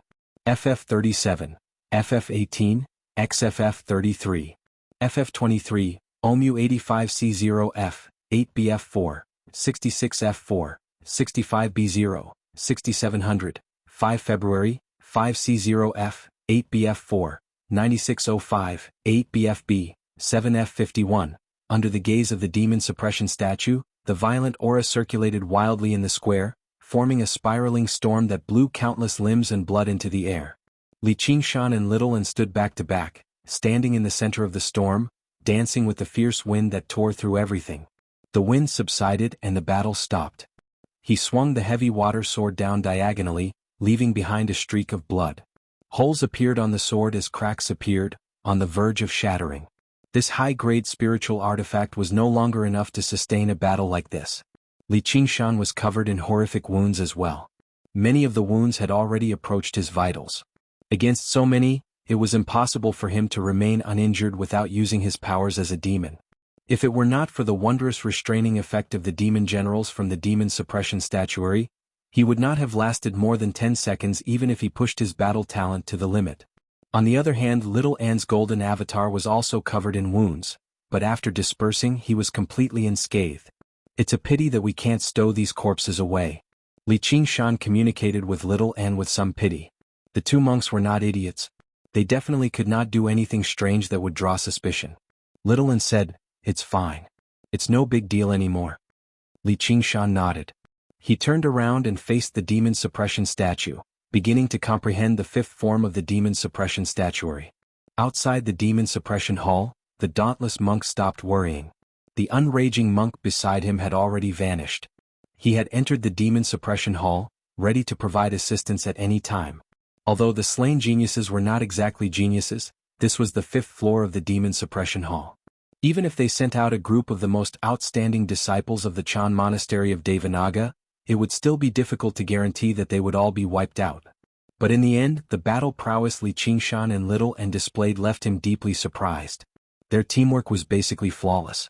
It could no longer be described as a tacit understanding anymore. They were basically of one mind. There seemed to be a special connection between them that was not as simple as the feelings between a man and a woman. The demon-suppressing statue shot out 2 more beams of golden light. Li Qingshan closed his eyes and black demonic qi spread out from his body. The demonic qi coiled around his wound, healing it at a speed visible to the naked eye.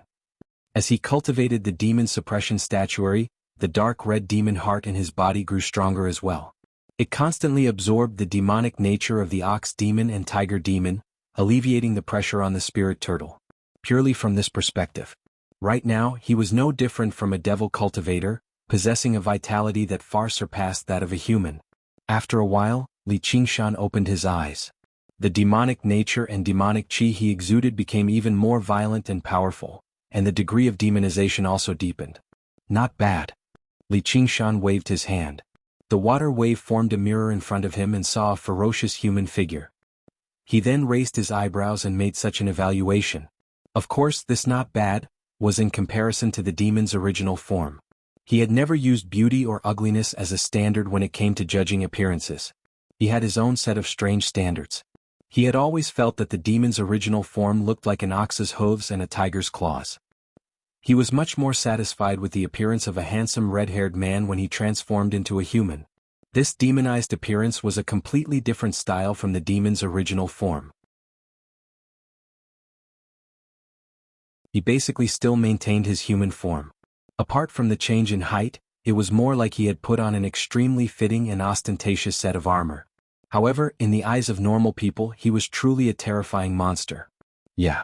Little An raised his head and nodded seriously, as if he was admiring and praising from the bottom of his heart. I have to say, someone I know is in there. You have the best taste. Li Qingshan laughed aloud. His laughter rolled out. The dauntless monk and the unraging monk saw this. They were speechless about their sense of beauty. Do you think we should still head down to the 6th floor? Li Qingshan asked. He wanted to head down very much and continue learning the 6th demon suppression statuary, as he had learnt the chains of demon suppression on the 3rd floor. This was not a coincidence. In many ancient cultivation methods, the 3rd floor was often a node. It allowed the cultivator to comprehend a technique or battle skill that complemented the cultivation method, allowing the cultivator to focus on other things while also having a means to protect themselves. Along the way, the chains of demon suppression had played a major role. Against many demon generals that he struggled to defeat, he only needed to unleash the chains of demon suppression to completely suppress them and win them easily. However, as the 5th floor was the dividing line of the demon suppression hall, the further they went, the more dangerous it would become. After mastering the 5th move of the demon suppression statuary, the pressure on the spirit turtle had basically been relieved. He had recovered some of his senses and could sense the existence of danger. Of course, if he could use his full strength freely, Li Qingshan believed that even the 7th floor would be a piece of cake, let alone the 6th floor. However, the outcome of reverting to his demon form in the demon suppression hall was probably directly descending to the 9th floor and being suppressed for 10,000 years. Little An said, "Let's continue." Li Qingshan said in surprise, "You're so confident." Little An said nothing. He took out a scarlet talisman from his 100 treasures pouch. "That's been my oversight. Li Qingshan smiled. Talismans had always played an extremely important role in battles between cultivators. They could be used as a surprise attack. Li Qingshan had actually accumulated quite a few talismans over the years. Let alone scarlet talismans, he even had violet talismans. However, in battles at his level, there were very few opportunities to use talismans, so he had forgotten about them. Little and took out a few more copper bangles for controlling corpses. Every single one of them hit a corpse general. This was also one of Li Qingshan's spoils from the battle on Burial Mound Mountain. They were all collected from the 100 treasures pouches of the slain golden core cultivators. Li Qingshan gave them to Little and to Refine. Little and had already completed the accumulation for breaking through to the second layer of the Path of White Bone and Great Beauty. All he lacked was comprehension, so he left them behind in case he needed them in the future. Of course, a refined and controlled corpse general like this was worlds apart from the corpse generals of the Hungry Ghost realm. And if he dared to use them before corpse commanders and corpse kings, they would immediately change sides. However, it was enough for charging into battle. Li Qingshan calmed down. The two of them continued forward, stepping through the door. The heavy smell of blood prevented regular demon generals from approaching this place, but there was a colossal figure that flew over instinctively. Duoj lunged in, leading to another feast. On the 6th floor of the Demon Suppression Hall in the central square. Close to 100 demon generals gathered below the Demon Suppression statue, comprehending the secrets within the statue. They hoped that there would be a day when they could leave this prison. The atmosphere here was rather oppressive and silent. The demon generals had no intentions of fighting one another. As they observed the Demon Suppression statue, they would glance in front of the statue from time to time. A man with disheveled hair and an indifferent expression sat with his legs crossed. A strange-looking sword shrouded in demon chi was placed on his knees. The sword was pitch black like ink, but it was not straight. Instead, it was segmented like a pagoda, and it was almost 3 meters long. It was possible to imagine what kind of figure was required to wield a sword like that freely. The strangest part was the hilt of the sword. It was not metal, stone, or wood. Instead, it was a mass of coiled flesh and tendons. At the center was an eye the size of a bowl. It only had the white of the eye and no pupils. It was covered in blood, which made it seem extremely strange. The other demon generals maintained a distance of several meters away from him, afraid to approach him. They felt like they did not even dare to breathe loudly. "What the fuck are you all doing? Piss off. Don't get in the way." A bellow broke the silence. A demon radiating with a vicious aura suddenly leapt out from the door under the demon suppression statue and swung his hand towards the indifferent man. The indifferent man's location was definitely the best location to study the demon suppression statue, but it just happened to be in the path of the demon who came up from below. The eyes of the demons were filled with schadenfreude. Sir Lietu is a genius of the demon race. Although he's been knocked down from demon commander, he's still not someone a demon general can contend against, let alone the fact that he has the evil eye. Lietu waved his right hand slightly, and a foul wind swept across the square. The vicious demon general staggered past Lietu. A horrific wound had appeared from his left shoulder to his right waist, spurting with a mist of blood. He looked back. Suddenly he felt like he was missing something important. He lowered his head and glanced at his chest. Lietu also had his head lowered, fiddling with a black demon heart that resembled a rock in his hand. With a thump, the vicious demon general collapsed on the ground. Lietu did not even look back. He placed the demon heart into the strange eye at the center of the sword hilt. The eyeball pulsed and absorbed the black demon heart. Like the finishing touch, a black pupil appeared in the eyeball. The eyeball swiveled around. Every single demon general that it saw felt a deep chill. The dense veins of blood wrapped around the black pupil, and the entire sword hilt began to twist violently. A foul wind whistled, blowing Lietu's hair into the air and filling the entire hall. All the demon generals felt like they were suffocating. The entire long sword glowed with a black light, as if the dark night had descended. The dazzling golden light around it immediately dimmed. Only the demon-suppressing statue did not change its original color, and looked down at this scene from above. However, a while later the demon heart was squeezed out by the eyeball, landing on the ground with a clink. It felt like a person who had eaten something disgusting and had spat it out with great disdain. Lietu shook his head slightly. Sure enough, it's still not enough. The demon heart of a demon general can't satisfy the evil eye. I need an even more powerful demon heart. I need to recover my strength as soon as possible and kill my way back to the 7th floor to find a suitable demon heart. His pointy ears suddenly twitched. He could sense a lot of death chi gathering outside the door. The other demon generals were afraid of Lietu, but they were not weak either. They all sensed it and became vigilant. Bang! The 9 gilded doors suddenly opened at the same time, and 100 corpse soldiers swarmed in. The demon generals were unconvinced. As it turned out, they were just corpse soldiers. Lietu frowned. He felt like something was amiss. There were plenty of demon folk who could control corpses. These corpse soldiers were all humans in the first place, so how could there be so many human corpses in the demon suppression tower? It was even more impossible for the bald donkeys from the Chan monastery of Devanaga to use something like that. The eyeball of the evil eye sword in his hand swiveled around, and he saw that every single corpse soldier was plastered with talismans. They all shattered at the same time and shone with light. P.S. I've been outside the entire time recently, so my updates have been a little lackluster. However, I'll be back on Monday. The spirit of updating that I've been suppressing for so long is about to burn out. FF37, W03C9, 30FB, off 4D.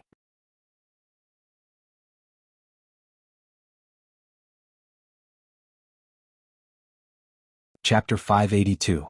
From the low-level Fireball Talisman to the powerful Crimson Sun Talisman, mixed in with the Thunderbolt Talisman and the Exploding Talisman, there were more than 1,000 talismans stuck on the backs of these 100 corpse soldiers.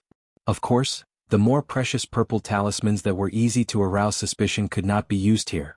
Li Qingshan and Little N killed their way to the periphery of the 6th floor of the Demon Suppression Hall and began to make preparations. This was a trick commonly used by terrorists. Of course, it was Li Qingshan who had thought of it. Originally, he just wanted to catch them off guard so that he could launch a surprise attack. But from the moment he stuck the first talisman, Li Qingshan was like a child who wanted to test the power of firecrackers. He took out all the destructive talismans of the thunder and fire attribute. Then, under Little An's order, the 100 self-destructing corpse soldiers rushed in together. The reaction of the devil generals was not slow, and they each used their own defensive methods. But there were only 9 doors in this circular square, and not all the corpse soldiers that Little N had arranged rushed in. There were 9 left behind to be responsible for closing the doors. The 9 gilded doors opened and closed in the blink of an eye. Rumble, rumble, rumble. All the corpse soldiers were first torn apart and burned by the thunder and fire. The flames surged wildly, and the lightning moved like dragons and snakes, engulfing the group of devil generals and slamming them into the 4 walls. However, they were firmly blocked, rebounded, and then became more and more violent. In an instant, this process was repeated countless times, and the power of the explosion was completely released. The entire demon suppression hall shook violently, and then after a long time, the shaking completely subsided. Li Qingshan squatted outside the door with 2 index fingers stuck in his ears. He shook his head hard, stood up, and whistled. He did not expect the power of the explosion of these talismans to be so great, and the shock made him a little dizzy. Li Qingshan gave Little N a thumbs up. The guys inside are probably all dead. Li Qingshan estimated that if he was blocked in such a place and exploded like this, he would definitely not come out unscathed. No matter how strong the devil generals inside were, they would probably not be able to escape death. Little Anne, however, shook her head. She could clearly sense that there was another powerful life force behind the door. Then I'd like to see who has such a tough life. It can't be the demon commander, right? Li Qingshan was secretly on guard as he pushed open the gilded door. The moment he touched the door, he felt a trace of surprise in his heart. This was because the door was still as cold as before, not even a trace of heat could be felt, let alone being deformed by the explosion. It was unknown what material this demon suppression hall was made of, but it was actually so sturdy. Little N pulled on Li Qingshan, and a few corpse generals leaped out from behind him, taking the lead in rushing through the door. An extremely sharp light flashed past, and several corpse generals that were charging forward suddenly fell backwards. However, their lower bodies still maintained their forward charging posture. Like wheat that had been cut by a sickle, they were split in 2 down the middle. Li Qingshan looked over and saw a male demon standing in front of the demon suppression statue. He held a strange-looking sword in his hand, and a streak of light flowed around the blade. The hollow eyeball on the hilt stared fixedly at Li Qingshan. Although his clothes were tattered and charred, his aura did not weaken at all. His eyes were filled with fury and killing intent. Anyone who had been tricked like this would feel the same way.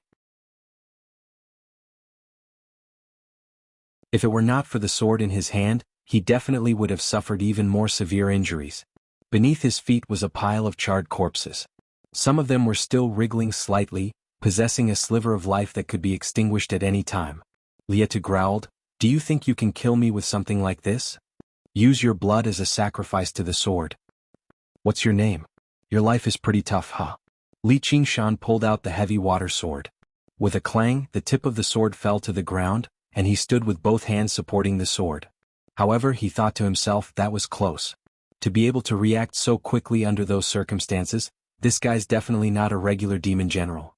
The strike definitely won't pose any life-threatening threat to me, so the spirit turtle didn't give any warnings. However, if I step into it first and then try to dodge, I'll definitely have to use power beyond Foundation Establishment cultivators, which will raise suspicion. Though that sword sure is interesting. The moment Li Qingshan saw the strange sword, his gaze was firmly drawn away. It was not just because of the strange, great power it radiated with, but also because the sword's design suited his taste very well. He's no regular demon general. The demon chi on him is extraordinarily pure. Even among demon commanders, there aren't many who can reach this level. Lietu studied Li Qingshan too. More accurately, he was using the evil eye in his hand. The evil eyes gazed directly past through Li Qingshan's body, allowing him to see the location of his dark red demon heart. Demon hearts were not like hearts. They could condense on any part of demon folk, making them extremely difficult to target as vital points. Lietu had relied on this ability of the demon eye to pluck the demon heart that just now held the violent demon general in a single strike. He could sense the pulse of the evil eye in his hand, desiring the other party's demon heart. This rarely happened. In the past, in order to strengthen the power of the evil eye, he had killed many demon commanders, but not every demon heart could satisfy the evil eye. If he could obtain this demon general's demon heart, he would be able to unleash the power of the evil eye, and he could return to the 7th floor right now. That sword of yours is mine. Your demonic heart is mine. The two of them spoke at the same time. Even their tones were the same. Unfortunately, this was not the tacit understanding between friends, but the determination to kill between enemies. There was another flash of sharp light. Lietu shot through the air, straightening his back and swinging his sword. Li Qingshan dared not be careless. He had personally witnessed how little and killed the corpse commander. He knew just what kind of terrifying power a sharp sword could unleash in the hands of a master. With an explosive bellow, he raised the heavy water sword high into the air, turning it into a siege breaker sword and swinging down loudly. Clang. With a gentle hum, the broken sword flew out as it spun, striking the ceiling before landing on the ground.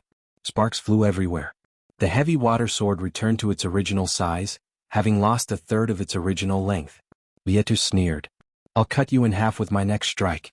Li Qingshan remained composed. He switched to a single hand and gripped the broken sword firmly, swinging it out diagonally. He freed up his hand and wrapped it around Lietu. Chains of demon suppression. With a clatter of metal, the black chains pierced through the air, crisscrossing around Lietu. What? Lietu was taken aback.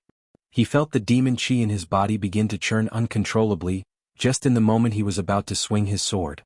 The chains of demon suppression wrapped around him tightly, binding him where he was.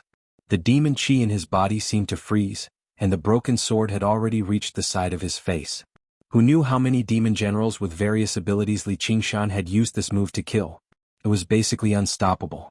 However, the broken sword did not feel the pleasure of a slash. Instead, it felt like it was stuck. Lietu's mouth protruded forward like a canine's, biting down firmly on the sword. He bit down hard and his sharp teeth stabbed into the sword.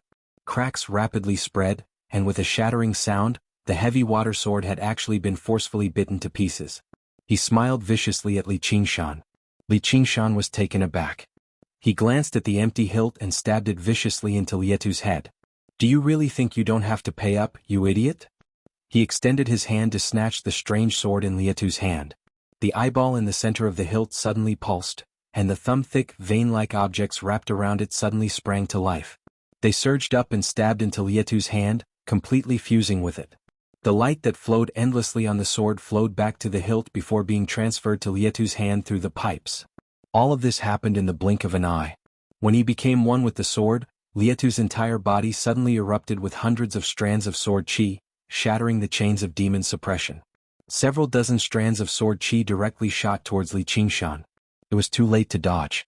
Li Qingshan had lost his weapon as well, so he was unable to block it. If he really were a regular mid-foundation establishment cultivator, he would have been dismembered by now. A streak of golden light pierced between the two of them. The golden sword in Little Anne's hand was like a huge, golden brush. He swung it about, and the brush danced wildly as he wrote a huge sword character. Blood sprayed from Lietu's body. He took a few steps back and said in surprise and doubt, "Golden body of Buddhism." At that moment, Little Anne was like a gilded statue that had just been completed in a temple. However, although the craftsman was extremely skilled, he had misunderstood the monk's request, turning a furious guardian deity into a goddess of great beauty. She wore a golden crown on her head and a golden sash around her. There was a red mole on her forehead and she stood barefoot. She seemed peaceful, graceful, magnificent, and dignified, but her dignified aura did not diminish at all. Lietu felt an intense threat, but he still had a choice. He could retreat to the 7th floor. If they were bold enough to pursue him, he would be doomed. "I'll leave this guy to you," Li Qingshan suddenly said. He just made his way around Lietu and arrived before the demon suppression statue. He studied the statue, sealing off Lietu's path of escape. "It's rare for us to encounter such a suitable opponent, so we'll let Little Anne perform. We've killed our way here. Those two damned peeping monks should be satisfied." The dauntless monk and the unraging monk were not just satisfied. They were even rather overjoyed. In the cultivation community, accepting a master and joining a large sect was not easy, but accepting a genius disciple was very difficult too. However, not only did the two of them have a deep affinity with the Buddha, but they were also skilled in attacks. They were the perfect candidates in these chaotic times. They would definitely be able to strengthen the Chan monastery of Devanaga's reputation. This sounded rather contradictory. In the eyes of the secular world, monks seemed to be pure and compassionate. However, if the monks of the Chan monastery of Devanaga were really just like that, then the current Chan monastery of Devanaga would not exist, much less use a brutal land of slaughter like the demon suppression hall to train their disciples. Even the Buddha needed to roar like a lion and subdue the demons of the heretic path. Even his statue had to be gilded and worshipped by all living beings, let alone his disciples and grand-disciples. However, while the dauntless monk was satisfied with Little Anne, the unraging monk instead focused on Li Qingshan. As he gazed at Li Qingshan who stood before the 6th demon suppression statue, he thought to himself,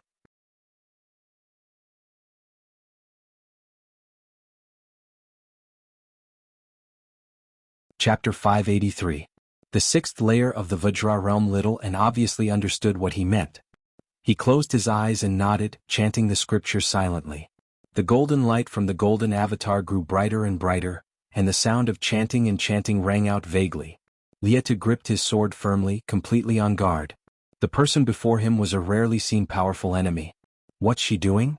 Just as the dauntless monk was rather perplexed, Little Anne gave him an answer. The golden avatar suddenly lit up with golden light, and it actually began to show signs of melting. Golden liquid flowed down from her beautiful face. She's breaking through. The dauntless monk was slightly surprised. He never thought Little Anne would actually choose to break through on the spot, and right in front of an enemy at that. Her mental fortitude like that was tough, but once she failed, she would be in an extremely disadvantageous situation. The golden avatar was like a wax figure roasted by fire, melting into a blurry humanoid shape. Little Anne silently practiced the Guardian King's scripture of demon subdual, and gradually the golden avatar began to condense again, stabilizing once more.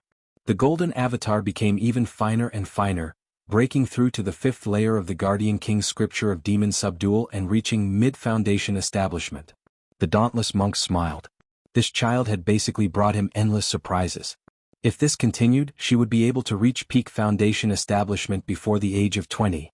Even in the entire history of the Chan monastery of Devanaga, there were only a handful of peerless prodigies like that who had the opportunity to become the leader of an entire monastery before the age of 30.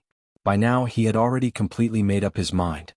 He would cast aside his misgivings and properly guide her so that she could accept the benevolence of the Buddha. The golden avatar was reflected in Lietu's eyes, and his pupils narrowed. He felt even more threatened, also realizing that she was just now breaking through. He secretly regretted being too careful earlier. If he had known earlier, he would have used the opportunity to attack and catch her off guard. It was too late for regret now. He pointed his sword diagonally, ready to strike. However, Little Anne closed her eyes once again. What's she doing now? The dauntless monk was taken aback. Afterwards, he saw the golden avatar that little and had just condensed begin to melt once more. Don't tell me she's about to break through again. Even with the dauntless monk's vast knowledge, he had no idea what to say right now. He had never seen someone as bold as her. He had never seen someone as bold as her. It's not that easy. Lietu bellowed out. How could he allow her to break through so easily? The evil eye sword twirled in his hand, and the eyeball was aimed at little Anne. It rippled, and then a black streak of light suddenly shot out from the protruding center. Little Anne made a seal with one hand. It was as bright as a lotus flower. The other hand held the wheel of wisdom king's glare. It also shot out a golden light. The golden light and the black light collided. The Buddhist light and the demonic power clashed fiercely in mid-air, constantly melting each other and making strange and shrill buzzing sounds. A wall of light was erected between the two. The overflowing energy surged like a ripple, sweeping through the entire square, completely crushing those demon generals who were still struggling at death's door and turning them into ashes. In the end, only the sturdy demon hearts were left in place. Most of them were like stones, but a few of them had a crystalline luster. Who is she? She's actually able to split her attention to deal with the enemy when she's wholeheartedly focused on breaking through. Or is this just a trick to lure the enemy? Lietu was not a cowardly person, but as he fought against little Anne, he also had to split his attention to watch out for Li Qingshan behind him. Although Li Qingshan had said he would not fight, how could he believe the promise of an enemy as a demon folk? Whatever. I'll kill her first. Demonify. Lietu made up his mind and unleashed surging demon chi. His long hair fluttered about and his body swelled up as well. His limbs extended, becoming extremely long. His face twisted into a triangular shape, with the center protruding straight like the spine of a sword. His eyes were covered by a tough layer of eyelids, which flickered with a sharp light. Only two long narrow holes remained for his nose, while a single horn protruded from his forehead like a sword, stabbing towards the sky. He seemed to be wearing a strange mask. His entire body was just like the mask, flickering with a metallic luster. He was like a sharp sword, displaying its sharpness. He swung his sword backwards and his body leaned forwards, shooting towards little and like a javelin. He actually ignored the threat of the wheel of the Wisdom King's glare. Golden light shot out and swept past Lietu, but after passing through his protective demon chi, it dimmed a lot. In the end, all it left behind was a scorch mark. He could no longer pierce through it so easily. In a split second, the evil eye's sword slashed over. It was still 3 meters away, but the whistling of the sword chi was ear-piercing, like the wails of thousands of ghosts. If she were struck by the sword, she would probably be injured even with the protection of the golden avatar, let alone the fact that she was currently breaking through. Not only was she unable to dodge, but even the golden avatar was basically defenseless. As it seemed, breaking through at the last moment was not the correct choice. Little Anne swung the wheel of the Wisdom King's glare indifferently. The melted, golden liquid flowed and spread across it, using it as the hilt and blade and condensing into a Vajra sword again. The golden sword was covered in complicated, beautiful patterns. There were also a few simple, imposing inscriptions engraved on it, completely merging with the wheel of the Wisdom King's glare. However, it was unprecedentedly perfect and harmonious, as if the two had always been one. Clang. The two swords collided like a clap of thunder, but both the Evil Eye sword and the Vajra sword were unscathed. Lietu was surprised. The Evil Eye was unstoppable, yet it was actually unable to cut through the Vajra sword. The Evil Eye sword flicked and flicked, wanting to knock the Vajra sword aside and stab into little Anne's chest. The Vajra sword moved with him, following him like a shadow, firmly entangling the Evil Eye sword. The two swords slid and rubbed against each other, producing a string of sparks. No matter how Lietu changed his stance, he was unable to knock the Vajra sword aside. The dauntless monk sighed inside. She can actually use such a tough Vajra sword with such softness. Not only is she proficient in the Buddhist Dharma, but even her swordsmanship is so exquisite. Lietu let out a shrill howl and drew back with his sword. He swung his sword wildly as if he was one with it from above. The streaks of light rained down like a storm. As the saying went, softness cannot be defended. Faced with such a wide-open sword style, no matter how exquisite little Anne's swordsmanship was, he could not receive it as easily as just now. Clang, clang, clang. A series of thunderous booms rang out. Little Anne stood where she was without moving at all. However, 17 or 18 hands seemed to grow from beside her, wielding the Vajra sword like a sturdy city. No matter how intense the storm was, it did not waver at all. In just a while, the golden avatar condensed once more. Even every single wrinkle on the skin was clearly visible, and the sense of dignity it gave off became even more solemn. Naturally, Little N had broken through to the 6th layer of the Guardian King's scripture of demon subdual. Under these circumstances, she had actually succeeded. The dauntless monk no longer had any idea what to say. All he could do was silently revise his plan. If this continued, perhaps she would have the opportunity to condense a Sarira and undergo the second heavenly tribulation before the age of 20. Just how many people throughout the ages could match up to that? Compared to her, that wretched demon golden cicada was no Buddhist genius at all. Little N opened her eyes and glanced at Lietu indifferently. If she could use the Buddha-slaying sword embryo, she only needed a single strike to kill this demon. However, she faced the same problem as Li Qingshan. She could not directly use the great power of the path of white bone and great beauty, so she just practiced the Guardian King's scripture of demon subdual along the way. It was like learning the contents of university before taking a primary school exam. It would only be strange if there were any difficulties. Little N silently sensed the power flowing through her body. With this, it should be enough to kill him. She took a step forward and golden light shone in all directions.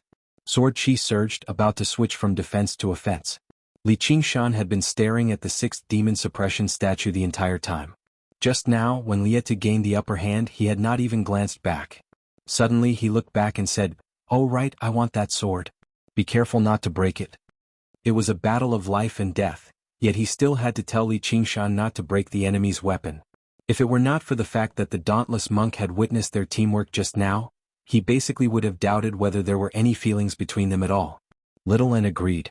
Lietu was utterly furious. She was basically treating him like a lamb waiting to be slaughtered. Li Qingshan said, "Oh right you. If you put down the sword, I can let you leave this place alive."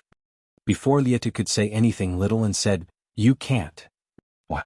Li Qingshan was confused. Little N rarely objected to his suggestions. Little N said, "He said he wanted your demon heart earlier. Looks like that sword needs a suitable demon heart to unleash its power. We're not too suited for the 7th floor, so his demon heart is the best choice." "I see. All right then, let's kill him." Li Qingshan passed down the instructions easily before turning around and looking at the demon suppression statue again. Before long, the statue lit up. Little N leapt up gently and turned into a streak of golden light. She swung her sword through the air and landed on the golden light. Little N raised her hand and grabbed the edge of the sword, forcing herself into Lietu's bosom. The Vajra sword stabbed straight in, and Lietu also extended his hand to grab the Vajra sword in surprise.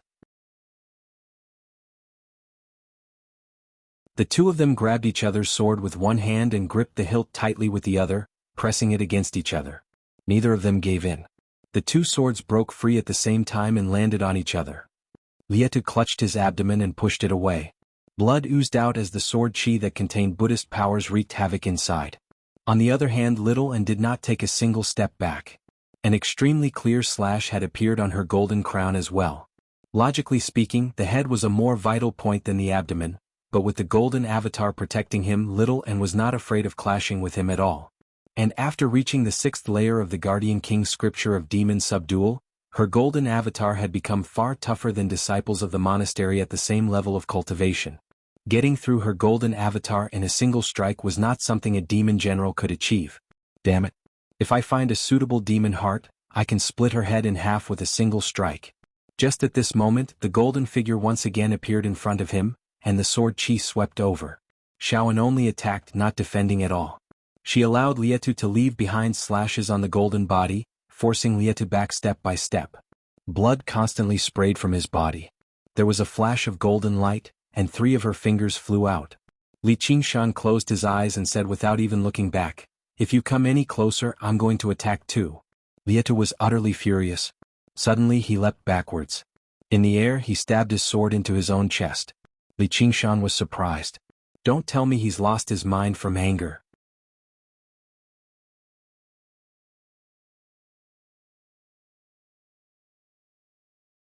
Chapter 584. The Evil Eye sword had completely stabbed into Lietu's chest, all the way to the hilt. However, the 3-meter-long blade did not pierce through his body. Instead, it emerged from his back as if it had fused with his body. Thump, thump, thump, thump. There was the sound of swords piercing through flesh. Several dozen blades emerged from his back, his arms, his neck, and even his mouth. Lietu's demonic aura exploded as he became covered in a forest of swords. He was like a strange, twisted hedgehog as he lay on the ground, staring at Little and hatefully. He had completely fused with his sword. This was extremely similar to complete demonification. It was very difficult for him to recover his original form. He would be devoured by the evil eye bit by bit, becoming a part of the sword in the end. Basically, every master of the evil eye would face the same fate in the end. The evil eye would grow stronger and stronger. However, before he was devoured, the great power he would obtain was enough to kill them. Even if I die, I'll take you down with me. The eyeball was completely embedded in Lietu's chest. It spun around, and a speck of azure light suddenly appeared in its center. It turned into an azure pupil and stared at little Anne with the same gaze. The pupil was Lietu's demon heart. His hands and feet had become long, sharp swords as well. He pushed off from the ground and suddenly vanished from where he was. Little Anne swung down. With a clang, the blades collided, landing on Lietu's swinging arm.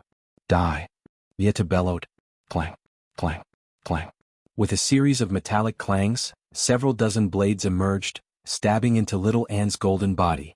His long, sword-like arms grabbed the golden body conveniently. Like a huge guillotine, he wanted to cut Xiaoan in half. No matter how powerful little Anne's swordsmanship was, he could only use his golden body to block an attack like that. The blades were no less sharp than the evil eye sword itself. After obtaining Lietu's demon heart, they had even become much sharper. The golden body was cut open and the blades penetrated several inches. Further in was little Anne's original body. A blade was only a few inches away from little Anne's forehead. Little Anne dispersed her golden body suddenly, and she used the opportunity to break free from Lietu's restraints. Isn't this the same as drinking poison to quench one's thirst? Without the protection of the golden body, one hit from the sword will be life-threatening. Just as the dauntless monk thought that, he saw Little Anne condense his golden avatar again, and all of his wounds vanished. Little Anne was much more careful this time, just in case Lietu restrained him again. But he was inevitably at a disadvantage. The two of them turned into two shadows, one chasing and the other fleeing in the square. They were constantly intertwining and changing, and the ear-piercing sound of metal clashing was incessant. Even if little Anne's Vajra sword landed on Lietu, it would be blocked by the blade. It was useless. As Lietu's fusion with the evil eye deepened, Lietu's eyes widened. His attacks became sharper and sharper, and the sudden thrust of his sword left a deep mark on the golden body. It turned into a whirling metal storm, and every time it collided with the golden body, it would send golden powder flying. And it moved faster and faster, no longer giving Little Anne the time to condense his golden avatar again. A while later, the magnificent, exquisite golden body had been reduced to a sorry state. Little Anne had already pushed the Guardian King's scripture of demon subdual to the limit, but Lietu's strength had completely surpassed that of demon generals. If he were a regular person, he would have been riddled with holes from a single clash. "Help me out," Little Anne called out. "All right." Li Qingshan looked back with a smile. With a wave of his hand, the pitch-black chains of demon suppression crisscrossed and wrapped around Lietu. "It's useless," Lietu barked. He stabbed out several dozen times, cutting and ripping apart the chains of demon suppression. Suddenly, a black shadow enveloped him and he raised his head. A 9-storied tower that was pitch-black like ink appeared out of nowhere. It was majestic, dignified, and unstoppable. The second move of the demon suppression statuary. The demon suppression tower. Boom. The square shook violently, and the demon suppression tower descended from above, crushing Lietu beneath it. "This move really is brutal," Li Qingshan smiled. "Let me out." Lietu's bellows rang out from the demon suppression tower. After fusing with the evil eye, he would be constantly devoured. If he could not kill the two of them quickly, he would be completely devoured in the end and become a part of the sword. In the end, only Li Qingshan would benefit from it. He struggled with all his might, stabbing out sword after sword, but this black pagoda was not as weak as the chains of demon suppression. Before the sword could even get close to the pagoda, it rapidly weakened, and the demonic chi in his body was continuously suppressed. Lietu was also ferocious, ramming about madly in the tower. The demon suppression tower shook and shook as if it could topple over at any time. Li Qingshan waved his hand again, and the 9 chains of demon suppression flew over with a clatter, wrapping around the demon suppression tower before nailing it to the ground and pulling it taut. The demon suppression tower immediately stopped shaking. Only a series of bangs rang out, but the demon suppression tower did not budge at all. I've done it. So this is the true use of the chains of demon suppression. With the demon suppression tower's suppression, just how many people can escape? Having mastered another powerful new move, Li Qingshan was overjoyed. The only flaw was that the moves in the demon suppression statuary focused on suppression. They did not aim to kill in a single strike. At least the chains of demon suppression can trap him before killing him, but the demon suppression tower has isolated me. If Lietu doesn't die by himself, I'll have to move the demon suppression tower and find a way to kill him. How troublesome. Li Qingshan studied the black demon suppression tower and suddenly thought, it also has 9 floors. Is this the original form of the demon suppression hall? If this demon suppression hall was actually a demon suppression tower, then how big would this tower be? It's probably even larger than Great Buddha Mountain. Suddenly, a tyrannical aura smashed open a gilded door and barged into the plaza. The huge figure seemed to have squeezed in through the door. Each of its fangs was sharper than a spear, and it spat out gusts of foul wind. Another one. Are you Duoj? Li Qingshan noticed the monster's deep, violet eyes and recalled how Duoj looked like when he held back his strength and demonified. Roar. Duoj let out a threatening roar before attacking. I never thought he'd become like this. Is it because he's devoured too many demon hearts? Li Qingshan could sense that the demon chi on Duoj was extremely violent and intense. He had to maintain the demon suppression tower and chains of demon suppression, so he could not free up his hands to suppress Duoj. Duoj also glanced at Li Qingshan and little Anne. He looked past them and stared at the demon suppression statue. The demon suppression statue also stared back at him. In the end, it lowered its head and looked at the scattered demon hearts on the ground. Greed filled its eyes. Li Qingshan's heart skipped a beat. He powered the divine talisman of great creation, and a monster identical to Duoj but even larger and more vicious blocked Duoj's path, roaring loudly. Does he even know illusions? The dauntless monk was slightly surprised. He was knowledgeable, but he did not know much about the school of novels that was on the brink of decline. Duoj's body shrank slightly. He was immediately angered. He lunged over viciously but he missed. The monster twisted and vanished with a gentle touch from him. With his current level of intelligence, it became even more difficult for him to understand what was going on. He was taken aback. However, Li Qingshan used this opportunity to wave his hand. His aura swept up all the demon hearts and returned them to his hand. He said to Duoj, "Do you want them?" Duoj lunged over with a roar. Although he was colossal, his lunge was extremely agile. The more demon hearts he devoured, the more violent he became and the more he demonified. However, he was unable to suppress this urge, as if he was a person drifting on the ocean. He was like a person who could not help but drink seawater. The hunger and thirst he felt could not be described with words. Li Qingshan turned around and threw hard, tossing all the demon hearts backwards. Duoj did not hesitate. He immediately gave up on Li Qingshan and flew over Li Qingshan's head, pursuing the demon hearts. The demon hearts all flew in the direction of the demon suppression tower. Rise. Li Qingshan sniggered. The chains of demon suppression slackened, and the demon suppression tower flew high into the air. Lietu was crushed under the demon suppression tower. He finally gave up on the pointless struggle. However, when he sat down, he discovered the speed at which the evil eye corroded him. It was not as fast as he imagined it to be. Beneath the tower, his mind instead recovered some clarity. He came to a slight understanding.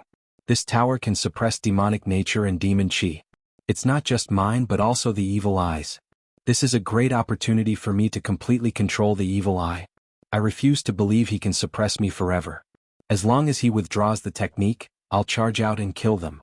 No, I'll make them taste the torture of the demon race. Just as he was thinking about this, his eyes suddenly lit up. His reaction was extremely fast and he immediately swung his sword.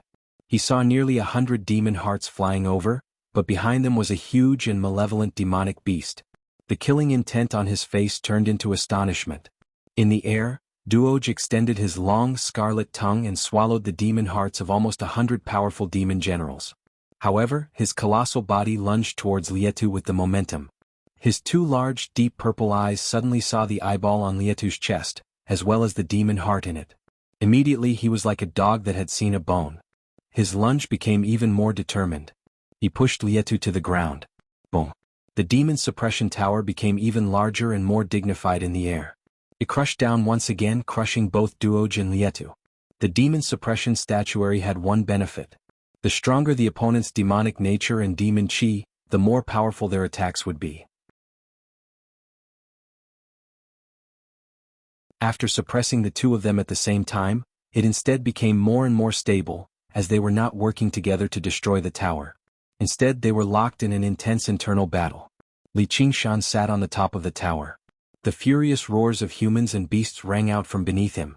Lietu was extremely powerful when he became one with the sword, while Duoj had become extremely crazy after completely demonifying. He had just devoured 100 demon hearts, so he was definitely not a weakling either. Lietu could no longer calm down and slowly control the evil eye, or he would only be devoured. He could only beg for power from the evil eye while it devoured him bit by bit. The sliver of clarity in his heart vanished, and he gradually became crazy. In the narrow space, man and beast engaged in a melee where they could not dodge, biting and stabbing madly. Once they're almost done fighting, I'll open the tower. We'll kill the swordsman first and take the sword for ourselves. Li Qingshan sat on the top of the tower and instructed little and asked, then what about Duoj? If we can help him recover his consciousness, that would be for the best. If not, Li Qingshan paused, kill him. A while later, the sounds of battle in the demon suppression tower did not weaken at all. Instead they became even more shrill and loud. After the time it took to brew a cup of tea, it gradually weakened. Li Qingshan and Little exchanged glances. They called out, rise?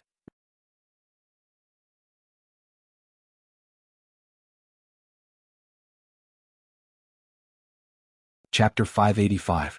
The traitorous demon sword. The demon suppression tower flew high into the air, and scarlet blood immediately began to flow.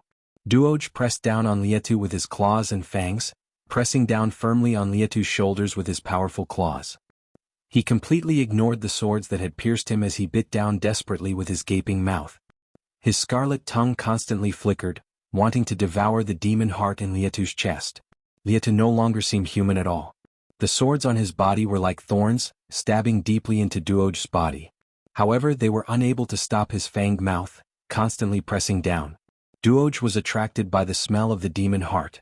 He completely ignored how many wounds he had received. Blood flowed down like a spring, dyeing the golden ground red. Originally, Lietu possessed the evil eye and the ability to see where the demon heart was. No matter where his opponent hid their demon heart, he could strike a fatal blow. However, who knew how many demon hearts Duoj had devoured along the way with Li Qingshan and Little Anne? He was unable to digest them immediately, so he stored them all in his body, preventing the evil eye from finding the true location of the demon heart.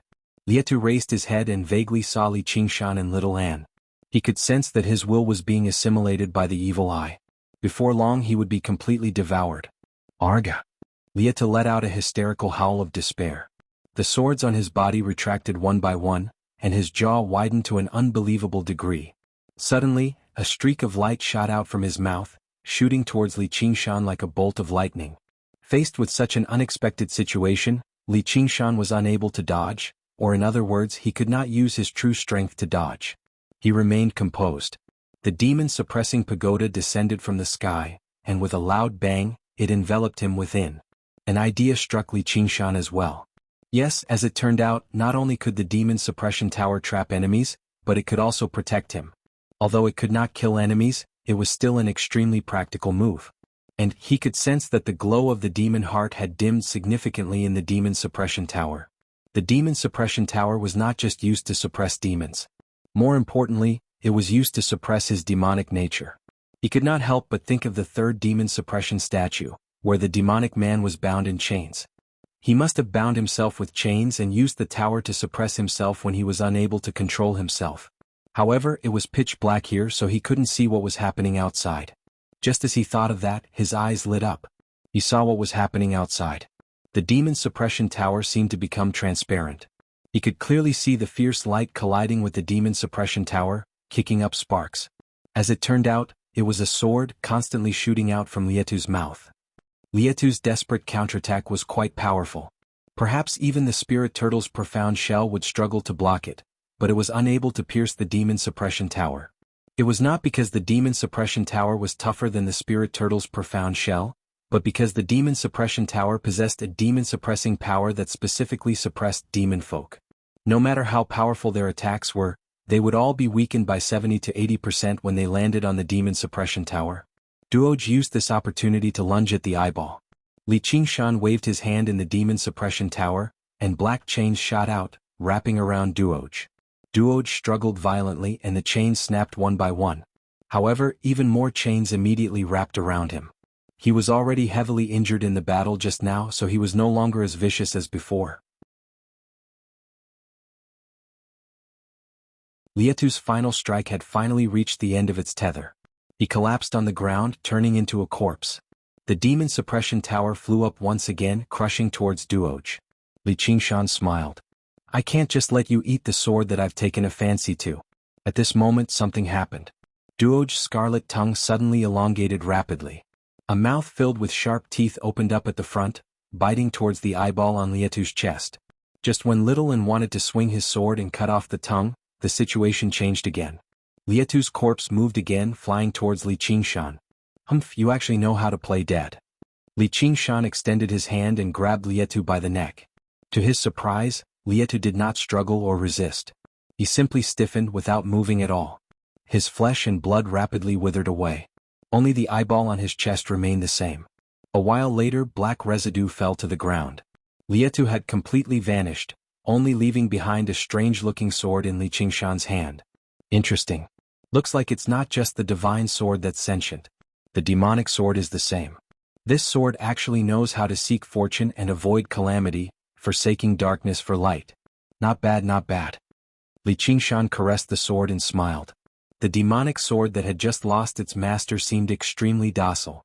The eye swiveled around, even voluntarily transferring its power to Li Qingshan. A voice seemed to whisper in his ear, I'm very sharp. I'm very powerful. Pick me up. I'll help you kill all your enemies. If a regular person obtained such a strange demonic sword, they would inevitably feel some disgust, even if they loved its power and could not bear to destroy or abandon it. However, Li Qingshan liked it very much. He said to the strange eye on the hilt, Sword, oh sword. Sword, oh sword, every master of yours must have ended up like this, right? You've abandoned and betrayed them all. However, it's not your fault. You're just a sword. It's their fault for being too weak. People always wanted to be loyal to themselves. Women needed to be loyal, friends needed to be loyal, and even dogs and horses needed to be loyal. However, eternal loyalty did not exist. If a horse was loyal, it would be ridden. If a dog was loyal, it would be driven. Li Qingshan did not intend to be loyal to anyone, nor did he need anyone or anything to be loyal to him. From today onwards, your name will be Betrayal. Yes, the demon sword of betrayal. I'll call you the traitorous demon sword. The sword glowed brilliantly as if it was leaping in response. Li Qingshan smiled slightly. If he did not want to be betrayed by the sword, he could only continue to grow stronger and work hard to survive. He casually slung the traitorous demon sword over his shoulder. This sword was 3 meters long. It was perfect for him to use after he demonized.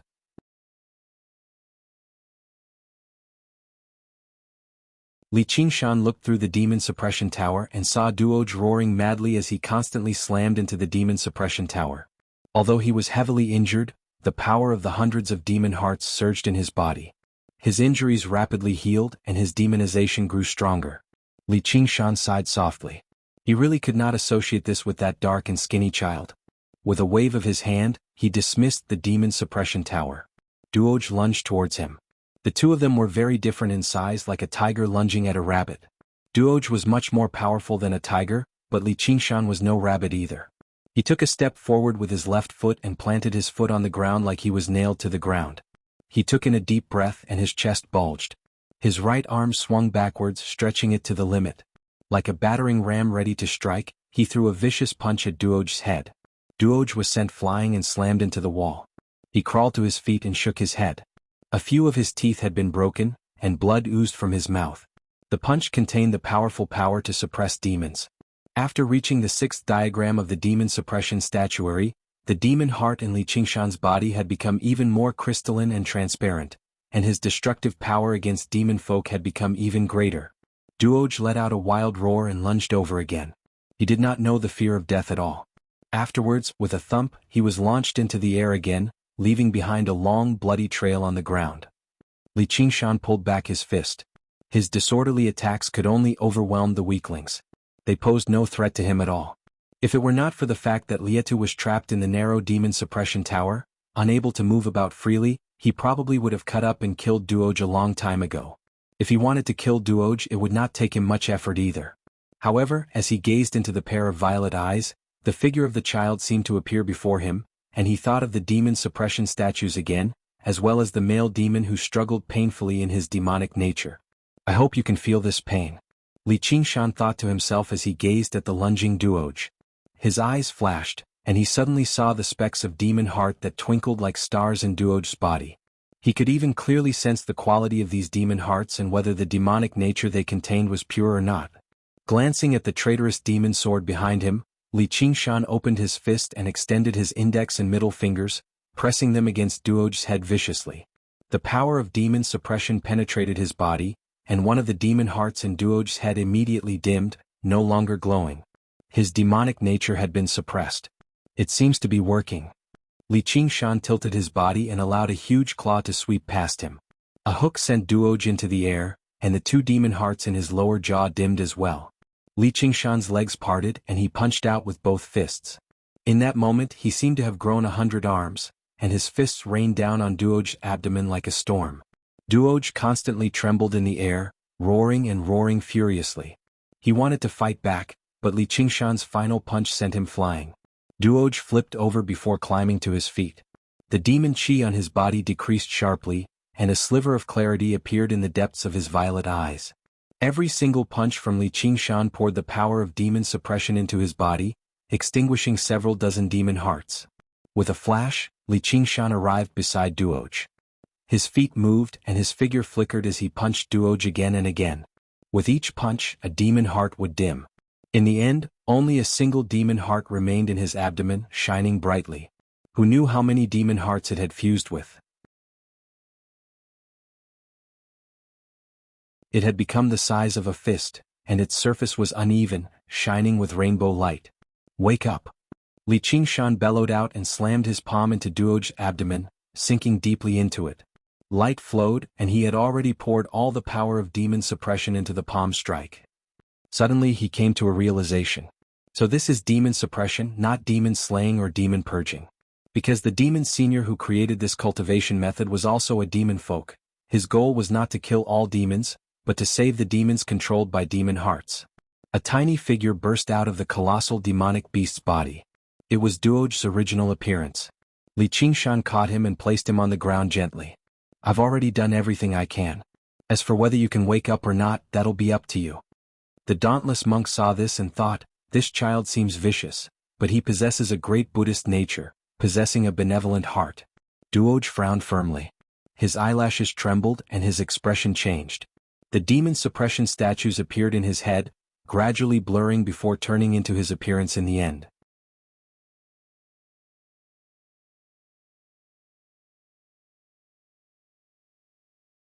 Chapter 586. Acknowledging a master, Duoj still wanted to say something, but a feeling he had never experienced before welled up in his heart. Many matters of the past rushed over like a tsunami. His distant home, his dead parents. The matters of the past that he originally did not care about suddenly became clear, piercing his heart. He could not help but feel sorrowful and tears fell like rain. Li Qingshan rubbed his head. Cry. Pain will always surpass everything you've been taught, surpass senseless numbness. Even wild beasts understand sorrow. It was all thanks to the wonders of the demon suppression statuary, Li Qingshan's assistance, and his own comprehension that Duoj was able to return from demonification this time. He immediately broke through the restraints of his demon heart and sensed the emotions of ordinary people. After experiencing an intense battle and experiencing unprecedented emotional changes, Duoj fell asleep after a bout of heart-wrenching tears. Li Qingshan looked back again, gazing below the demon suppression statue. He felt an urge to take another step forward and descend to the next floor. Now that he possessed the traitorous demon sword and the demon suppression tower, his strength had basically increased drastically. Little grabbed his sleeve and shook his head gently. Li Qingshan nodded. If he descended any further, true demon commanders would definitely appear. If he was not careful, a troublesome situation would arise. Come down, come down. I will give you the greatest power. At this moment, a voice suddenly rang out in his head. It was extremely dignified, mixed with a strange hum. It made people want to follow its orders involuntarily. Li Qingshan blanked out for a moment before immediately returning to his senses. He asked, "Who are you? Where are you?"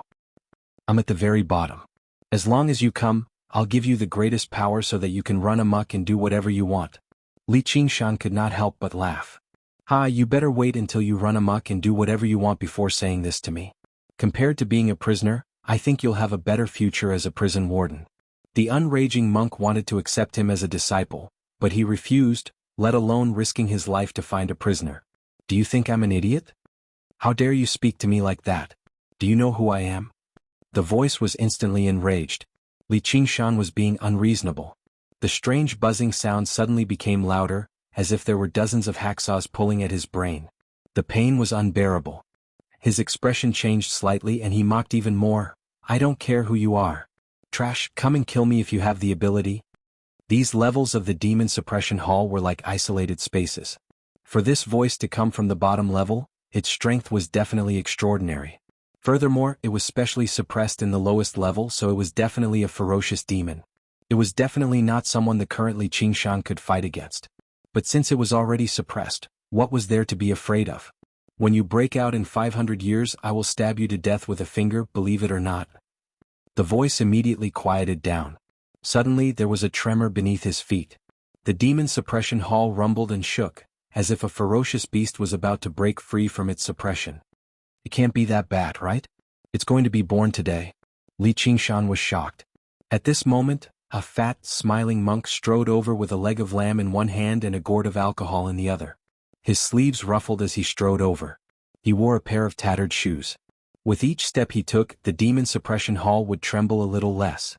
By the time he arrived in front of Li Qingshan, the demon suppression hall had completely settled down. He was the unraging monk. The unraging monk was tall and large, but he only reached the waist of the demonified Li Qingshan. However, when he walked over, Li Qingshan felt like a mountain was crushing down on him. The unraging monk laughed aloud. "My good disciple, why don't you hurry up and acknowledge me as your master?" Li Qingshan was taken aback. "Didn't I say I don't want to become a monk? You and the Buddha have we have a destiny." The unraging monk extended his hand and pressed it against Li Qingshan's shoulder, smiling mysteriously. Due to the difference in height, the unraging monk originally had to leap up to reach Li Qingshan's shoulder. In the eyes of others, it seemed like Li Qingshan had voluntarily reverted to his human form, allowing the unraging monk to succeed. However, when Li Qingshan glanced at the fat hand on his shoulder, he understood it extremely well. When the hand extended over, it possessed a tremendous yet extremely familiar power, suppressing all of his demonic nature and demon chi. He suddenly understood what the unraging monk meant when he said, "We have a destiny." This was the power of demon suppression from the demon suppression statuary. And it was clearly much more skilled and powerful than him. Perhaps it had already completely comprehended the demon suppression statuary. As it turned out, the unraging monk was the first person to practice the demon suppression statuary in the Chan monastery of Devanaga. Li Qingshan could not help but study the smiling, kind, chubby face in front of him. Who would have thought the unraging monk who was equivalent to a monk king in the Chan monastery of Devanaga would actually possess such a powerful demonic nature? He did not know that over a century ago, the unraging monk was known for being easily angered and bloodthirsty. Only later on did his personality change drastically, becoming so easygoing and smiling. However, he could vaguely guess that the unraging monk might be even more dangerous than the dauntless monk. Li Qingshan cursed inside, "Sure enough, if you're not bald, you're not venomous. If you're not venomous, you're not bald. There's nothing good about monks." Afterwards, he deliberated over his words. "Master, I'm about to return to my hometown to get married very soon. I really can't convert to Buddhism, so please spare me." No matter how powerful the voice earlier was, it was still suppressed under the demon suppression statuary. It was equivalent to a vicious beast trapped in a cage. However, the vicious beast before him stood outside the cage, with a claw on his shoulder. "You're the first person to practice the demon suppression statuary in the Chan monastery of Devanaga. The demon suppression statuary is the supreme cultivation method of the Chan monastery of Devanaga, a secret that is not passed on to outsiders. My senior brother said you trespassed in the inner courtyard, and he was only using it as an excuse. He won't do anything to you in the end, but when it comes to a cultivation method like this, do you think he'll spare you even if I spare you? This? If you don't agree to it, all I can do is cripple your demon heart and destroy your demon suppression statuary. Everything you've obtained along the way will be for naught. Then do it, master. That woman is deeply in love with me. I really can't turn my back on her. Li Qingshan exhaled deeply. I didn't think you'd be so infatuated looking at how heartless you are. The unraging monk shot him a glance and clicked his tongue in wonder. You're the infatuated one. Your entire family is infatuated one. I'm a heartless, true man, Li Qingshan said. He felt like he was becoming closer to a demon for some reason. Was it because he had condensed a demon heart? Forget it. There's no need for you to be a monk. The unraging monk swung his sleeve. Thank you for your generosity, master. Li Qingshan clasped his hands. Though, you still have to accept me as your master. Secular disciples aren't prohibited from marrying. Eating meat and drinking alcohol are all fine too. You don't have anything to say about that, do you? The unraging monk scratched his bald head and smiled bitterly. With his cultivation, the number of people who wanted to accept him as their master could line up all the way from the Chan Monastery of Devanaga to South Hub City.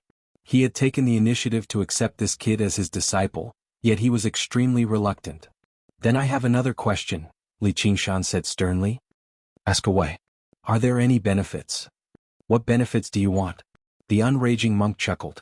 Li Qingshan felt his shoulder tighten. The unraging monk's voice exploded in Li Qingshan's head. If you still don't agree, I'll destroy you. Master, please accept the bow from your disciple. Li Qingshan did not try to be unreasonable. It was not like he had to remain in the Chan Monastery of Devanaga as a monk.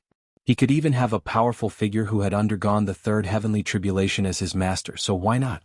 Though monk, oh monk, if you force me to become your disciple now, you better not regret it in the future. The unraging monk smiled. Very good. From today onwards you're my first disciple. You can naturally inherit my legacy in the future. Li Qingshan snickered and said nothing more. The unraging monk stroked Duoj's face gently and Duoj woke up. He saw a large round face that resembled a full moon, and he was alarmed. Was the person before him the most terrifying existence among humans? A monk? Legend had it that humans were already extremely stupid, and monks were the worst of them all. They believed in the head monk, yet he had actually done something as unbelievably stupid as cutting off his own flesh to feed eagles. If anyone was not as stupid as them, they would kill them. Duoj hid behind Li Qingshan in a hurry out of fright. Although he had broken free of the demon heart's restraints on his thoughts, certain fixed thoughts could not be changed so easily. The unraging monk asked with a smile, "Do you want to leave the demon suppression hall?" "I do," Duoj said immediately. After breaking free of the restraints of the demon heart, he immediately sensed just how unfortunate it was to be trapped here and have to kill his own clansmen. As long as there was even the slightest chance, he would try it. "As long as you accept me as your master, you can leave here," said the unraging monk. The unraging monk said. This little demon folk had returned to his original state from absolute demonification. Although he himself had yet to fully recover, he had actually gained some comprehension over the demon suppression statuary already. If he could be properly trained, perhaps he would be the best candidate to cultivate the demon suppression statuary given his origins as a demon. Duoj immediately hesitated. Asking him to accept a monk as his master was like asking a devout Buddhist to accept a demon folk as his master. It was truly difficult to accept. This was also proof that he had broken free from the restraints of the demon heart, beginning to possess his own will and judgment. In the past, as long as there were benefits to him, he probably would have agreed to it in a hurry, no matter what was right or wrong. "Accept me as your master." Li Qingshan extended his hand and grabbed Duoj by the neck, lifting him out from behind and placing him in front of him. They had already reached this point, so what else was there to say? "Venerable." Duoj looked back in surprise. He glanced at Li Qingshan before looking at the smiling, unraging monk before him. He knelt on the ground and kowtowed a few times obediently. He thought, since even the Venerable has said that, then it's obviously very reasonable. The Venerable won't harm me. Even when he demonified and went berserk, he still retained some memories. He knew that Li Qingshan had saved him again, which filled his heart with a strange feeling he had never experienced before. It was gratitude and trust. Demon folk did not possess these feelings. Right now, I only have the two of you as my disciples. In the future, you seniors and juniors need to help each other. Whatever, it's all nonsense. Do you have any alcohol cups? Li Qingshan took out a few cups. The unraging monk filled 3 cups before picking up one for himself. He chuckled. Come, let me offer you a cup. With that, he downed it all.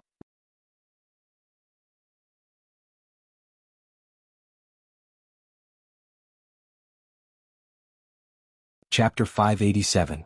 Separation. The unraging monk arrived outside the demon suppression hall with Li Qingshan's 3 companions. Li Qingshan felt his entire body lighten up. Even his breathing became much smoother. He always felt like he was being suppressed in the demon suppression hall. The vegetation was verdant, and the setting sun illuminated the area. Who knew how much time had passed?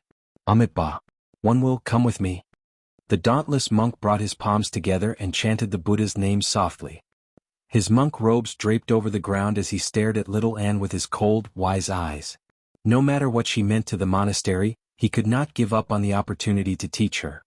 He believed there would be a day when she would understand the true essence of the boundless sea of misery and the great path of compassion of the Buddha.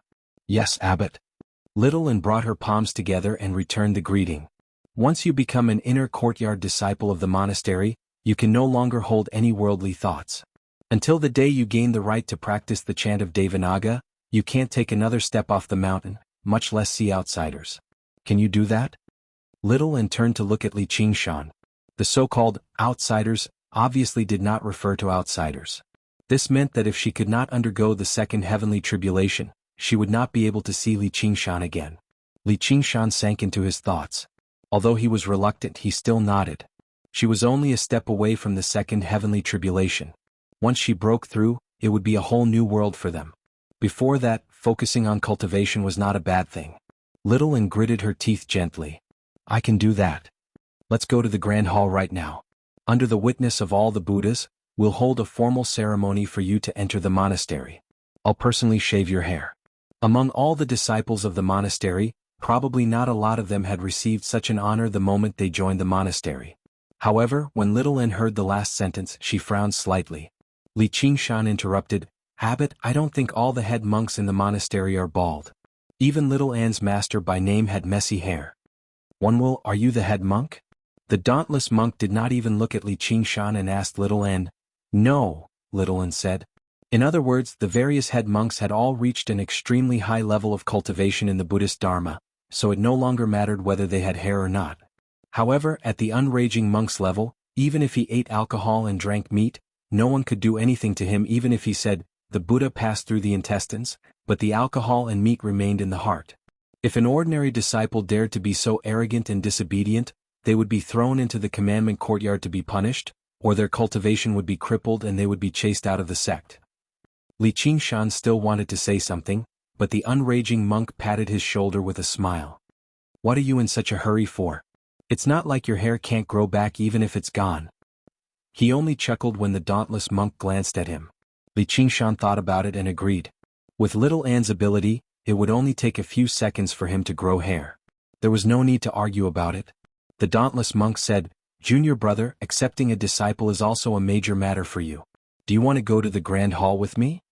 Not only was the unraging monk accepting a disciple a major matter for the monastery, but it was also a major matter for the entire Green Province. Every single cultivator who had undergone the third heavenly tribulation, regardless of whether they were human or demon, monk or layman, played an important role in this world. Their names resounded across thousands of kilometers. Anything they said or did could influence the situation, let alone something as major as accepting a disciple. The unraging monk raised his head and glanced at the golden hall on top of Great Buddha Mountain. He smiled. I'm an unworldly person, so there's no need for me to do something like this. My 2 disciples probably don't like these things either. Not to mention we've already gone through the ceremony of accepting a disciple. That was exactly what the dauntless monk wanted. Although the unraging monk's 2 disciples possessed great potential, one was a demon, while the other was a so-called secular disciple, who refused to become a monk. It would bring no benefit to the monastery's reputation if it became public. Let's go. The dauntless monk turned around and left. Little An followed closely behind. Li Qingshan accompanied Shaoan all the way to the Chan monastery of Devanaga. The dauntless monk walked at the front, crossing over a tall doorsill. Suddenly he said, "Idlers, stop." Any further ahead was the inner courtyard of the Chan monastery of Devanaga, and Li Qingshan was only a secular disciple. All Li Qingshan could do was stop and watch Little An cross over the tall threshold before turning around. Their eyes met and he opened his mouth wanting to say something. The sun was setting right now. The afterglow of the setting sun landed on Little An, making her seem even more beautiful and otherworldly. Li Qingshan stood with his back to the light. The light outlined his tall figure. The dauntless monk's eyes flickered, and the vermilion door slammed shut loudly, cutting off their vision. The only color in Little An's eyes vanished. The world turned into a half-transparent, pale white color. Color was emptiness. From today onwards, there would only be candles and Buddhas, morning bells and evening drums as companions. She did not dislike a life like this, but she wanted to be by his side even more. Li Qingshan extended his hand and clenched his fist. He felt an urge to smash the door with a single punch and pull her back through it. The door was not particularly sturdy, but no one had ever been bold enough to do that throughout the ages, as this was the monastery's entrance. It represented an inviolable authority. He was not afraid of authority. He believed that only strength could decide everything. He believed that as long as he constantly grew stronger, there would be a day when he could see her whenever he wanted and no one could stop him. After standing there for a while longer, he heard the chanting from the top of Great Buddha's mountain rush into the air. The dauntless monk's solemn voice rang out from afar, announcing that she had been accepted into the monastery. The Chan monastery of Devanaga had finally opened its arms to her, bestowing her with the greatest honor. The entire cultivation community of the Green Province would learn that the Chan monastery of Devanaga had accepted a disciple, treating her like a supreme treasure. Li Qingshan stood in front of the entrance alone. After listening for a while, he scratched his head and turned around to leave. He returned to the demon suppression hall. The unraging monk sat on the rock with a chuckle, raising his hand to pick up an item. It sparkled under the sunlight. It was a demon heart and the quality was extremely high. Even Liatu's demon heart paled in comparison. Duoj sat in front of the rock with his legs crossed, raising his head and staring at the demon heart in a daze, like a child who wanted to eat candy. The unraging monk said, "Call me Master 10,000 times and I'll give it to you." Duoj immediately said, "Master, Master, Master?" The unraging monk laughed aloud in great delight. Li Qingshan was speechless. His actions really did not resemble an eminent monk of Buddhism at all. He made his way over and clasped his hands. "Master, I've come to bid farewell." Although their relationship had already been established, he had far too many secrets on him, so it was best if he used this opportunity to withdraw. And he had no interest in the Buddhist Dharma. The unraging monk could not teach him anything either. "I knew you wouldn't want to stay, you damned disciple. Fortunately, I still have a good disciple. Just listen to how smoothly he calls you master." The unraging monk rubbed Duoj's head with a smile. Li Qingshan thought, if there are benefits I can probably call him that a little more smoothly too. "Since you have no interest in staying here, then go." Li Qingshan never expected the unraging monk to agree so easily. He said in a hurry, "Thank you, master." He turned around and left, but he had only taken a few steps when he heard the unraging monk say to Duoj, "You've seen the statues in the hall, right? I'll explain the true meaning of the demon suppression statuary to you. Only by suppressing that demon heart can you truly understand what it's like to be human." As a result, Li Qingshan made his way back silently and sat down beside Duoj. He had sensed a long time ago that the unraging monk had obtained the true legacy of the demon suppression statuary, and with his cultivation, he must have seen all 9 statues in their entirety. Coupled with his many years of comprehension and cultivation, he would definitely be much better than him, who had only skimmed through them. "Damn disciple, why have you returned again?" the unraging monk asked with a smile. "You can call me by my name." "Whatever, damn disciple. Since you want to listen, then you can listen along the way. Don't say I'm not loyal." Li Qingshan rolled his eyes. "What the hell? Is there loyalty between a master and a disciple? Do you think this is the Jianghu? Whatever, as long as I can learn something." But a while later, the unraging monk only smiled without saying anything. Li Qingshan asked in confusion, "Master?" The unraging monk pointed at Duoj with a smile.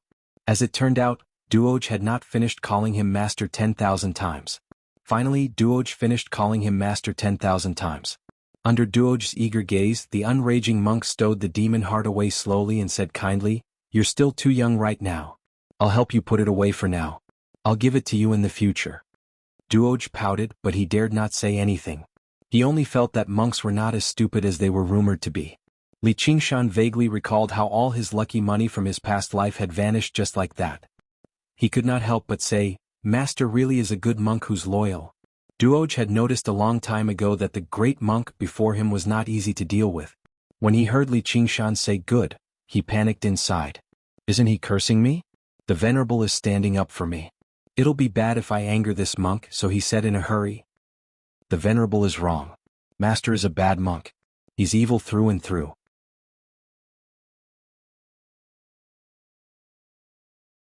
He's the worst monk in the world, a great demon among monks. He wanted to flatter Li Qingshan a little and help him make up for it. Li Qingshan was taken aback. He could not help but laugh aloud. When he looked at the unraging monk again, his expression became rather strange. All he saw was Duoj doing his best to appear sincere, scratching his big bald head. About this, Li Qingshan rubbed Duoj's head. "Kid, don't call me Venerable anymore. You can just call me Senior Brother." Senior Brother. Senior Brother, let me tell you.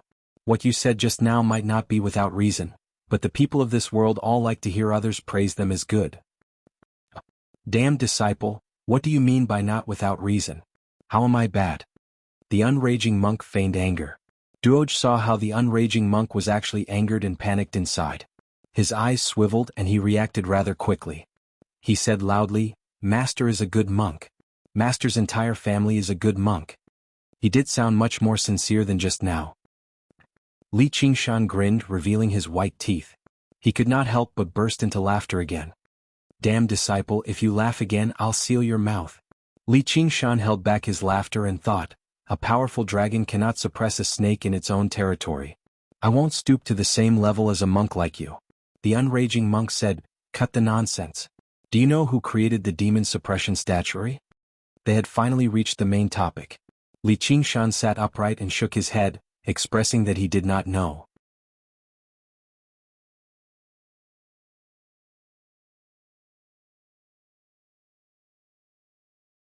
Chapter 588. A string of prayer beads. The unraging monk paused. "I don't know either. Right double quotation mark." Li Qingshan cursed inside. The unraging monk continued with a smile. "Actually, it doesn't matter who created a cultivation method. What matters is what it can bring me. Damn disciple, you've already reached the 6th fragment of the demon suppression statuary.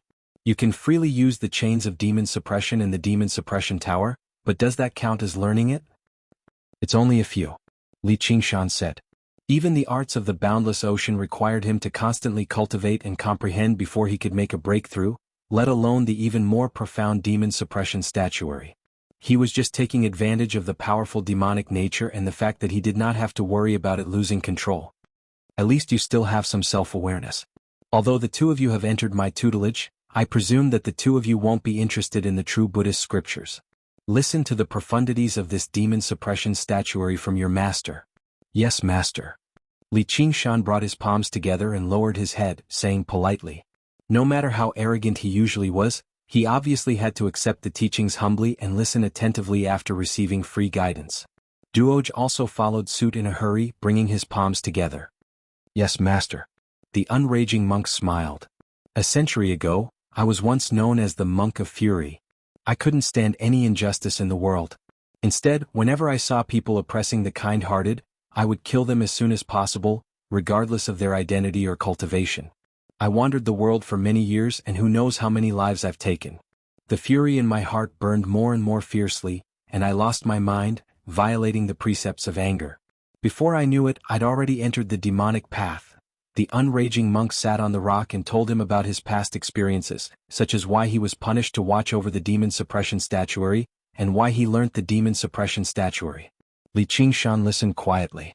He sighed over the unraging monk's mental journey, but he also gained quite a lot of enlightenment from his experiences comprehending the demon suppression statuary. Before he knew it, the sun had set and the sky was filled with stars. Time passed. Before he knew it, a month had passed. In front of the demon suppression hall, the grass grew long and the nightingales flew.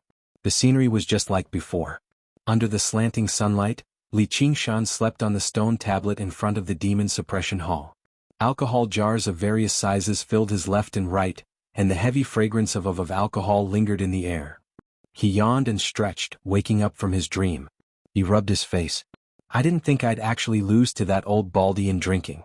He must have secretly used his powers, bullying me because my cultivation is lower than his. The sound of a wooden fish rang out by his ear. Turning around, he saw the unraging monk sitting in the shade of the mountain, on a tall patch of grass.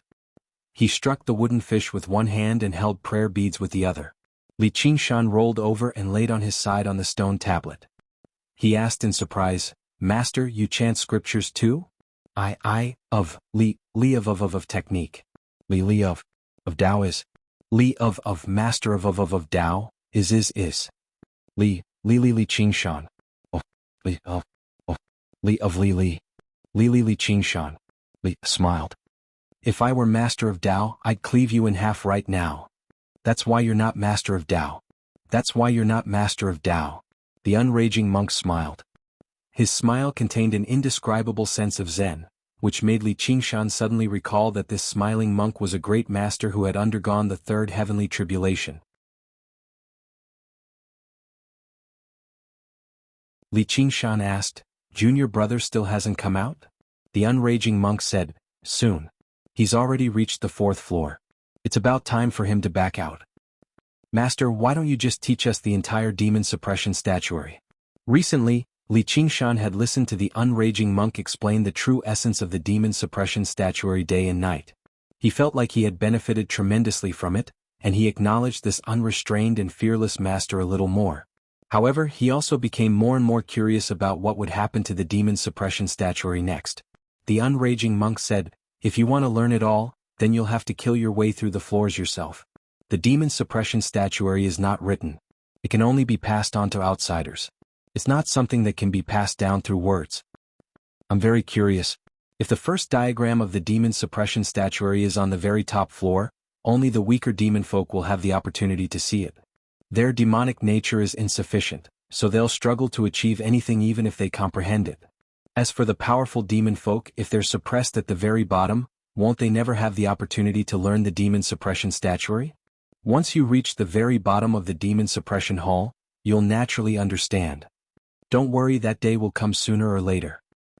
As long as you're confident. However, before you undergo the 3rd heavenly tribulation, I won't allow you to enter the 9th floor of the demon suppression hall. Just what is suppressed there. You'll naturally understand when you see him in the future. All right. No matter who he is, I'll kill him sooner or later. Li Qingshan leaned on his arms and gazed at the sky. It had already been a month since he last saw little Anne, so he felt rather empty inside. Only when he thought about how close they were now did he feel slightly at ease.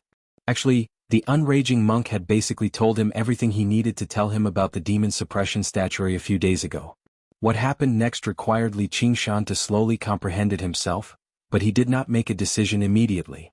After being away for so long, the power of the water god seal had already declined by quite a lot. Without the assistance of the water god seal, the suppression of the spirit turtle immediately became unstable.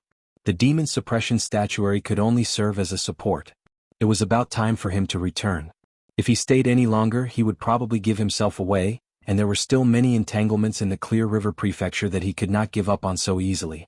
If it were not for these reasons, he would be more than willing to remain in the valley and watch over the glistening top of the Buddha silently, waiting for the day she returned. As his thoughts ran wild, the unraging monk said, He's back. Before long, Duoj flew out of the demon suppression hall.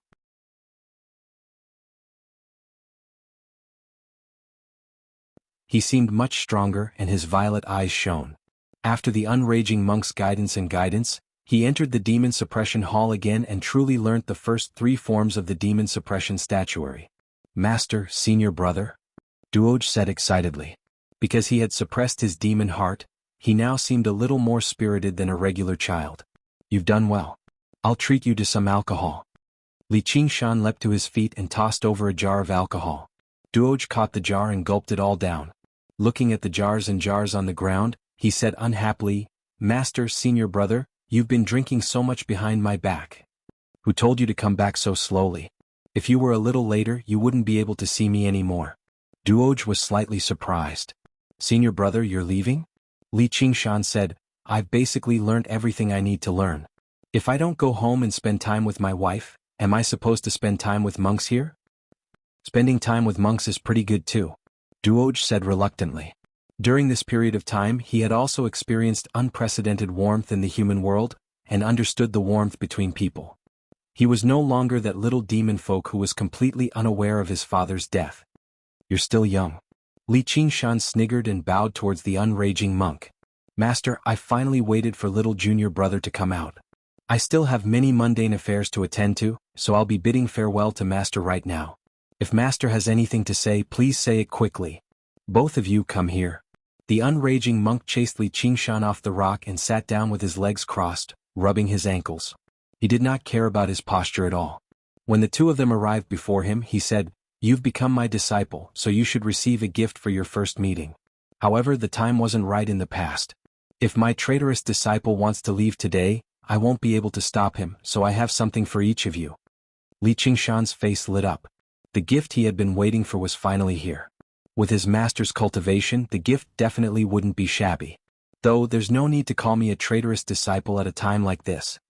Duoj, you're the most obedient, 10 times better than this traitorous disciple. I'll give it to you first. Li Qingshan twitched his lips and snorted, but when he saw the gift the unraging monk had taken out, he could not help but become stunned. The unraging monk had taken out a great string of prayer beads. There were 108 of them in total. Every single one of them was a different color and they varied in size too, but they were translucent and glowed with rainbow light. If they were just regular gems, then so be it, but the issue was that every single prayer bead was a demon heart. The demon heart that the unraging monk had used to make Duoj call him master was among them. These were not 108 prayer beads, but 108 demon hearts from demon commanders. In the cultivation community, that was basically equivalent to 108 golden cores. Duoj became even more dazzled by it. He even forgot to speak. I've watched over the demon suppression hall for a century, and I just happened to collect a string of prayer beads like this. I'll give it to you today. Duoj, as a demon folk, your demon heart has already merged with your body, so you can't remove it. If you want to continue on the path of cultivation, the best way is to practice the demon suppression statuary. Wear this string of prayer beads. The power and demonic nature inside will naturally infect you. I hope you can hold on to your original heart and not be bewitched by the demonic nature. Then these won't be 108 demon hearts, but 108 Bodhi. All your worries are Bodhi. The unraging monk hung the string of demon heart prayer beads around Duoj's neck gently. He gulped and held back his urge to directly devour them. He lowered his head. Thank you, Master. Li Qingshan already knew that the demon suppression hall was not completely sealed off. Instead, it was connected to a certain world of demons. Every once in a while, many demon folk would be drawn in, which was why it could serve as a trial ground for the Chan monastery of Devanaga. The unraging monk had watched over the demon suppression hall for all these years, so it was nothing strange for him to have accumulated so much. With this string of prayer beads, not only would Duoj have the opportunity to learn the entire demon suppression statuary, but his cultivation would probably advance rapidly too. This was an extremely rare opportunity. Li Qingshan could not help but become eager too. What would his gift be? He was not particularly eager for demon hearts. As the demon hearts condensed from the demonic nature of the ox demon and tiger demon were far too pure, they instead could not tolerate the existence of any other demonic nature. Even if he obtained these demon hearts, he would only be able to feed the traitorous demon sword, and these demon hearts should have already depleted his master's reserves. Was it the renowned Great Dragon Core of the Chan Monastery of Devanaga? It was rumored that the Great Dragon Core could ward off all poisons and heal all wounds, not only physical wounds but also wounds to the soul. It could also purge inner demons, allowing cultivation to advance rapidly. It was known as the Pill of Vigor, that could cure all illnesses in the cultivation world.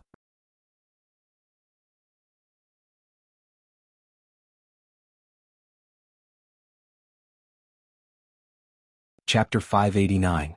Sunlight could not reach the entrance of the demon suppression hall.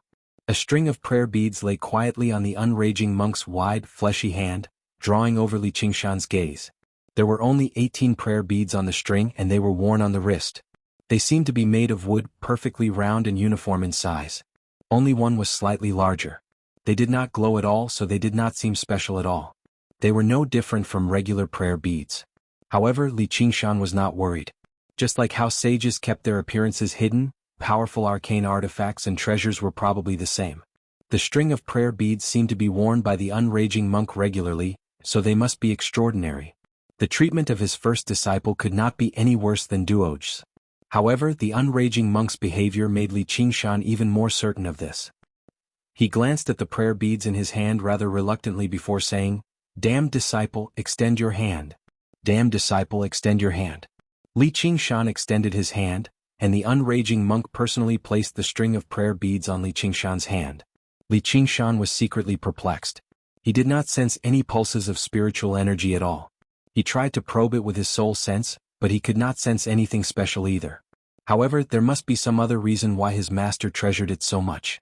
The unraging monk explained, "This string of prayer beads itself isn't some powerful arcane artifact, but my master personally handed it to me, so it holds extraordinary significance. In particular, after it fell into my hands, I wore it constantly and stroked it day and night, soaking it with my blood and sweat. You must remember to keep it safe and not lose it." Isn't the difference in treatment far too great? Li Qingshan glanced at the demon heart prayer beads on Duoge's neck again. He was tempted to remove the prayer beads and throw them viciously at the unraging monk's smiling, chubby face. "Damn Baldy, are you looking down on me? Apart from blood and sweat, there's also lard, goat oil and butter. I've personally seen you drink and eat meat with this thing." Just like that, he viciously imagined it in his head. Obviously, he could not actually put it into practice. Li Qingshan clasped his hands casually. "Thank you for your great gift, master. I'll be taking my leave now." The string of prayer beads on his wrist became more and more greasy. He was tempted to take it off immediately. If the unraging monk had only given Li Qingshan a string of prayer beads as a souvenir, the unraging monk would have given Li Qingshan a string of prayer beads. Li Qingshan didn't think there was anything wrong with it. However, he had given Duoge a priceless demon heart prayer beads earlier, and now he had given him such an ordinary thing. He couldn't help but feel that it was unfair. He was also a disciple. "Aren't you obviously looking down on me?" The unraging monk did not seem to sense Li Qingshan's displeasure at all.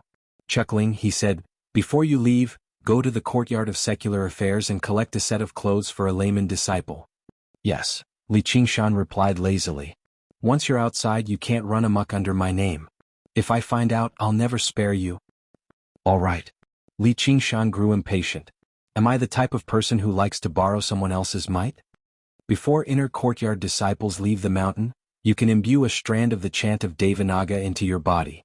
However, you're only a layman disciple, so you don't have the right to do that either." Li Qingshan shot a glance at him. "Since I don't have the right, why did you have to mention it?" He said, "I got it. I'm leaving." Before turning around and making his way out of the valley. However, he heard the unraging monk say from behind him, "As a result, if you encounter any danger, just report my Dharma name."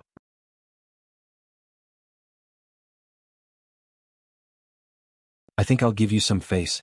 If it's useless, then crush the largest bead in the prayer beads. I'll rush over immediately and help you explain." Li Qingshan paused.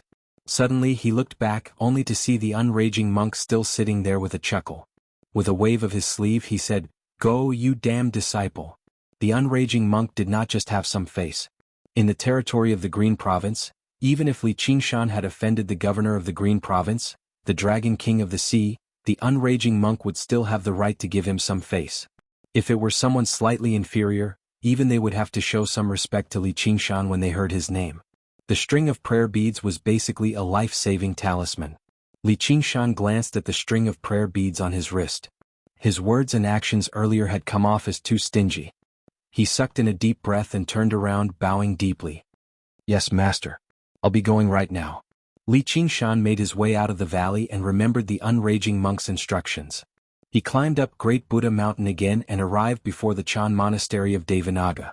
He saw a young novice monk sweeping the fallen leaves. He went up and asked, "Little master, may I ask where the courtyard of secular affairs is?" The young novice monk pointed at the foot of the mountain. "There, it's all there. The main hall is on the other side of the mountain." Li Qingshan had noticed a long time ago that there was a great swathe of buildings at the foot of Great Buddha Mountain. They were row upon row, resplendent and like palaces. They basically circled around Great Buddha Mountain, like the hem of the Great Buddha's clothes that draped over the ground. Only special places like the Demon Suppression Hall just now were separated from them. As it turned out, these were all properties of the courtyard of secular affairs. However, in terms of size, none of the courtyards on Great Buddha Mountain could rival it. Not only was the courtyard of secular affairs the largest in the Chan monastery of Devanaga, but it was also the courtyard with the most monks. It was responsible for many duties. One of them was receiving the worshippers who had traveled great distances, providing them with food and lodging. If there were not so many buildings, it would have been impossible to accommodate them all. Li Qingshan circled around the monastery, looking around as he walked. He became more and more amazed by the Chan monastery of Devanaga's scale. Famed, ancient monasteries in the regular sense of the word were all located within the mountains, while the structures of the Chan monastery of Devanaga covered the entire Great Buddha Mountain. Even the scale of the structures in Clear River City struggled to match it. Finally, he arrived outside the main hall of the courtyard of secular affairs. The people in the surroundings gradually thinned out. Unlike the hustle and bustle of the other places in the courtyard of secular affairs, it seemed extremely quiet here. The ancient cypresses stood tall, and the cries of birds rang out. Li Qingshan walked in leisurely and no one stopped him. He heard the voices of people in the distance. Crossing the secluded path, he arrived in front of the hall. All he saw was a man and a woman conversing softly. What gift did Senior Brother Wang bring for Senior Brother Eternal Faith this time? It might be an eye-opener for us, the female cultivator asked. She seemed to be in her 40s or 50s already. Coupled with the many methods cultivators could use to maintain their youthfulness, she definitely was not young. She was still at Foundation establishment, and there was basically no hope for her to break through in this lifetime. It's just a small gift. It's not worth mentioning. Senior Brother Wang seemed a little older. His face was like loose skin and he carried a sword on his back. Both of them were at Foundation establishment. Their attire was similar to monks' robes, but it was slightly different from actual monks' robes. They both wore prayer beads on their wrists. Li Qingshan did not hide his aura. Before he had even approached them, the two of them turned around. "Fellow, where did you come from? Why have you come here?" Senior Brother Wang saw Li Qingshan's dignified appearance and composed expression. Moreover, he was young, yet his cultivation had already reached mid-foundation establishment. Not only did he neglect him, but he also asked politely. Li Qingshan strode over and clasped his hands. "I've come to sign up as a secular disciple. Why have you come here?" "We're secular disciples of the Chan monastery of Devanaga. May I ask how old you are, fellow?" Senior Brother Wang asked rather curiously. "I've lived for over 20 years in vain. I'm not even 30 yet. Fellow, you really are a genius. Even becoming an inner courtyard disciple would be no problem for you, so why have you come to become a secular disciple?" Senior Brother Wang was surprised. Originally, he thought Li Qingshan had only used some technique to maintain his youthful appearance, so he should be in his 40s or 50s in reality. He never thought he would actually be so young, reaching mid-foundation establishment in his 20s. He could definitely be regarded as a genius, but why had a genius like him come to become a secular disciple? There were many secular disciples in the Chan monastery of Devanaga. Most of them lacked talent and comprehension, so they did not have the right to become inner courtyard disciples. However, they still spent some time to reach Foundation establishment, so they signed up as secular disciples. It was basically a good way to enjoy the shade under a large tree. Even if they could not learn the greatest cultivation methods of the Chan monastery of Devanaga, the cultivation methods on the next level would still surpass the core disciples of regular sections. There were countless Foundation establishment cultivators in the world, but there were only a handful who could actually reach Foundation establishment in their 20s or 30s. In particular, independent cultivators without the support of sects or clans. Most of them had only reached their current level through hard work. The abbot originally wanted me to become a monk, but I'm not done with the secular world yet, so I refused. They won't let me go either, so I can only become a secular disciple, Li Qingshan said helplessly. "The abbot? Are you talking about the dauntless abbot?" The female cultivator cried out before suppressing her voice in a hurry. She looked at Li Qingshan in disbelief, surprised that he could mention the dauntless monk in such a disrespectful tone. "Yeah, who else could it be?" Li Qingshan said like it was a matter of course. Li Qingshan did not feel any pressure when he faced the dauntless monk, because his actual cultivation was basically enough for him to clash with any second heavenly tribulation cultivator. Moreover, he was confident that he could constantly improve. There would be a day when he could stand on equal footing with the dauntless monk and the others, or even surpass them. There was no weakness in his heart.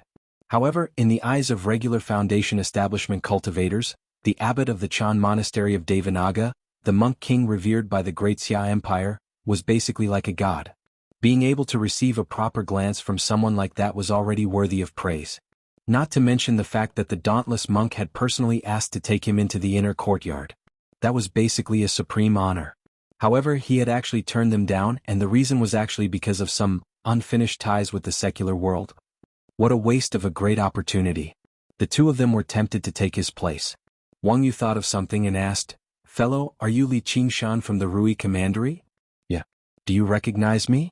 Li Qingshan remained in the back of the mountain for over a month, but he had no idea that the Chan monastery of Devanaga welcoming Little and into the monastery with the greatest honor, and then the dauntless monk personally tonsured him. This had already spread through the cultivation community of the Green Province. Little An's Dharma name, One Will, had risen to fame too. He had already gained the title of the greatest disciple of the monastery. Even now, the repercussions had yet to settle down. The matter of Li Qingshan publicly turning down the dauntless monk in the Grand Hall before being sent to the Demon Suppression Tower as a punishment obviously could not be hidden from these secular disciples. "I've heard a lot about you, Senior Brother Wang said. The female cultivator also said, "We'll be fellow disciples in the future, so there's no need to be so polite. I'll just be ashamed to refer to myself as senior sister."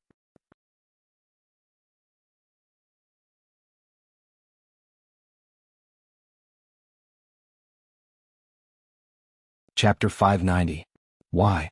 Senior Brother Wang said, "Senior Brother Eternal Faith is currently receiving another Senior Brother. Once that Senior Brother comes out, we'll let you line up before him." "That won't be necessary. Just follow the rules." "May I ask what Senior Brother Eternal Faith's identity is, for him to put on such a grand show, even using the word receiving? Since Junior Brother wants to become a secular disciple, you have to know about this. Senior Brother Eternal Faith is the head monk of the Courtyard of Secular Affairs, the primary disciple under the distant Enlightenment Chan Master. He's basically our first Senior Brother.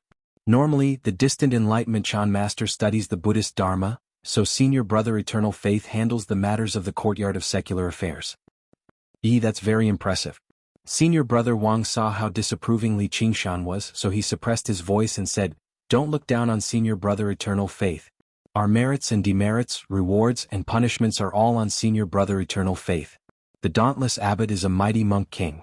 Even if you speak rudely to him, Junior Brother, he won't stoop to your level, but this..." He stopped talking. Li Qingshan smiled and also suppressed his voice. "I understand. It's easy to deal with the King of Hell, but the little ghosts are difficult. That's often the case. If he doesn't provoke me, there's no need for me to provoke him either. Looks like this Senior Brother Eternal Faith isn't a broad-minded person. I'll be a little more careful when I speak later. I might not be afraid of him, but it's best if I avoid any trouble. I still need to consider the influence I'll have on Great Buddha Mountain." Seeing how Li Qingshan listened to his advice, Senior Brother Wang seemed rather relieved. He stroked his beard and said, "Young man, you need to know how to hide your abilities. Even if you're a prodigy, you'll suffer greatly if you don't understand the ways of the world." Li Qingshan found it funny when he heard how he was lecturing him in such an old-fashioned manner. However, he had good intentions, so he did not comment on it. He just smiled and said nothing. Senior Brother Wang spoke excitedly. "Did you bring a gift with you this time?" Li Qingshan was surprised. "What gift? For who?" "For Senior Brother Eternal Faith, obviously." Senior Brother Wang's expression was like, "Why is your comprehension so bad?" followed by a pained expression as if he was looking at a disappointing nephew. The secular disciples of the Chan monastery of Devanaga were scattered throughout the Green Province, but they had not left them to their own devices. They would often receive some missions such as building temples or collecting various resources. Completing these missions would earn them merits.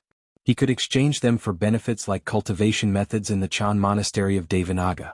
Many quests are considered completed. Sometimes, it all depended on Eternal Faith's words. Although he was a secular disciple, he still bore the name of the Chan monastery of Devanaga, so he could not be clueless about Buddhist scriptures. He couldn't act recklessly. As a result, secular disciples from various places would come to the Chan monastery of Devanaga every once in a while, and the monks of the courtyard of secular affairs would test them on their Buddhist studies and moral conduct. If he failed, it would be troublesome, and he might even be stripped of his identity as a layman disciple. Eternal Faith's authority was even greater. Among the lay disciples, there were many like Li Qingshan who were completely uninterested in Buddhist scriptures. All they needed was a gift to ensure that they would pass the test. This had become the norm for a long time. The lay disciples had to bring some gifts to pay their respects to senior brother Eternal Faith.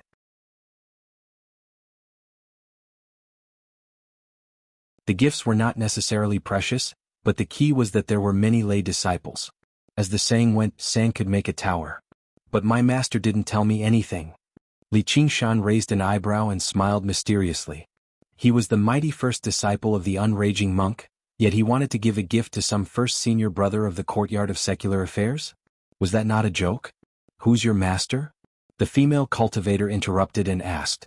The main reason why they had become secular disciples was because no master in the Chan monastery of Devanaga was willing to accept them. Otherwise, any other courtyard would surpass the courtyard of secular affairs. You'll need to comprehend that yourself. And there's a knack to it. Not every senior understands it.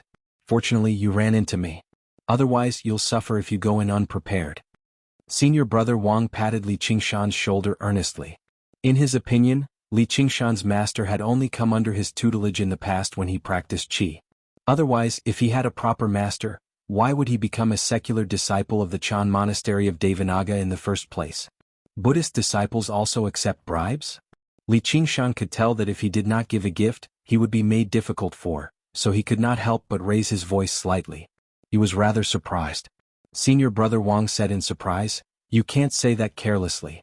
This is our brotherhood. How can it be considered a bribe?" The blessed land of Buddhism. Who's making a racket outside?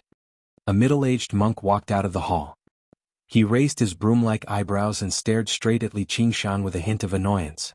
Li Qingshan also looked back at him. He had always been that senior brother Eternal Faith. His appearance was nothing special, and his head was shaved shiny. He was slightly plump, standing there with a bulging belly. He really did seem rather impressive. Not far behind him stood a thin and small man, presumably the fellow Taoist who had entered before senior brother Wang and the others. Senior brother Eternal Faith. Senior brother Wang and the middle-aged female cultivator brought their palms together in a hurry and bowed. Eternal Faith did not return the greeting. He directly asked Li Qingshan, "Who are you? How dare you trespass on my courtyard of secular affairs?" He thought, "Bastard, this is your first time here, so you don't know the rules. If you don't give a gift, then so be it, but you're bold enough to say I'm accepting bribes. You really don't know what's good for you. I need to teach you a lesson." Li Qingshan clasped his hands. "I'm Li Qingshan. I've come to become a secular disciple." Secular disciple? Is what you're doing right now a Buddhist greeting? You can't become a secular disciple just because you want to. Eternal Faith's expression changed. As an inner courtyard disciple of the Chan monastery of Devanaga, he had obviously heard of Li Qingshan's name before. This kid is arrogant and rude, actually daring to defy the abbot's orders. He deserves to be thrown into the demon suppression hall. After being taught a lesson, doesn't he still end up running off to become a secular disciple with his tail between his legs? Now that he's in my hands, I need to properly make fun of him and make him learn what it means to respect his seniors. Senior brother is right.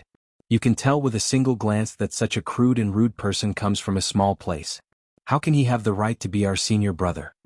The skinny man behind Eternal Faith chimed in as well. His face was filled with flattery. "Kid, why don't you apologize to Master Eternal Faith?" Senior brother Wang urged loudly. The female cultivator also shot him a glance from the side. "Bullshit." Li Qingshan furrowed his thick eyebrows and bared his teeth. A vicious aura naturally radiated out, making everyone's hearts leap. Even their auras were suppressed. They felt like the surroundings had dimmed. His bellow was even more like the roar of a tiger in the forest. The chirping of insects and chirping of birds immediately ceased. The surroundings were frighteningly quiet. Normally, the spirit turtle kept the tiger demon and ox demon suppressed, but ever since he condensed a demon heart, he seemed to have found a vent. Although he practiced the demon suppression statuary, the first form was the remorseless demon heart.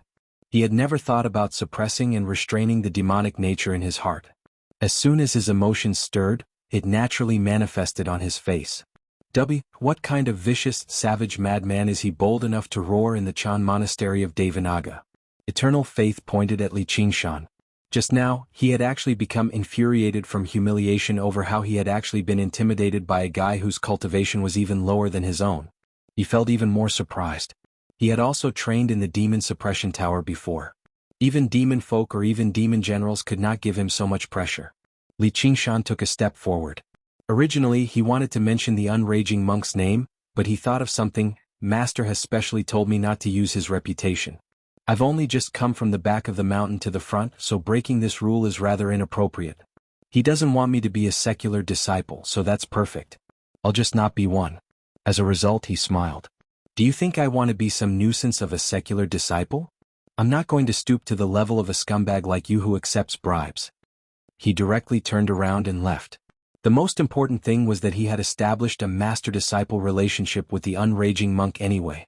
Whether he became a secular disciple or not really did not matter. Who are you calling a scumbag? Eternal Faith barked. As the primary disciple of the courtyard of secular affairs, all he saw were the fawning faces of secular disciples. Who was bold enough to insult him to his face? Originally he wanted to properly make things difficult for Li Qingshan, but he never expected Li Qingshan to not care about the identity of a secular disciple at all, leaving just like that. He had nowhere to vent his anger. Li Qingshan could not be bothered with answering him. Senior brother Wang wanted to say something, but he was afraid of offending Eternal Faith, so he ended up shutting his mouth. He thought this kid is far too reckless. He's actually bold enough to offend senior brother Eternal Faith below Great Buddha Mountain. Does he think the Chan Monastery of Devanaga is a vegetarian? No, the Chan Monastery of Devanaga really is a vegetarian. Stop. Eternal Faith raised his sleeve and a wooden fish flew out. It swelled in the wind, directly turning into the size of a carriage and whistling towards Li Qingshan.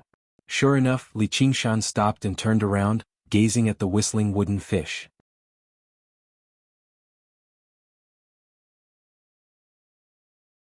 He asked without changing his expression, "What else do you have to say?" He was about to be struck by the wooden fish. "Be careful," the female cultivator cried out. "It'll be bad if I smash him to death." With a thought from Eternal Faith, there was a great rumble, and the wooden fish landed beside Li Qingshan.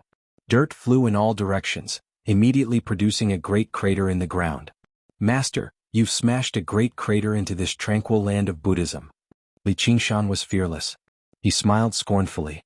Eternal Faith's thoughts raced. If he wants to leave, I really have no excuse to make him stay.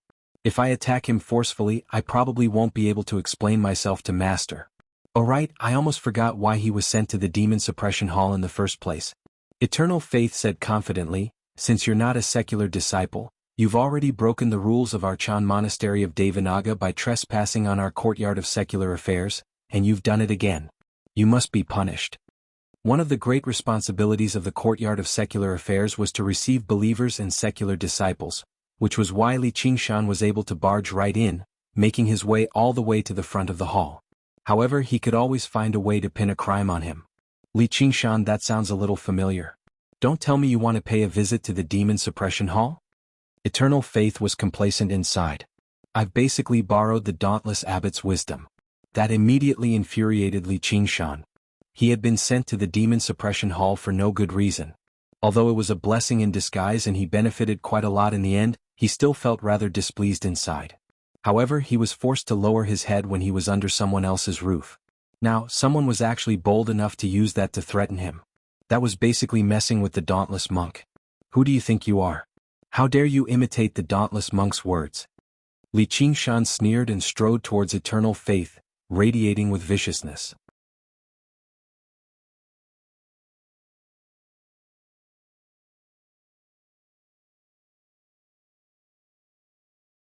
Chapter 591. Save me. Senior brother Wang and the other two were taken aback. They never thought things would actually end up like this. They were about to start fighting over a single disagreement. Even though they dared not offend senior brother Eternal Faith, the person before them did not seem to be a pushover either. He was a genius in the first place, and it was rumored that he had an extremely close relationship with the One Will. Even the skinny man who had spoken up for eternal faith just now dared not strike recklessly right now, afraid of provoking some kind of trouble. With this hesitation, Li Qingshan had already arrived before the steps.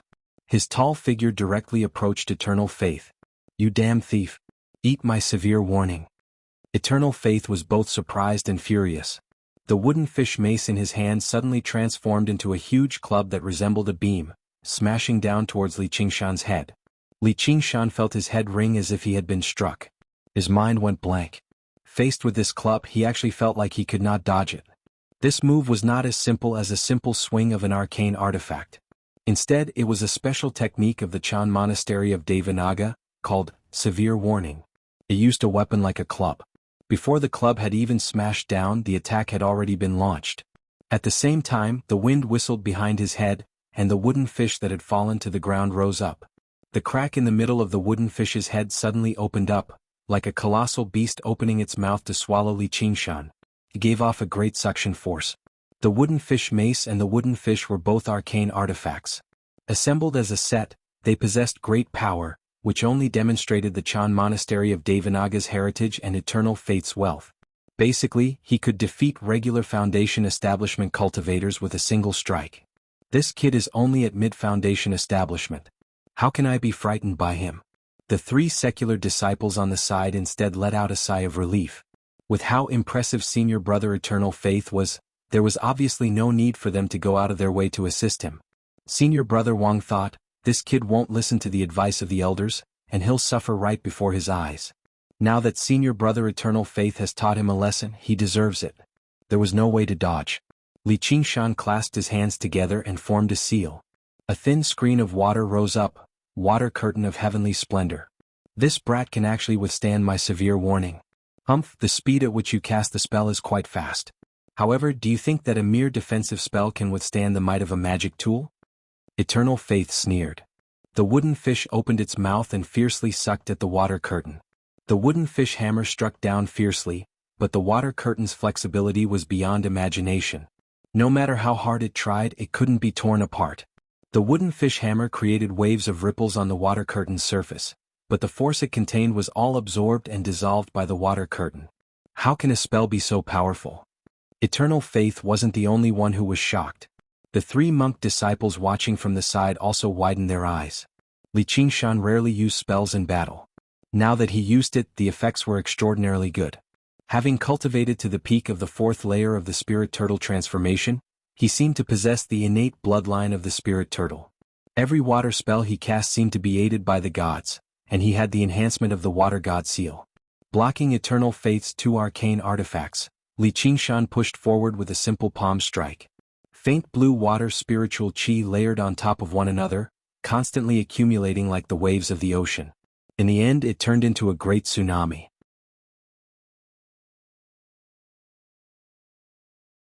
Ocean wielding? Tsunami style. His palm struck the wooden fish hammer. With a loud bang, the wooden fish hammer broke free from Eternal Faith's control. It smashed through the eaves of the hall and spun away. Just as the force of Li Qingshan's palm strike was about to run out, he circulated the arts of the boundless ocean. The spiritual chi in his body surged like the tides of the ocean, endlessly growing and multiplying. Before the first wave had even subsided, another wave rose up. He slammed his palm towards Eternal Faith. Eternal Faith retreated again and again. He actually used his bare hands to send the magic tools flying. Could he be a dual cultivator of chi and body? He vaguely felt like he had kicked a metal plate today. Sure enough, a madman bold enough to roar in the grand hall had some skill. However, he immediately gathered his courage. This was the Chan monastery of Devanaga on Great Buddha Mountain. How could they allow outsiders to act so impudently here? And with his skill, that was not all. Clang. Li Qingshan struck Eternal Faith, and the sound that rang out was like a great bell. A huge, golden bell appeared on Eternal Faith's body. His hand entered it, but he was unable to smash through it. Just as he thought about how this monk truly was an inner courtyard disciple of the Chan monastery of Devanaga, he did have some skill. He shifted his gaze and looked at Eternal Faith's monk robes again. They shone with golden light, and a hand seal appeared on them as well. He came to a realization. As it turned out, the monk's robes were also an arcane artifact. Fortunately, I've always been cautious, wearing the protective robes of the Golden Bell. Eternal Faith rejoiced inside. Over the past few years, he had been handling the mundane matters of the courtyard of secular affairs. It had even been quite some time since he had gone to the Demon Suppression Hall, so he did not have the opportunity to fight anyone at all. Just now, Li Qingshan's sudden palm strike had almost caught him off guard. The courtyard of secular affairs held an extremely special position in the Chan monastery of Devanaga.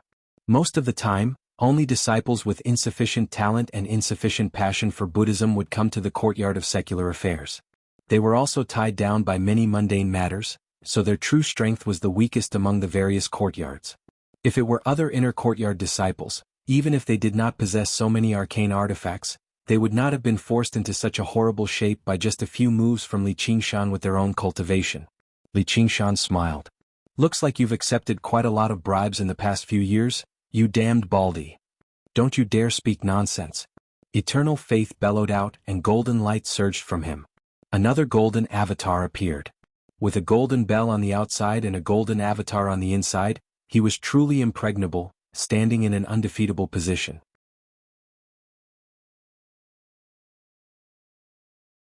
He stood before the hall and stared at Li Qingshan with a gaze that seemed to say, "What can you do to me?" Li Qingshan pulled his palm back and retreated. He could kill demon commanders as a demon general, but as a Foundation establishment cultivator, it was impossible for him to do anything to a golden core cultivator. Even Eternal Faith, who was covered in arcane artifacts, was quite troublesome to deal with. Of course, if they engaged in a great battle, Li Qingshan believed he would still be the one to emerge victorious. However, he was below Great Buddha Mountain right now. Figures flickered between the walls. The other disciples of the courtyard of secular affairs heard the disturbance and hurried over as well. They asked, "Senior brother, what's happened?" Eternal Faith stowed away the wooden fish and wooden fish mallet, striking them gently a few times.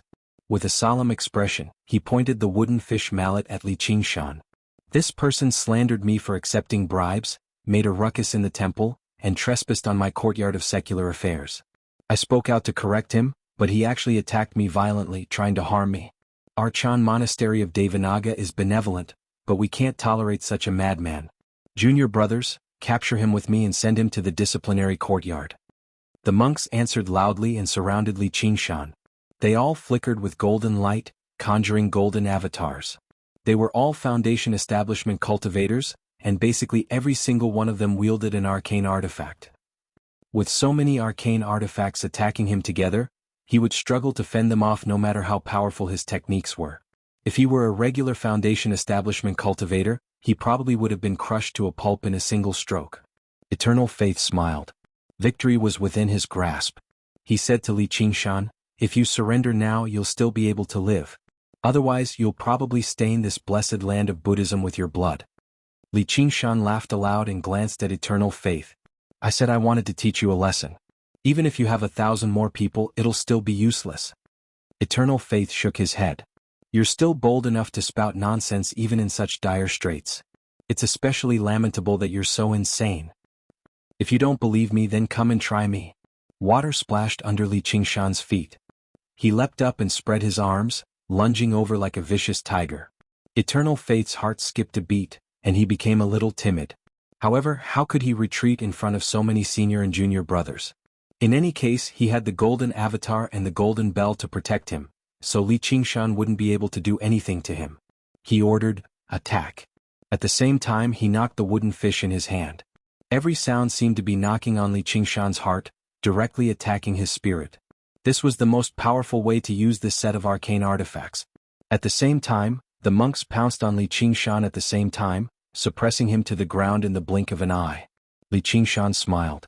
His spirit was so powerful that he completely ignored the knocking sounds of the wooden fish. This most powerful way to use it was actually the most useless against him. He crossed his arms forcefully. Clatter, clatter, clatter. The black chains crisscrossed. Eternal Faith's expression changed. That sound seemed to be directly ringing in his heart. The golden avatar wielded the wooden fish hammer and fiercely struck at Li Qingshan's forehead. Out of the corner of his eye, he saw that the monks all had shocked expressions. They looked at the top of his head and shouted, "Senior brother, watch out." A 9-floored pagoda appeared above Eternal Faith's head. It was shaped like a pagoda, but it had a great might that could suppress everything. It descended from the sky.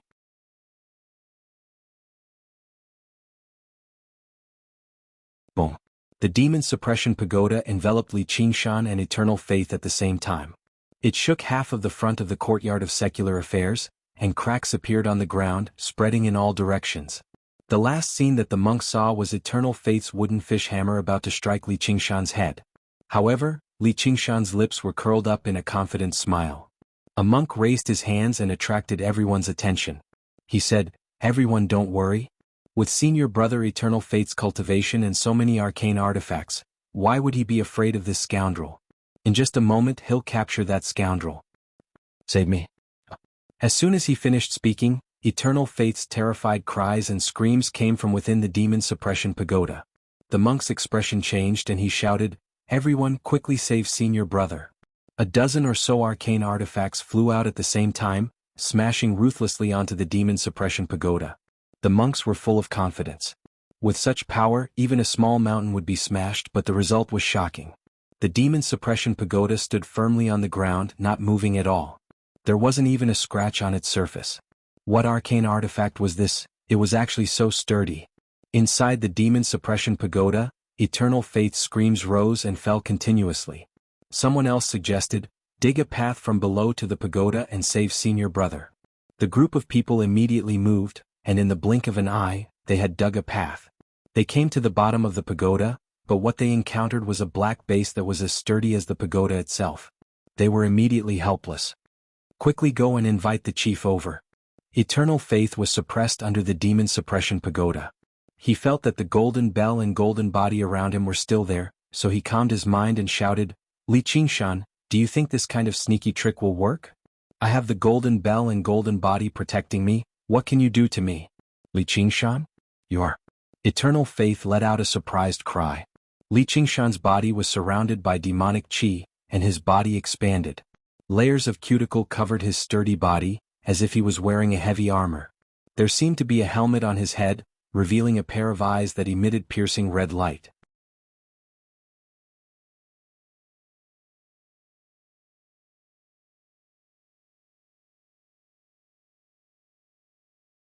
Chapter 592.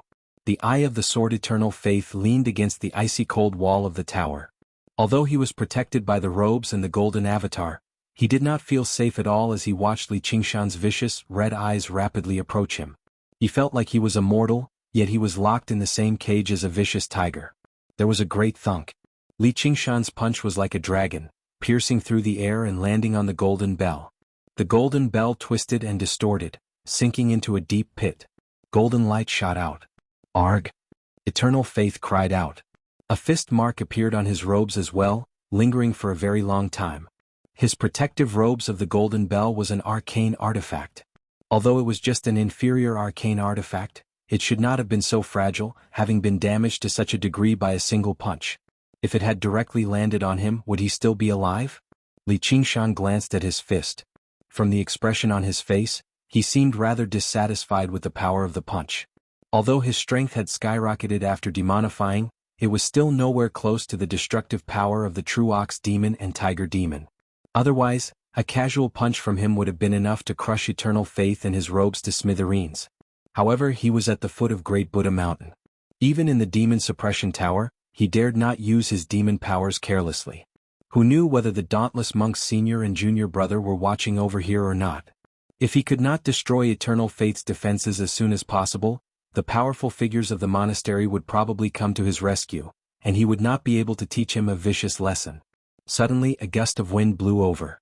The wooden fish opened its mouth again, trying to swallow Li Qingshan. At the same time, the wooden fish mallet silently circled around behind him, flying towards the back of his head. It was only the same size as a regular wooden fish mallet. If he were careless, it would be extremely easy for him to fall for it. Li Qingshan leapt up and dodged the wooden fish's bite. He reached backwards without even looking back, and the wooden fish mallet landed in his hand. Then he swiftly descended, trampling on the wooden fish viciously. The two arcane artifacts trembled desperately, but they were unable to break free from his restraint. After demonifying, these two arcane artifacts could no longer pose any threat to him. Li Qingshan smiled and pulled out a strange-looking sword from his 100 treasures pouch. It was the traitorous demon sword. The eyeball on the hilt of the sword turned and stared at Eternal Faith. Eternal Faith felt a chill in his heart. He felt as if he had been completely seen through. In Li Qingshan's vision he saw a different scene. He felt that his vision had passed through the golden bell, the golden body, and even the skin, flesh, and bones. He saw something even more fundamental. He saw the demonic nature in Eternal Fate's heart, a mass of black mist. Everyone had a demonic nature in their hearts. Although Eternal Faith was a Buddhist disciple, he was greedy and easily angered. His Buddhist nature was above that of ordinary people. Then he retracted his gaze and stopped at Eternal Fate's layer of golden bell. The strange eyeball on the traitorous demon sword's hilt trembled. Suddenly, Li Qingshan saw a faint black line on the golden bell. However, he could not see anything with his naked eye, nor could he detect anything with his divine sense. What's that? With a thought, Li Qingshan swung the traitorous demon sword and tried to slash down along the black line. There was a flash of light. Eternal Faith was just about to mock Li Qingshan's futile effort when he suddenly felt a chill on his body. His robe had been silently cut open, revealing his chest and belly and his white, fat flesh. There was a flash of light, and the golden bell disappeared.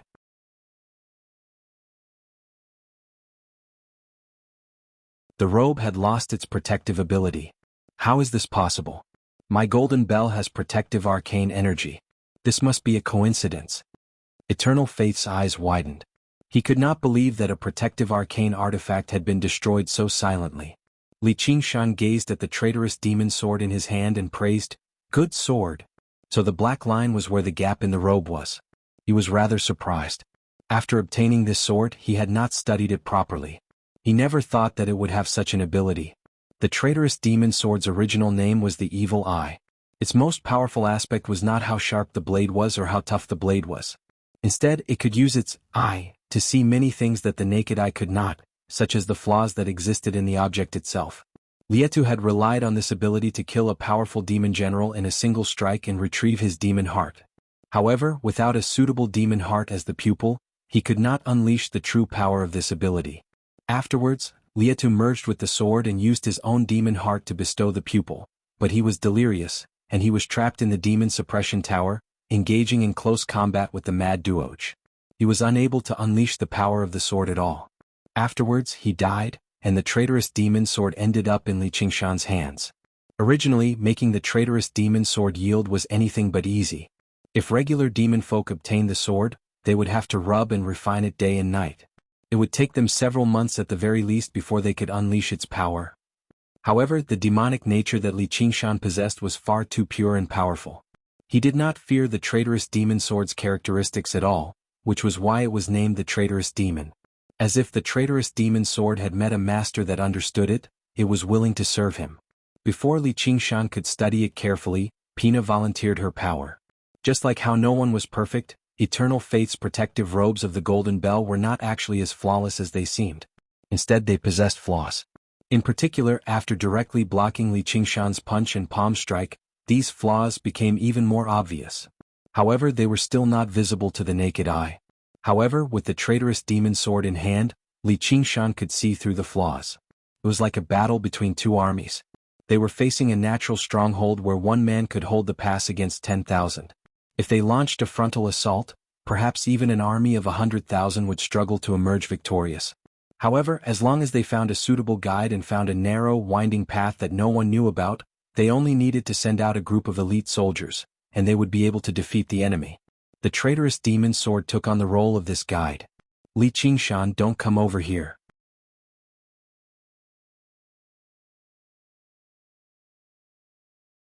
This is the Chan Monastery of Devanaga. You can't kill me. Eternal Faith put on a brave front. He urged his powers desperately, and his golden body shone even brighter. He groaned inside, so this Li Qingshan's true identity is a demon folk. Now that I've seen his true form, he definitely won't let me escape. He'll silence me. If I had known earlier, why would I have been so angry with him over a few words? He was angry with Li Qingshan not only because he was narrow-minded, but also because he believed he had the upper hand. He viewed Li Qingshan as a turtle in a jar, able to do whatever he wanted to him. Never did he think he would actually be able to force him into such a situation under the encirclement of so many people. Li Qingshan smiled faintly and closed his eyes. He sent his soul sense into the traitorous demon sword, and the evil eye on the hilt produced ripples of evil light. Afterwards he saw, that the golden light from eternal faith had dimmed. Black spots appeared on his golden body, which were all the weak points of the golden body. There were even a few black spots among them which seemed extremely dark. An opening.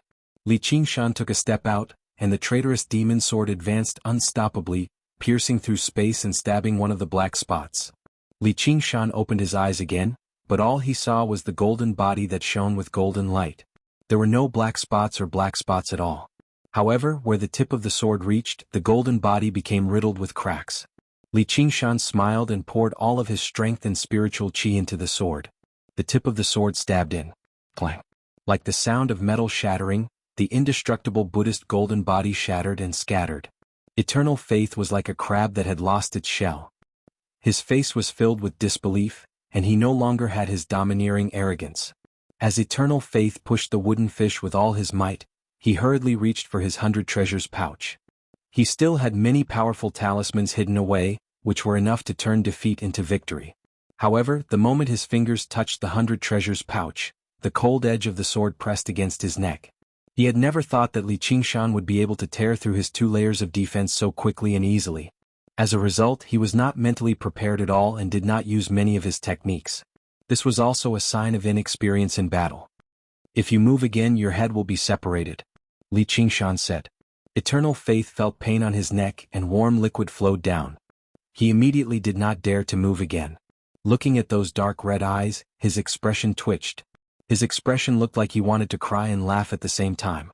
He was sure that Li Qingshan wanted to kill him to silence him, and wanted to say some flattering words to beg for his life. He often heard these kinds of words, but at this moment he could not say a single word. Clatter, clatter. Chains of demon suppression fell down, binding eternal faith like a dumpling and suspending him in the demon suppression tower. Eternal faith forced himself to calm down. "If you kill me, you won't be able to escape death yourself. If you don't want to provoke me into really killing you, then shut up." Eternal faith immediately did not dare to say another word, but a glimmer of hope rose in his heart. He really did not dare to kill me. He thought viciously, "When I get out, let's see how I'll deal with you." Don't think that I don't know what you're thinking. You're a lowly person who takes bribes. You did it yourself, so why can't I say it? I originally did not want to pay attention to you, but you chased me relentlessly and refused to let me go. You even dared to imitate others and play tricks with words. Why don't you take a look at yourself first? There's a saying in my hometown, "Don't take my low profile as your capital to show off."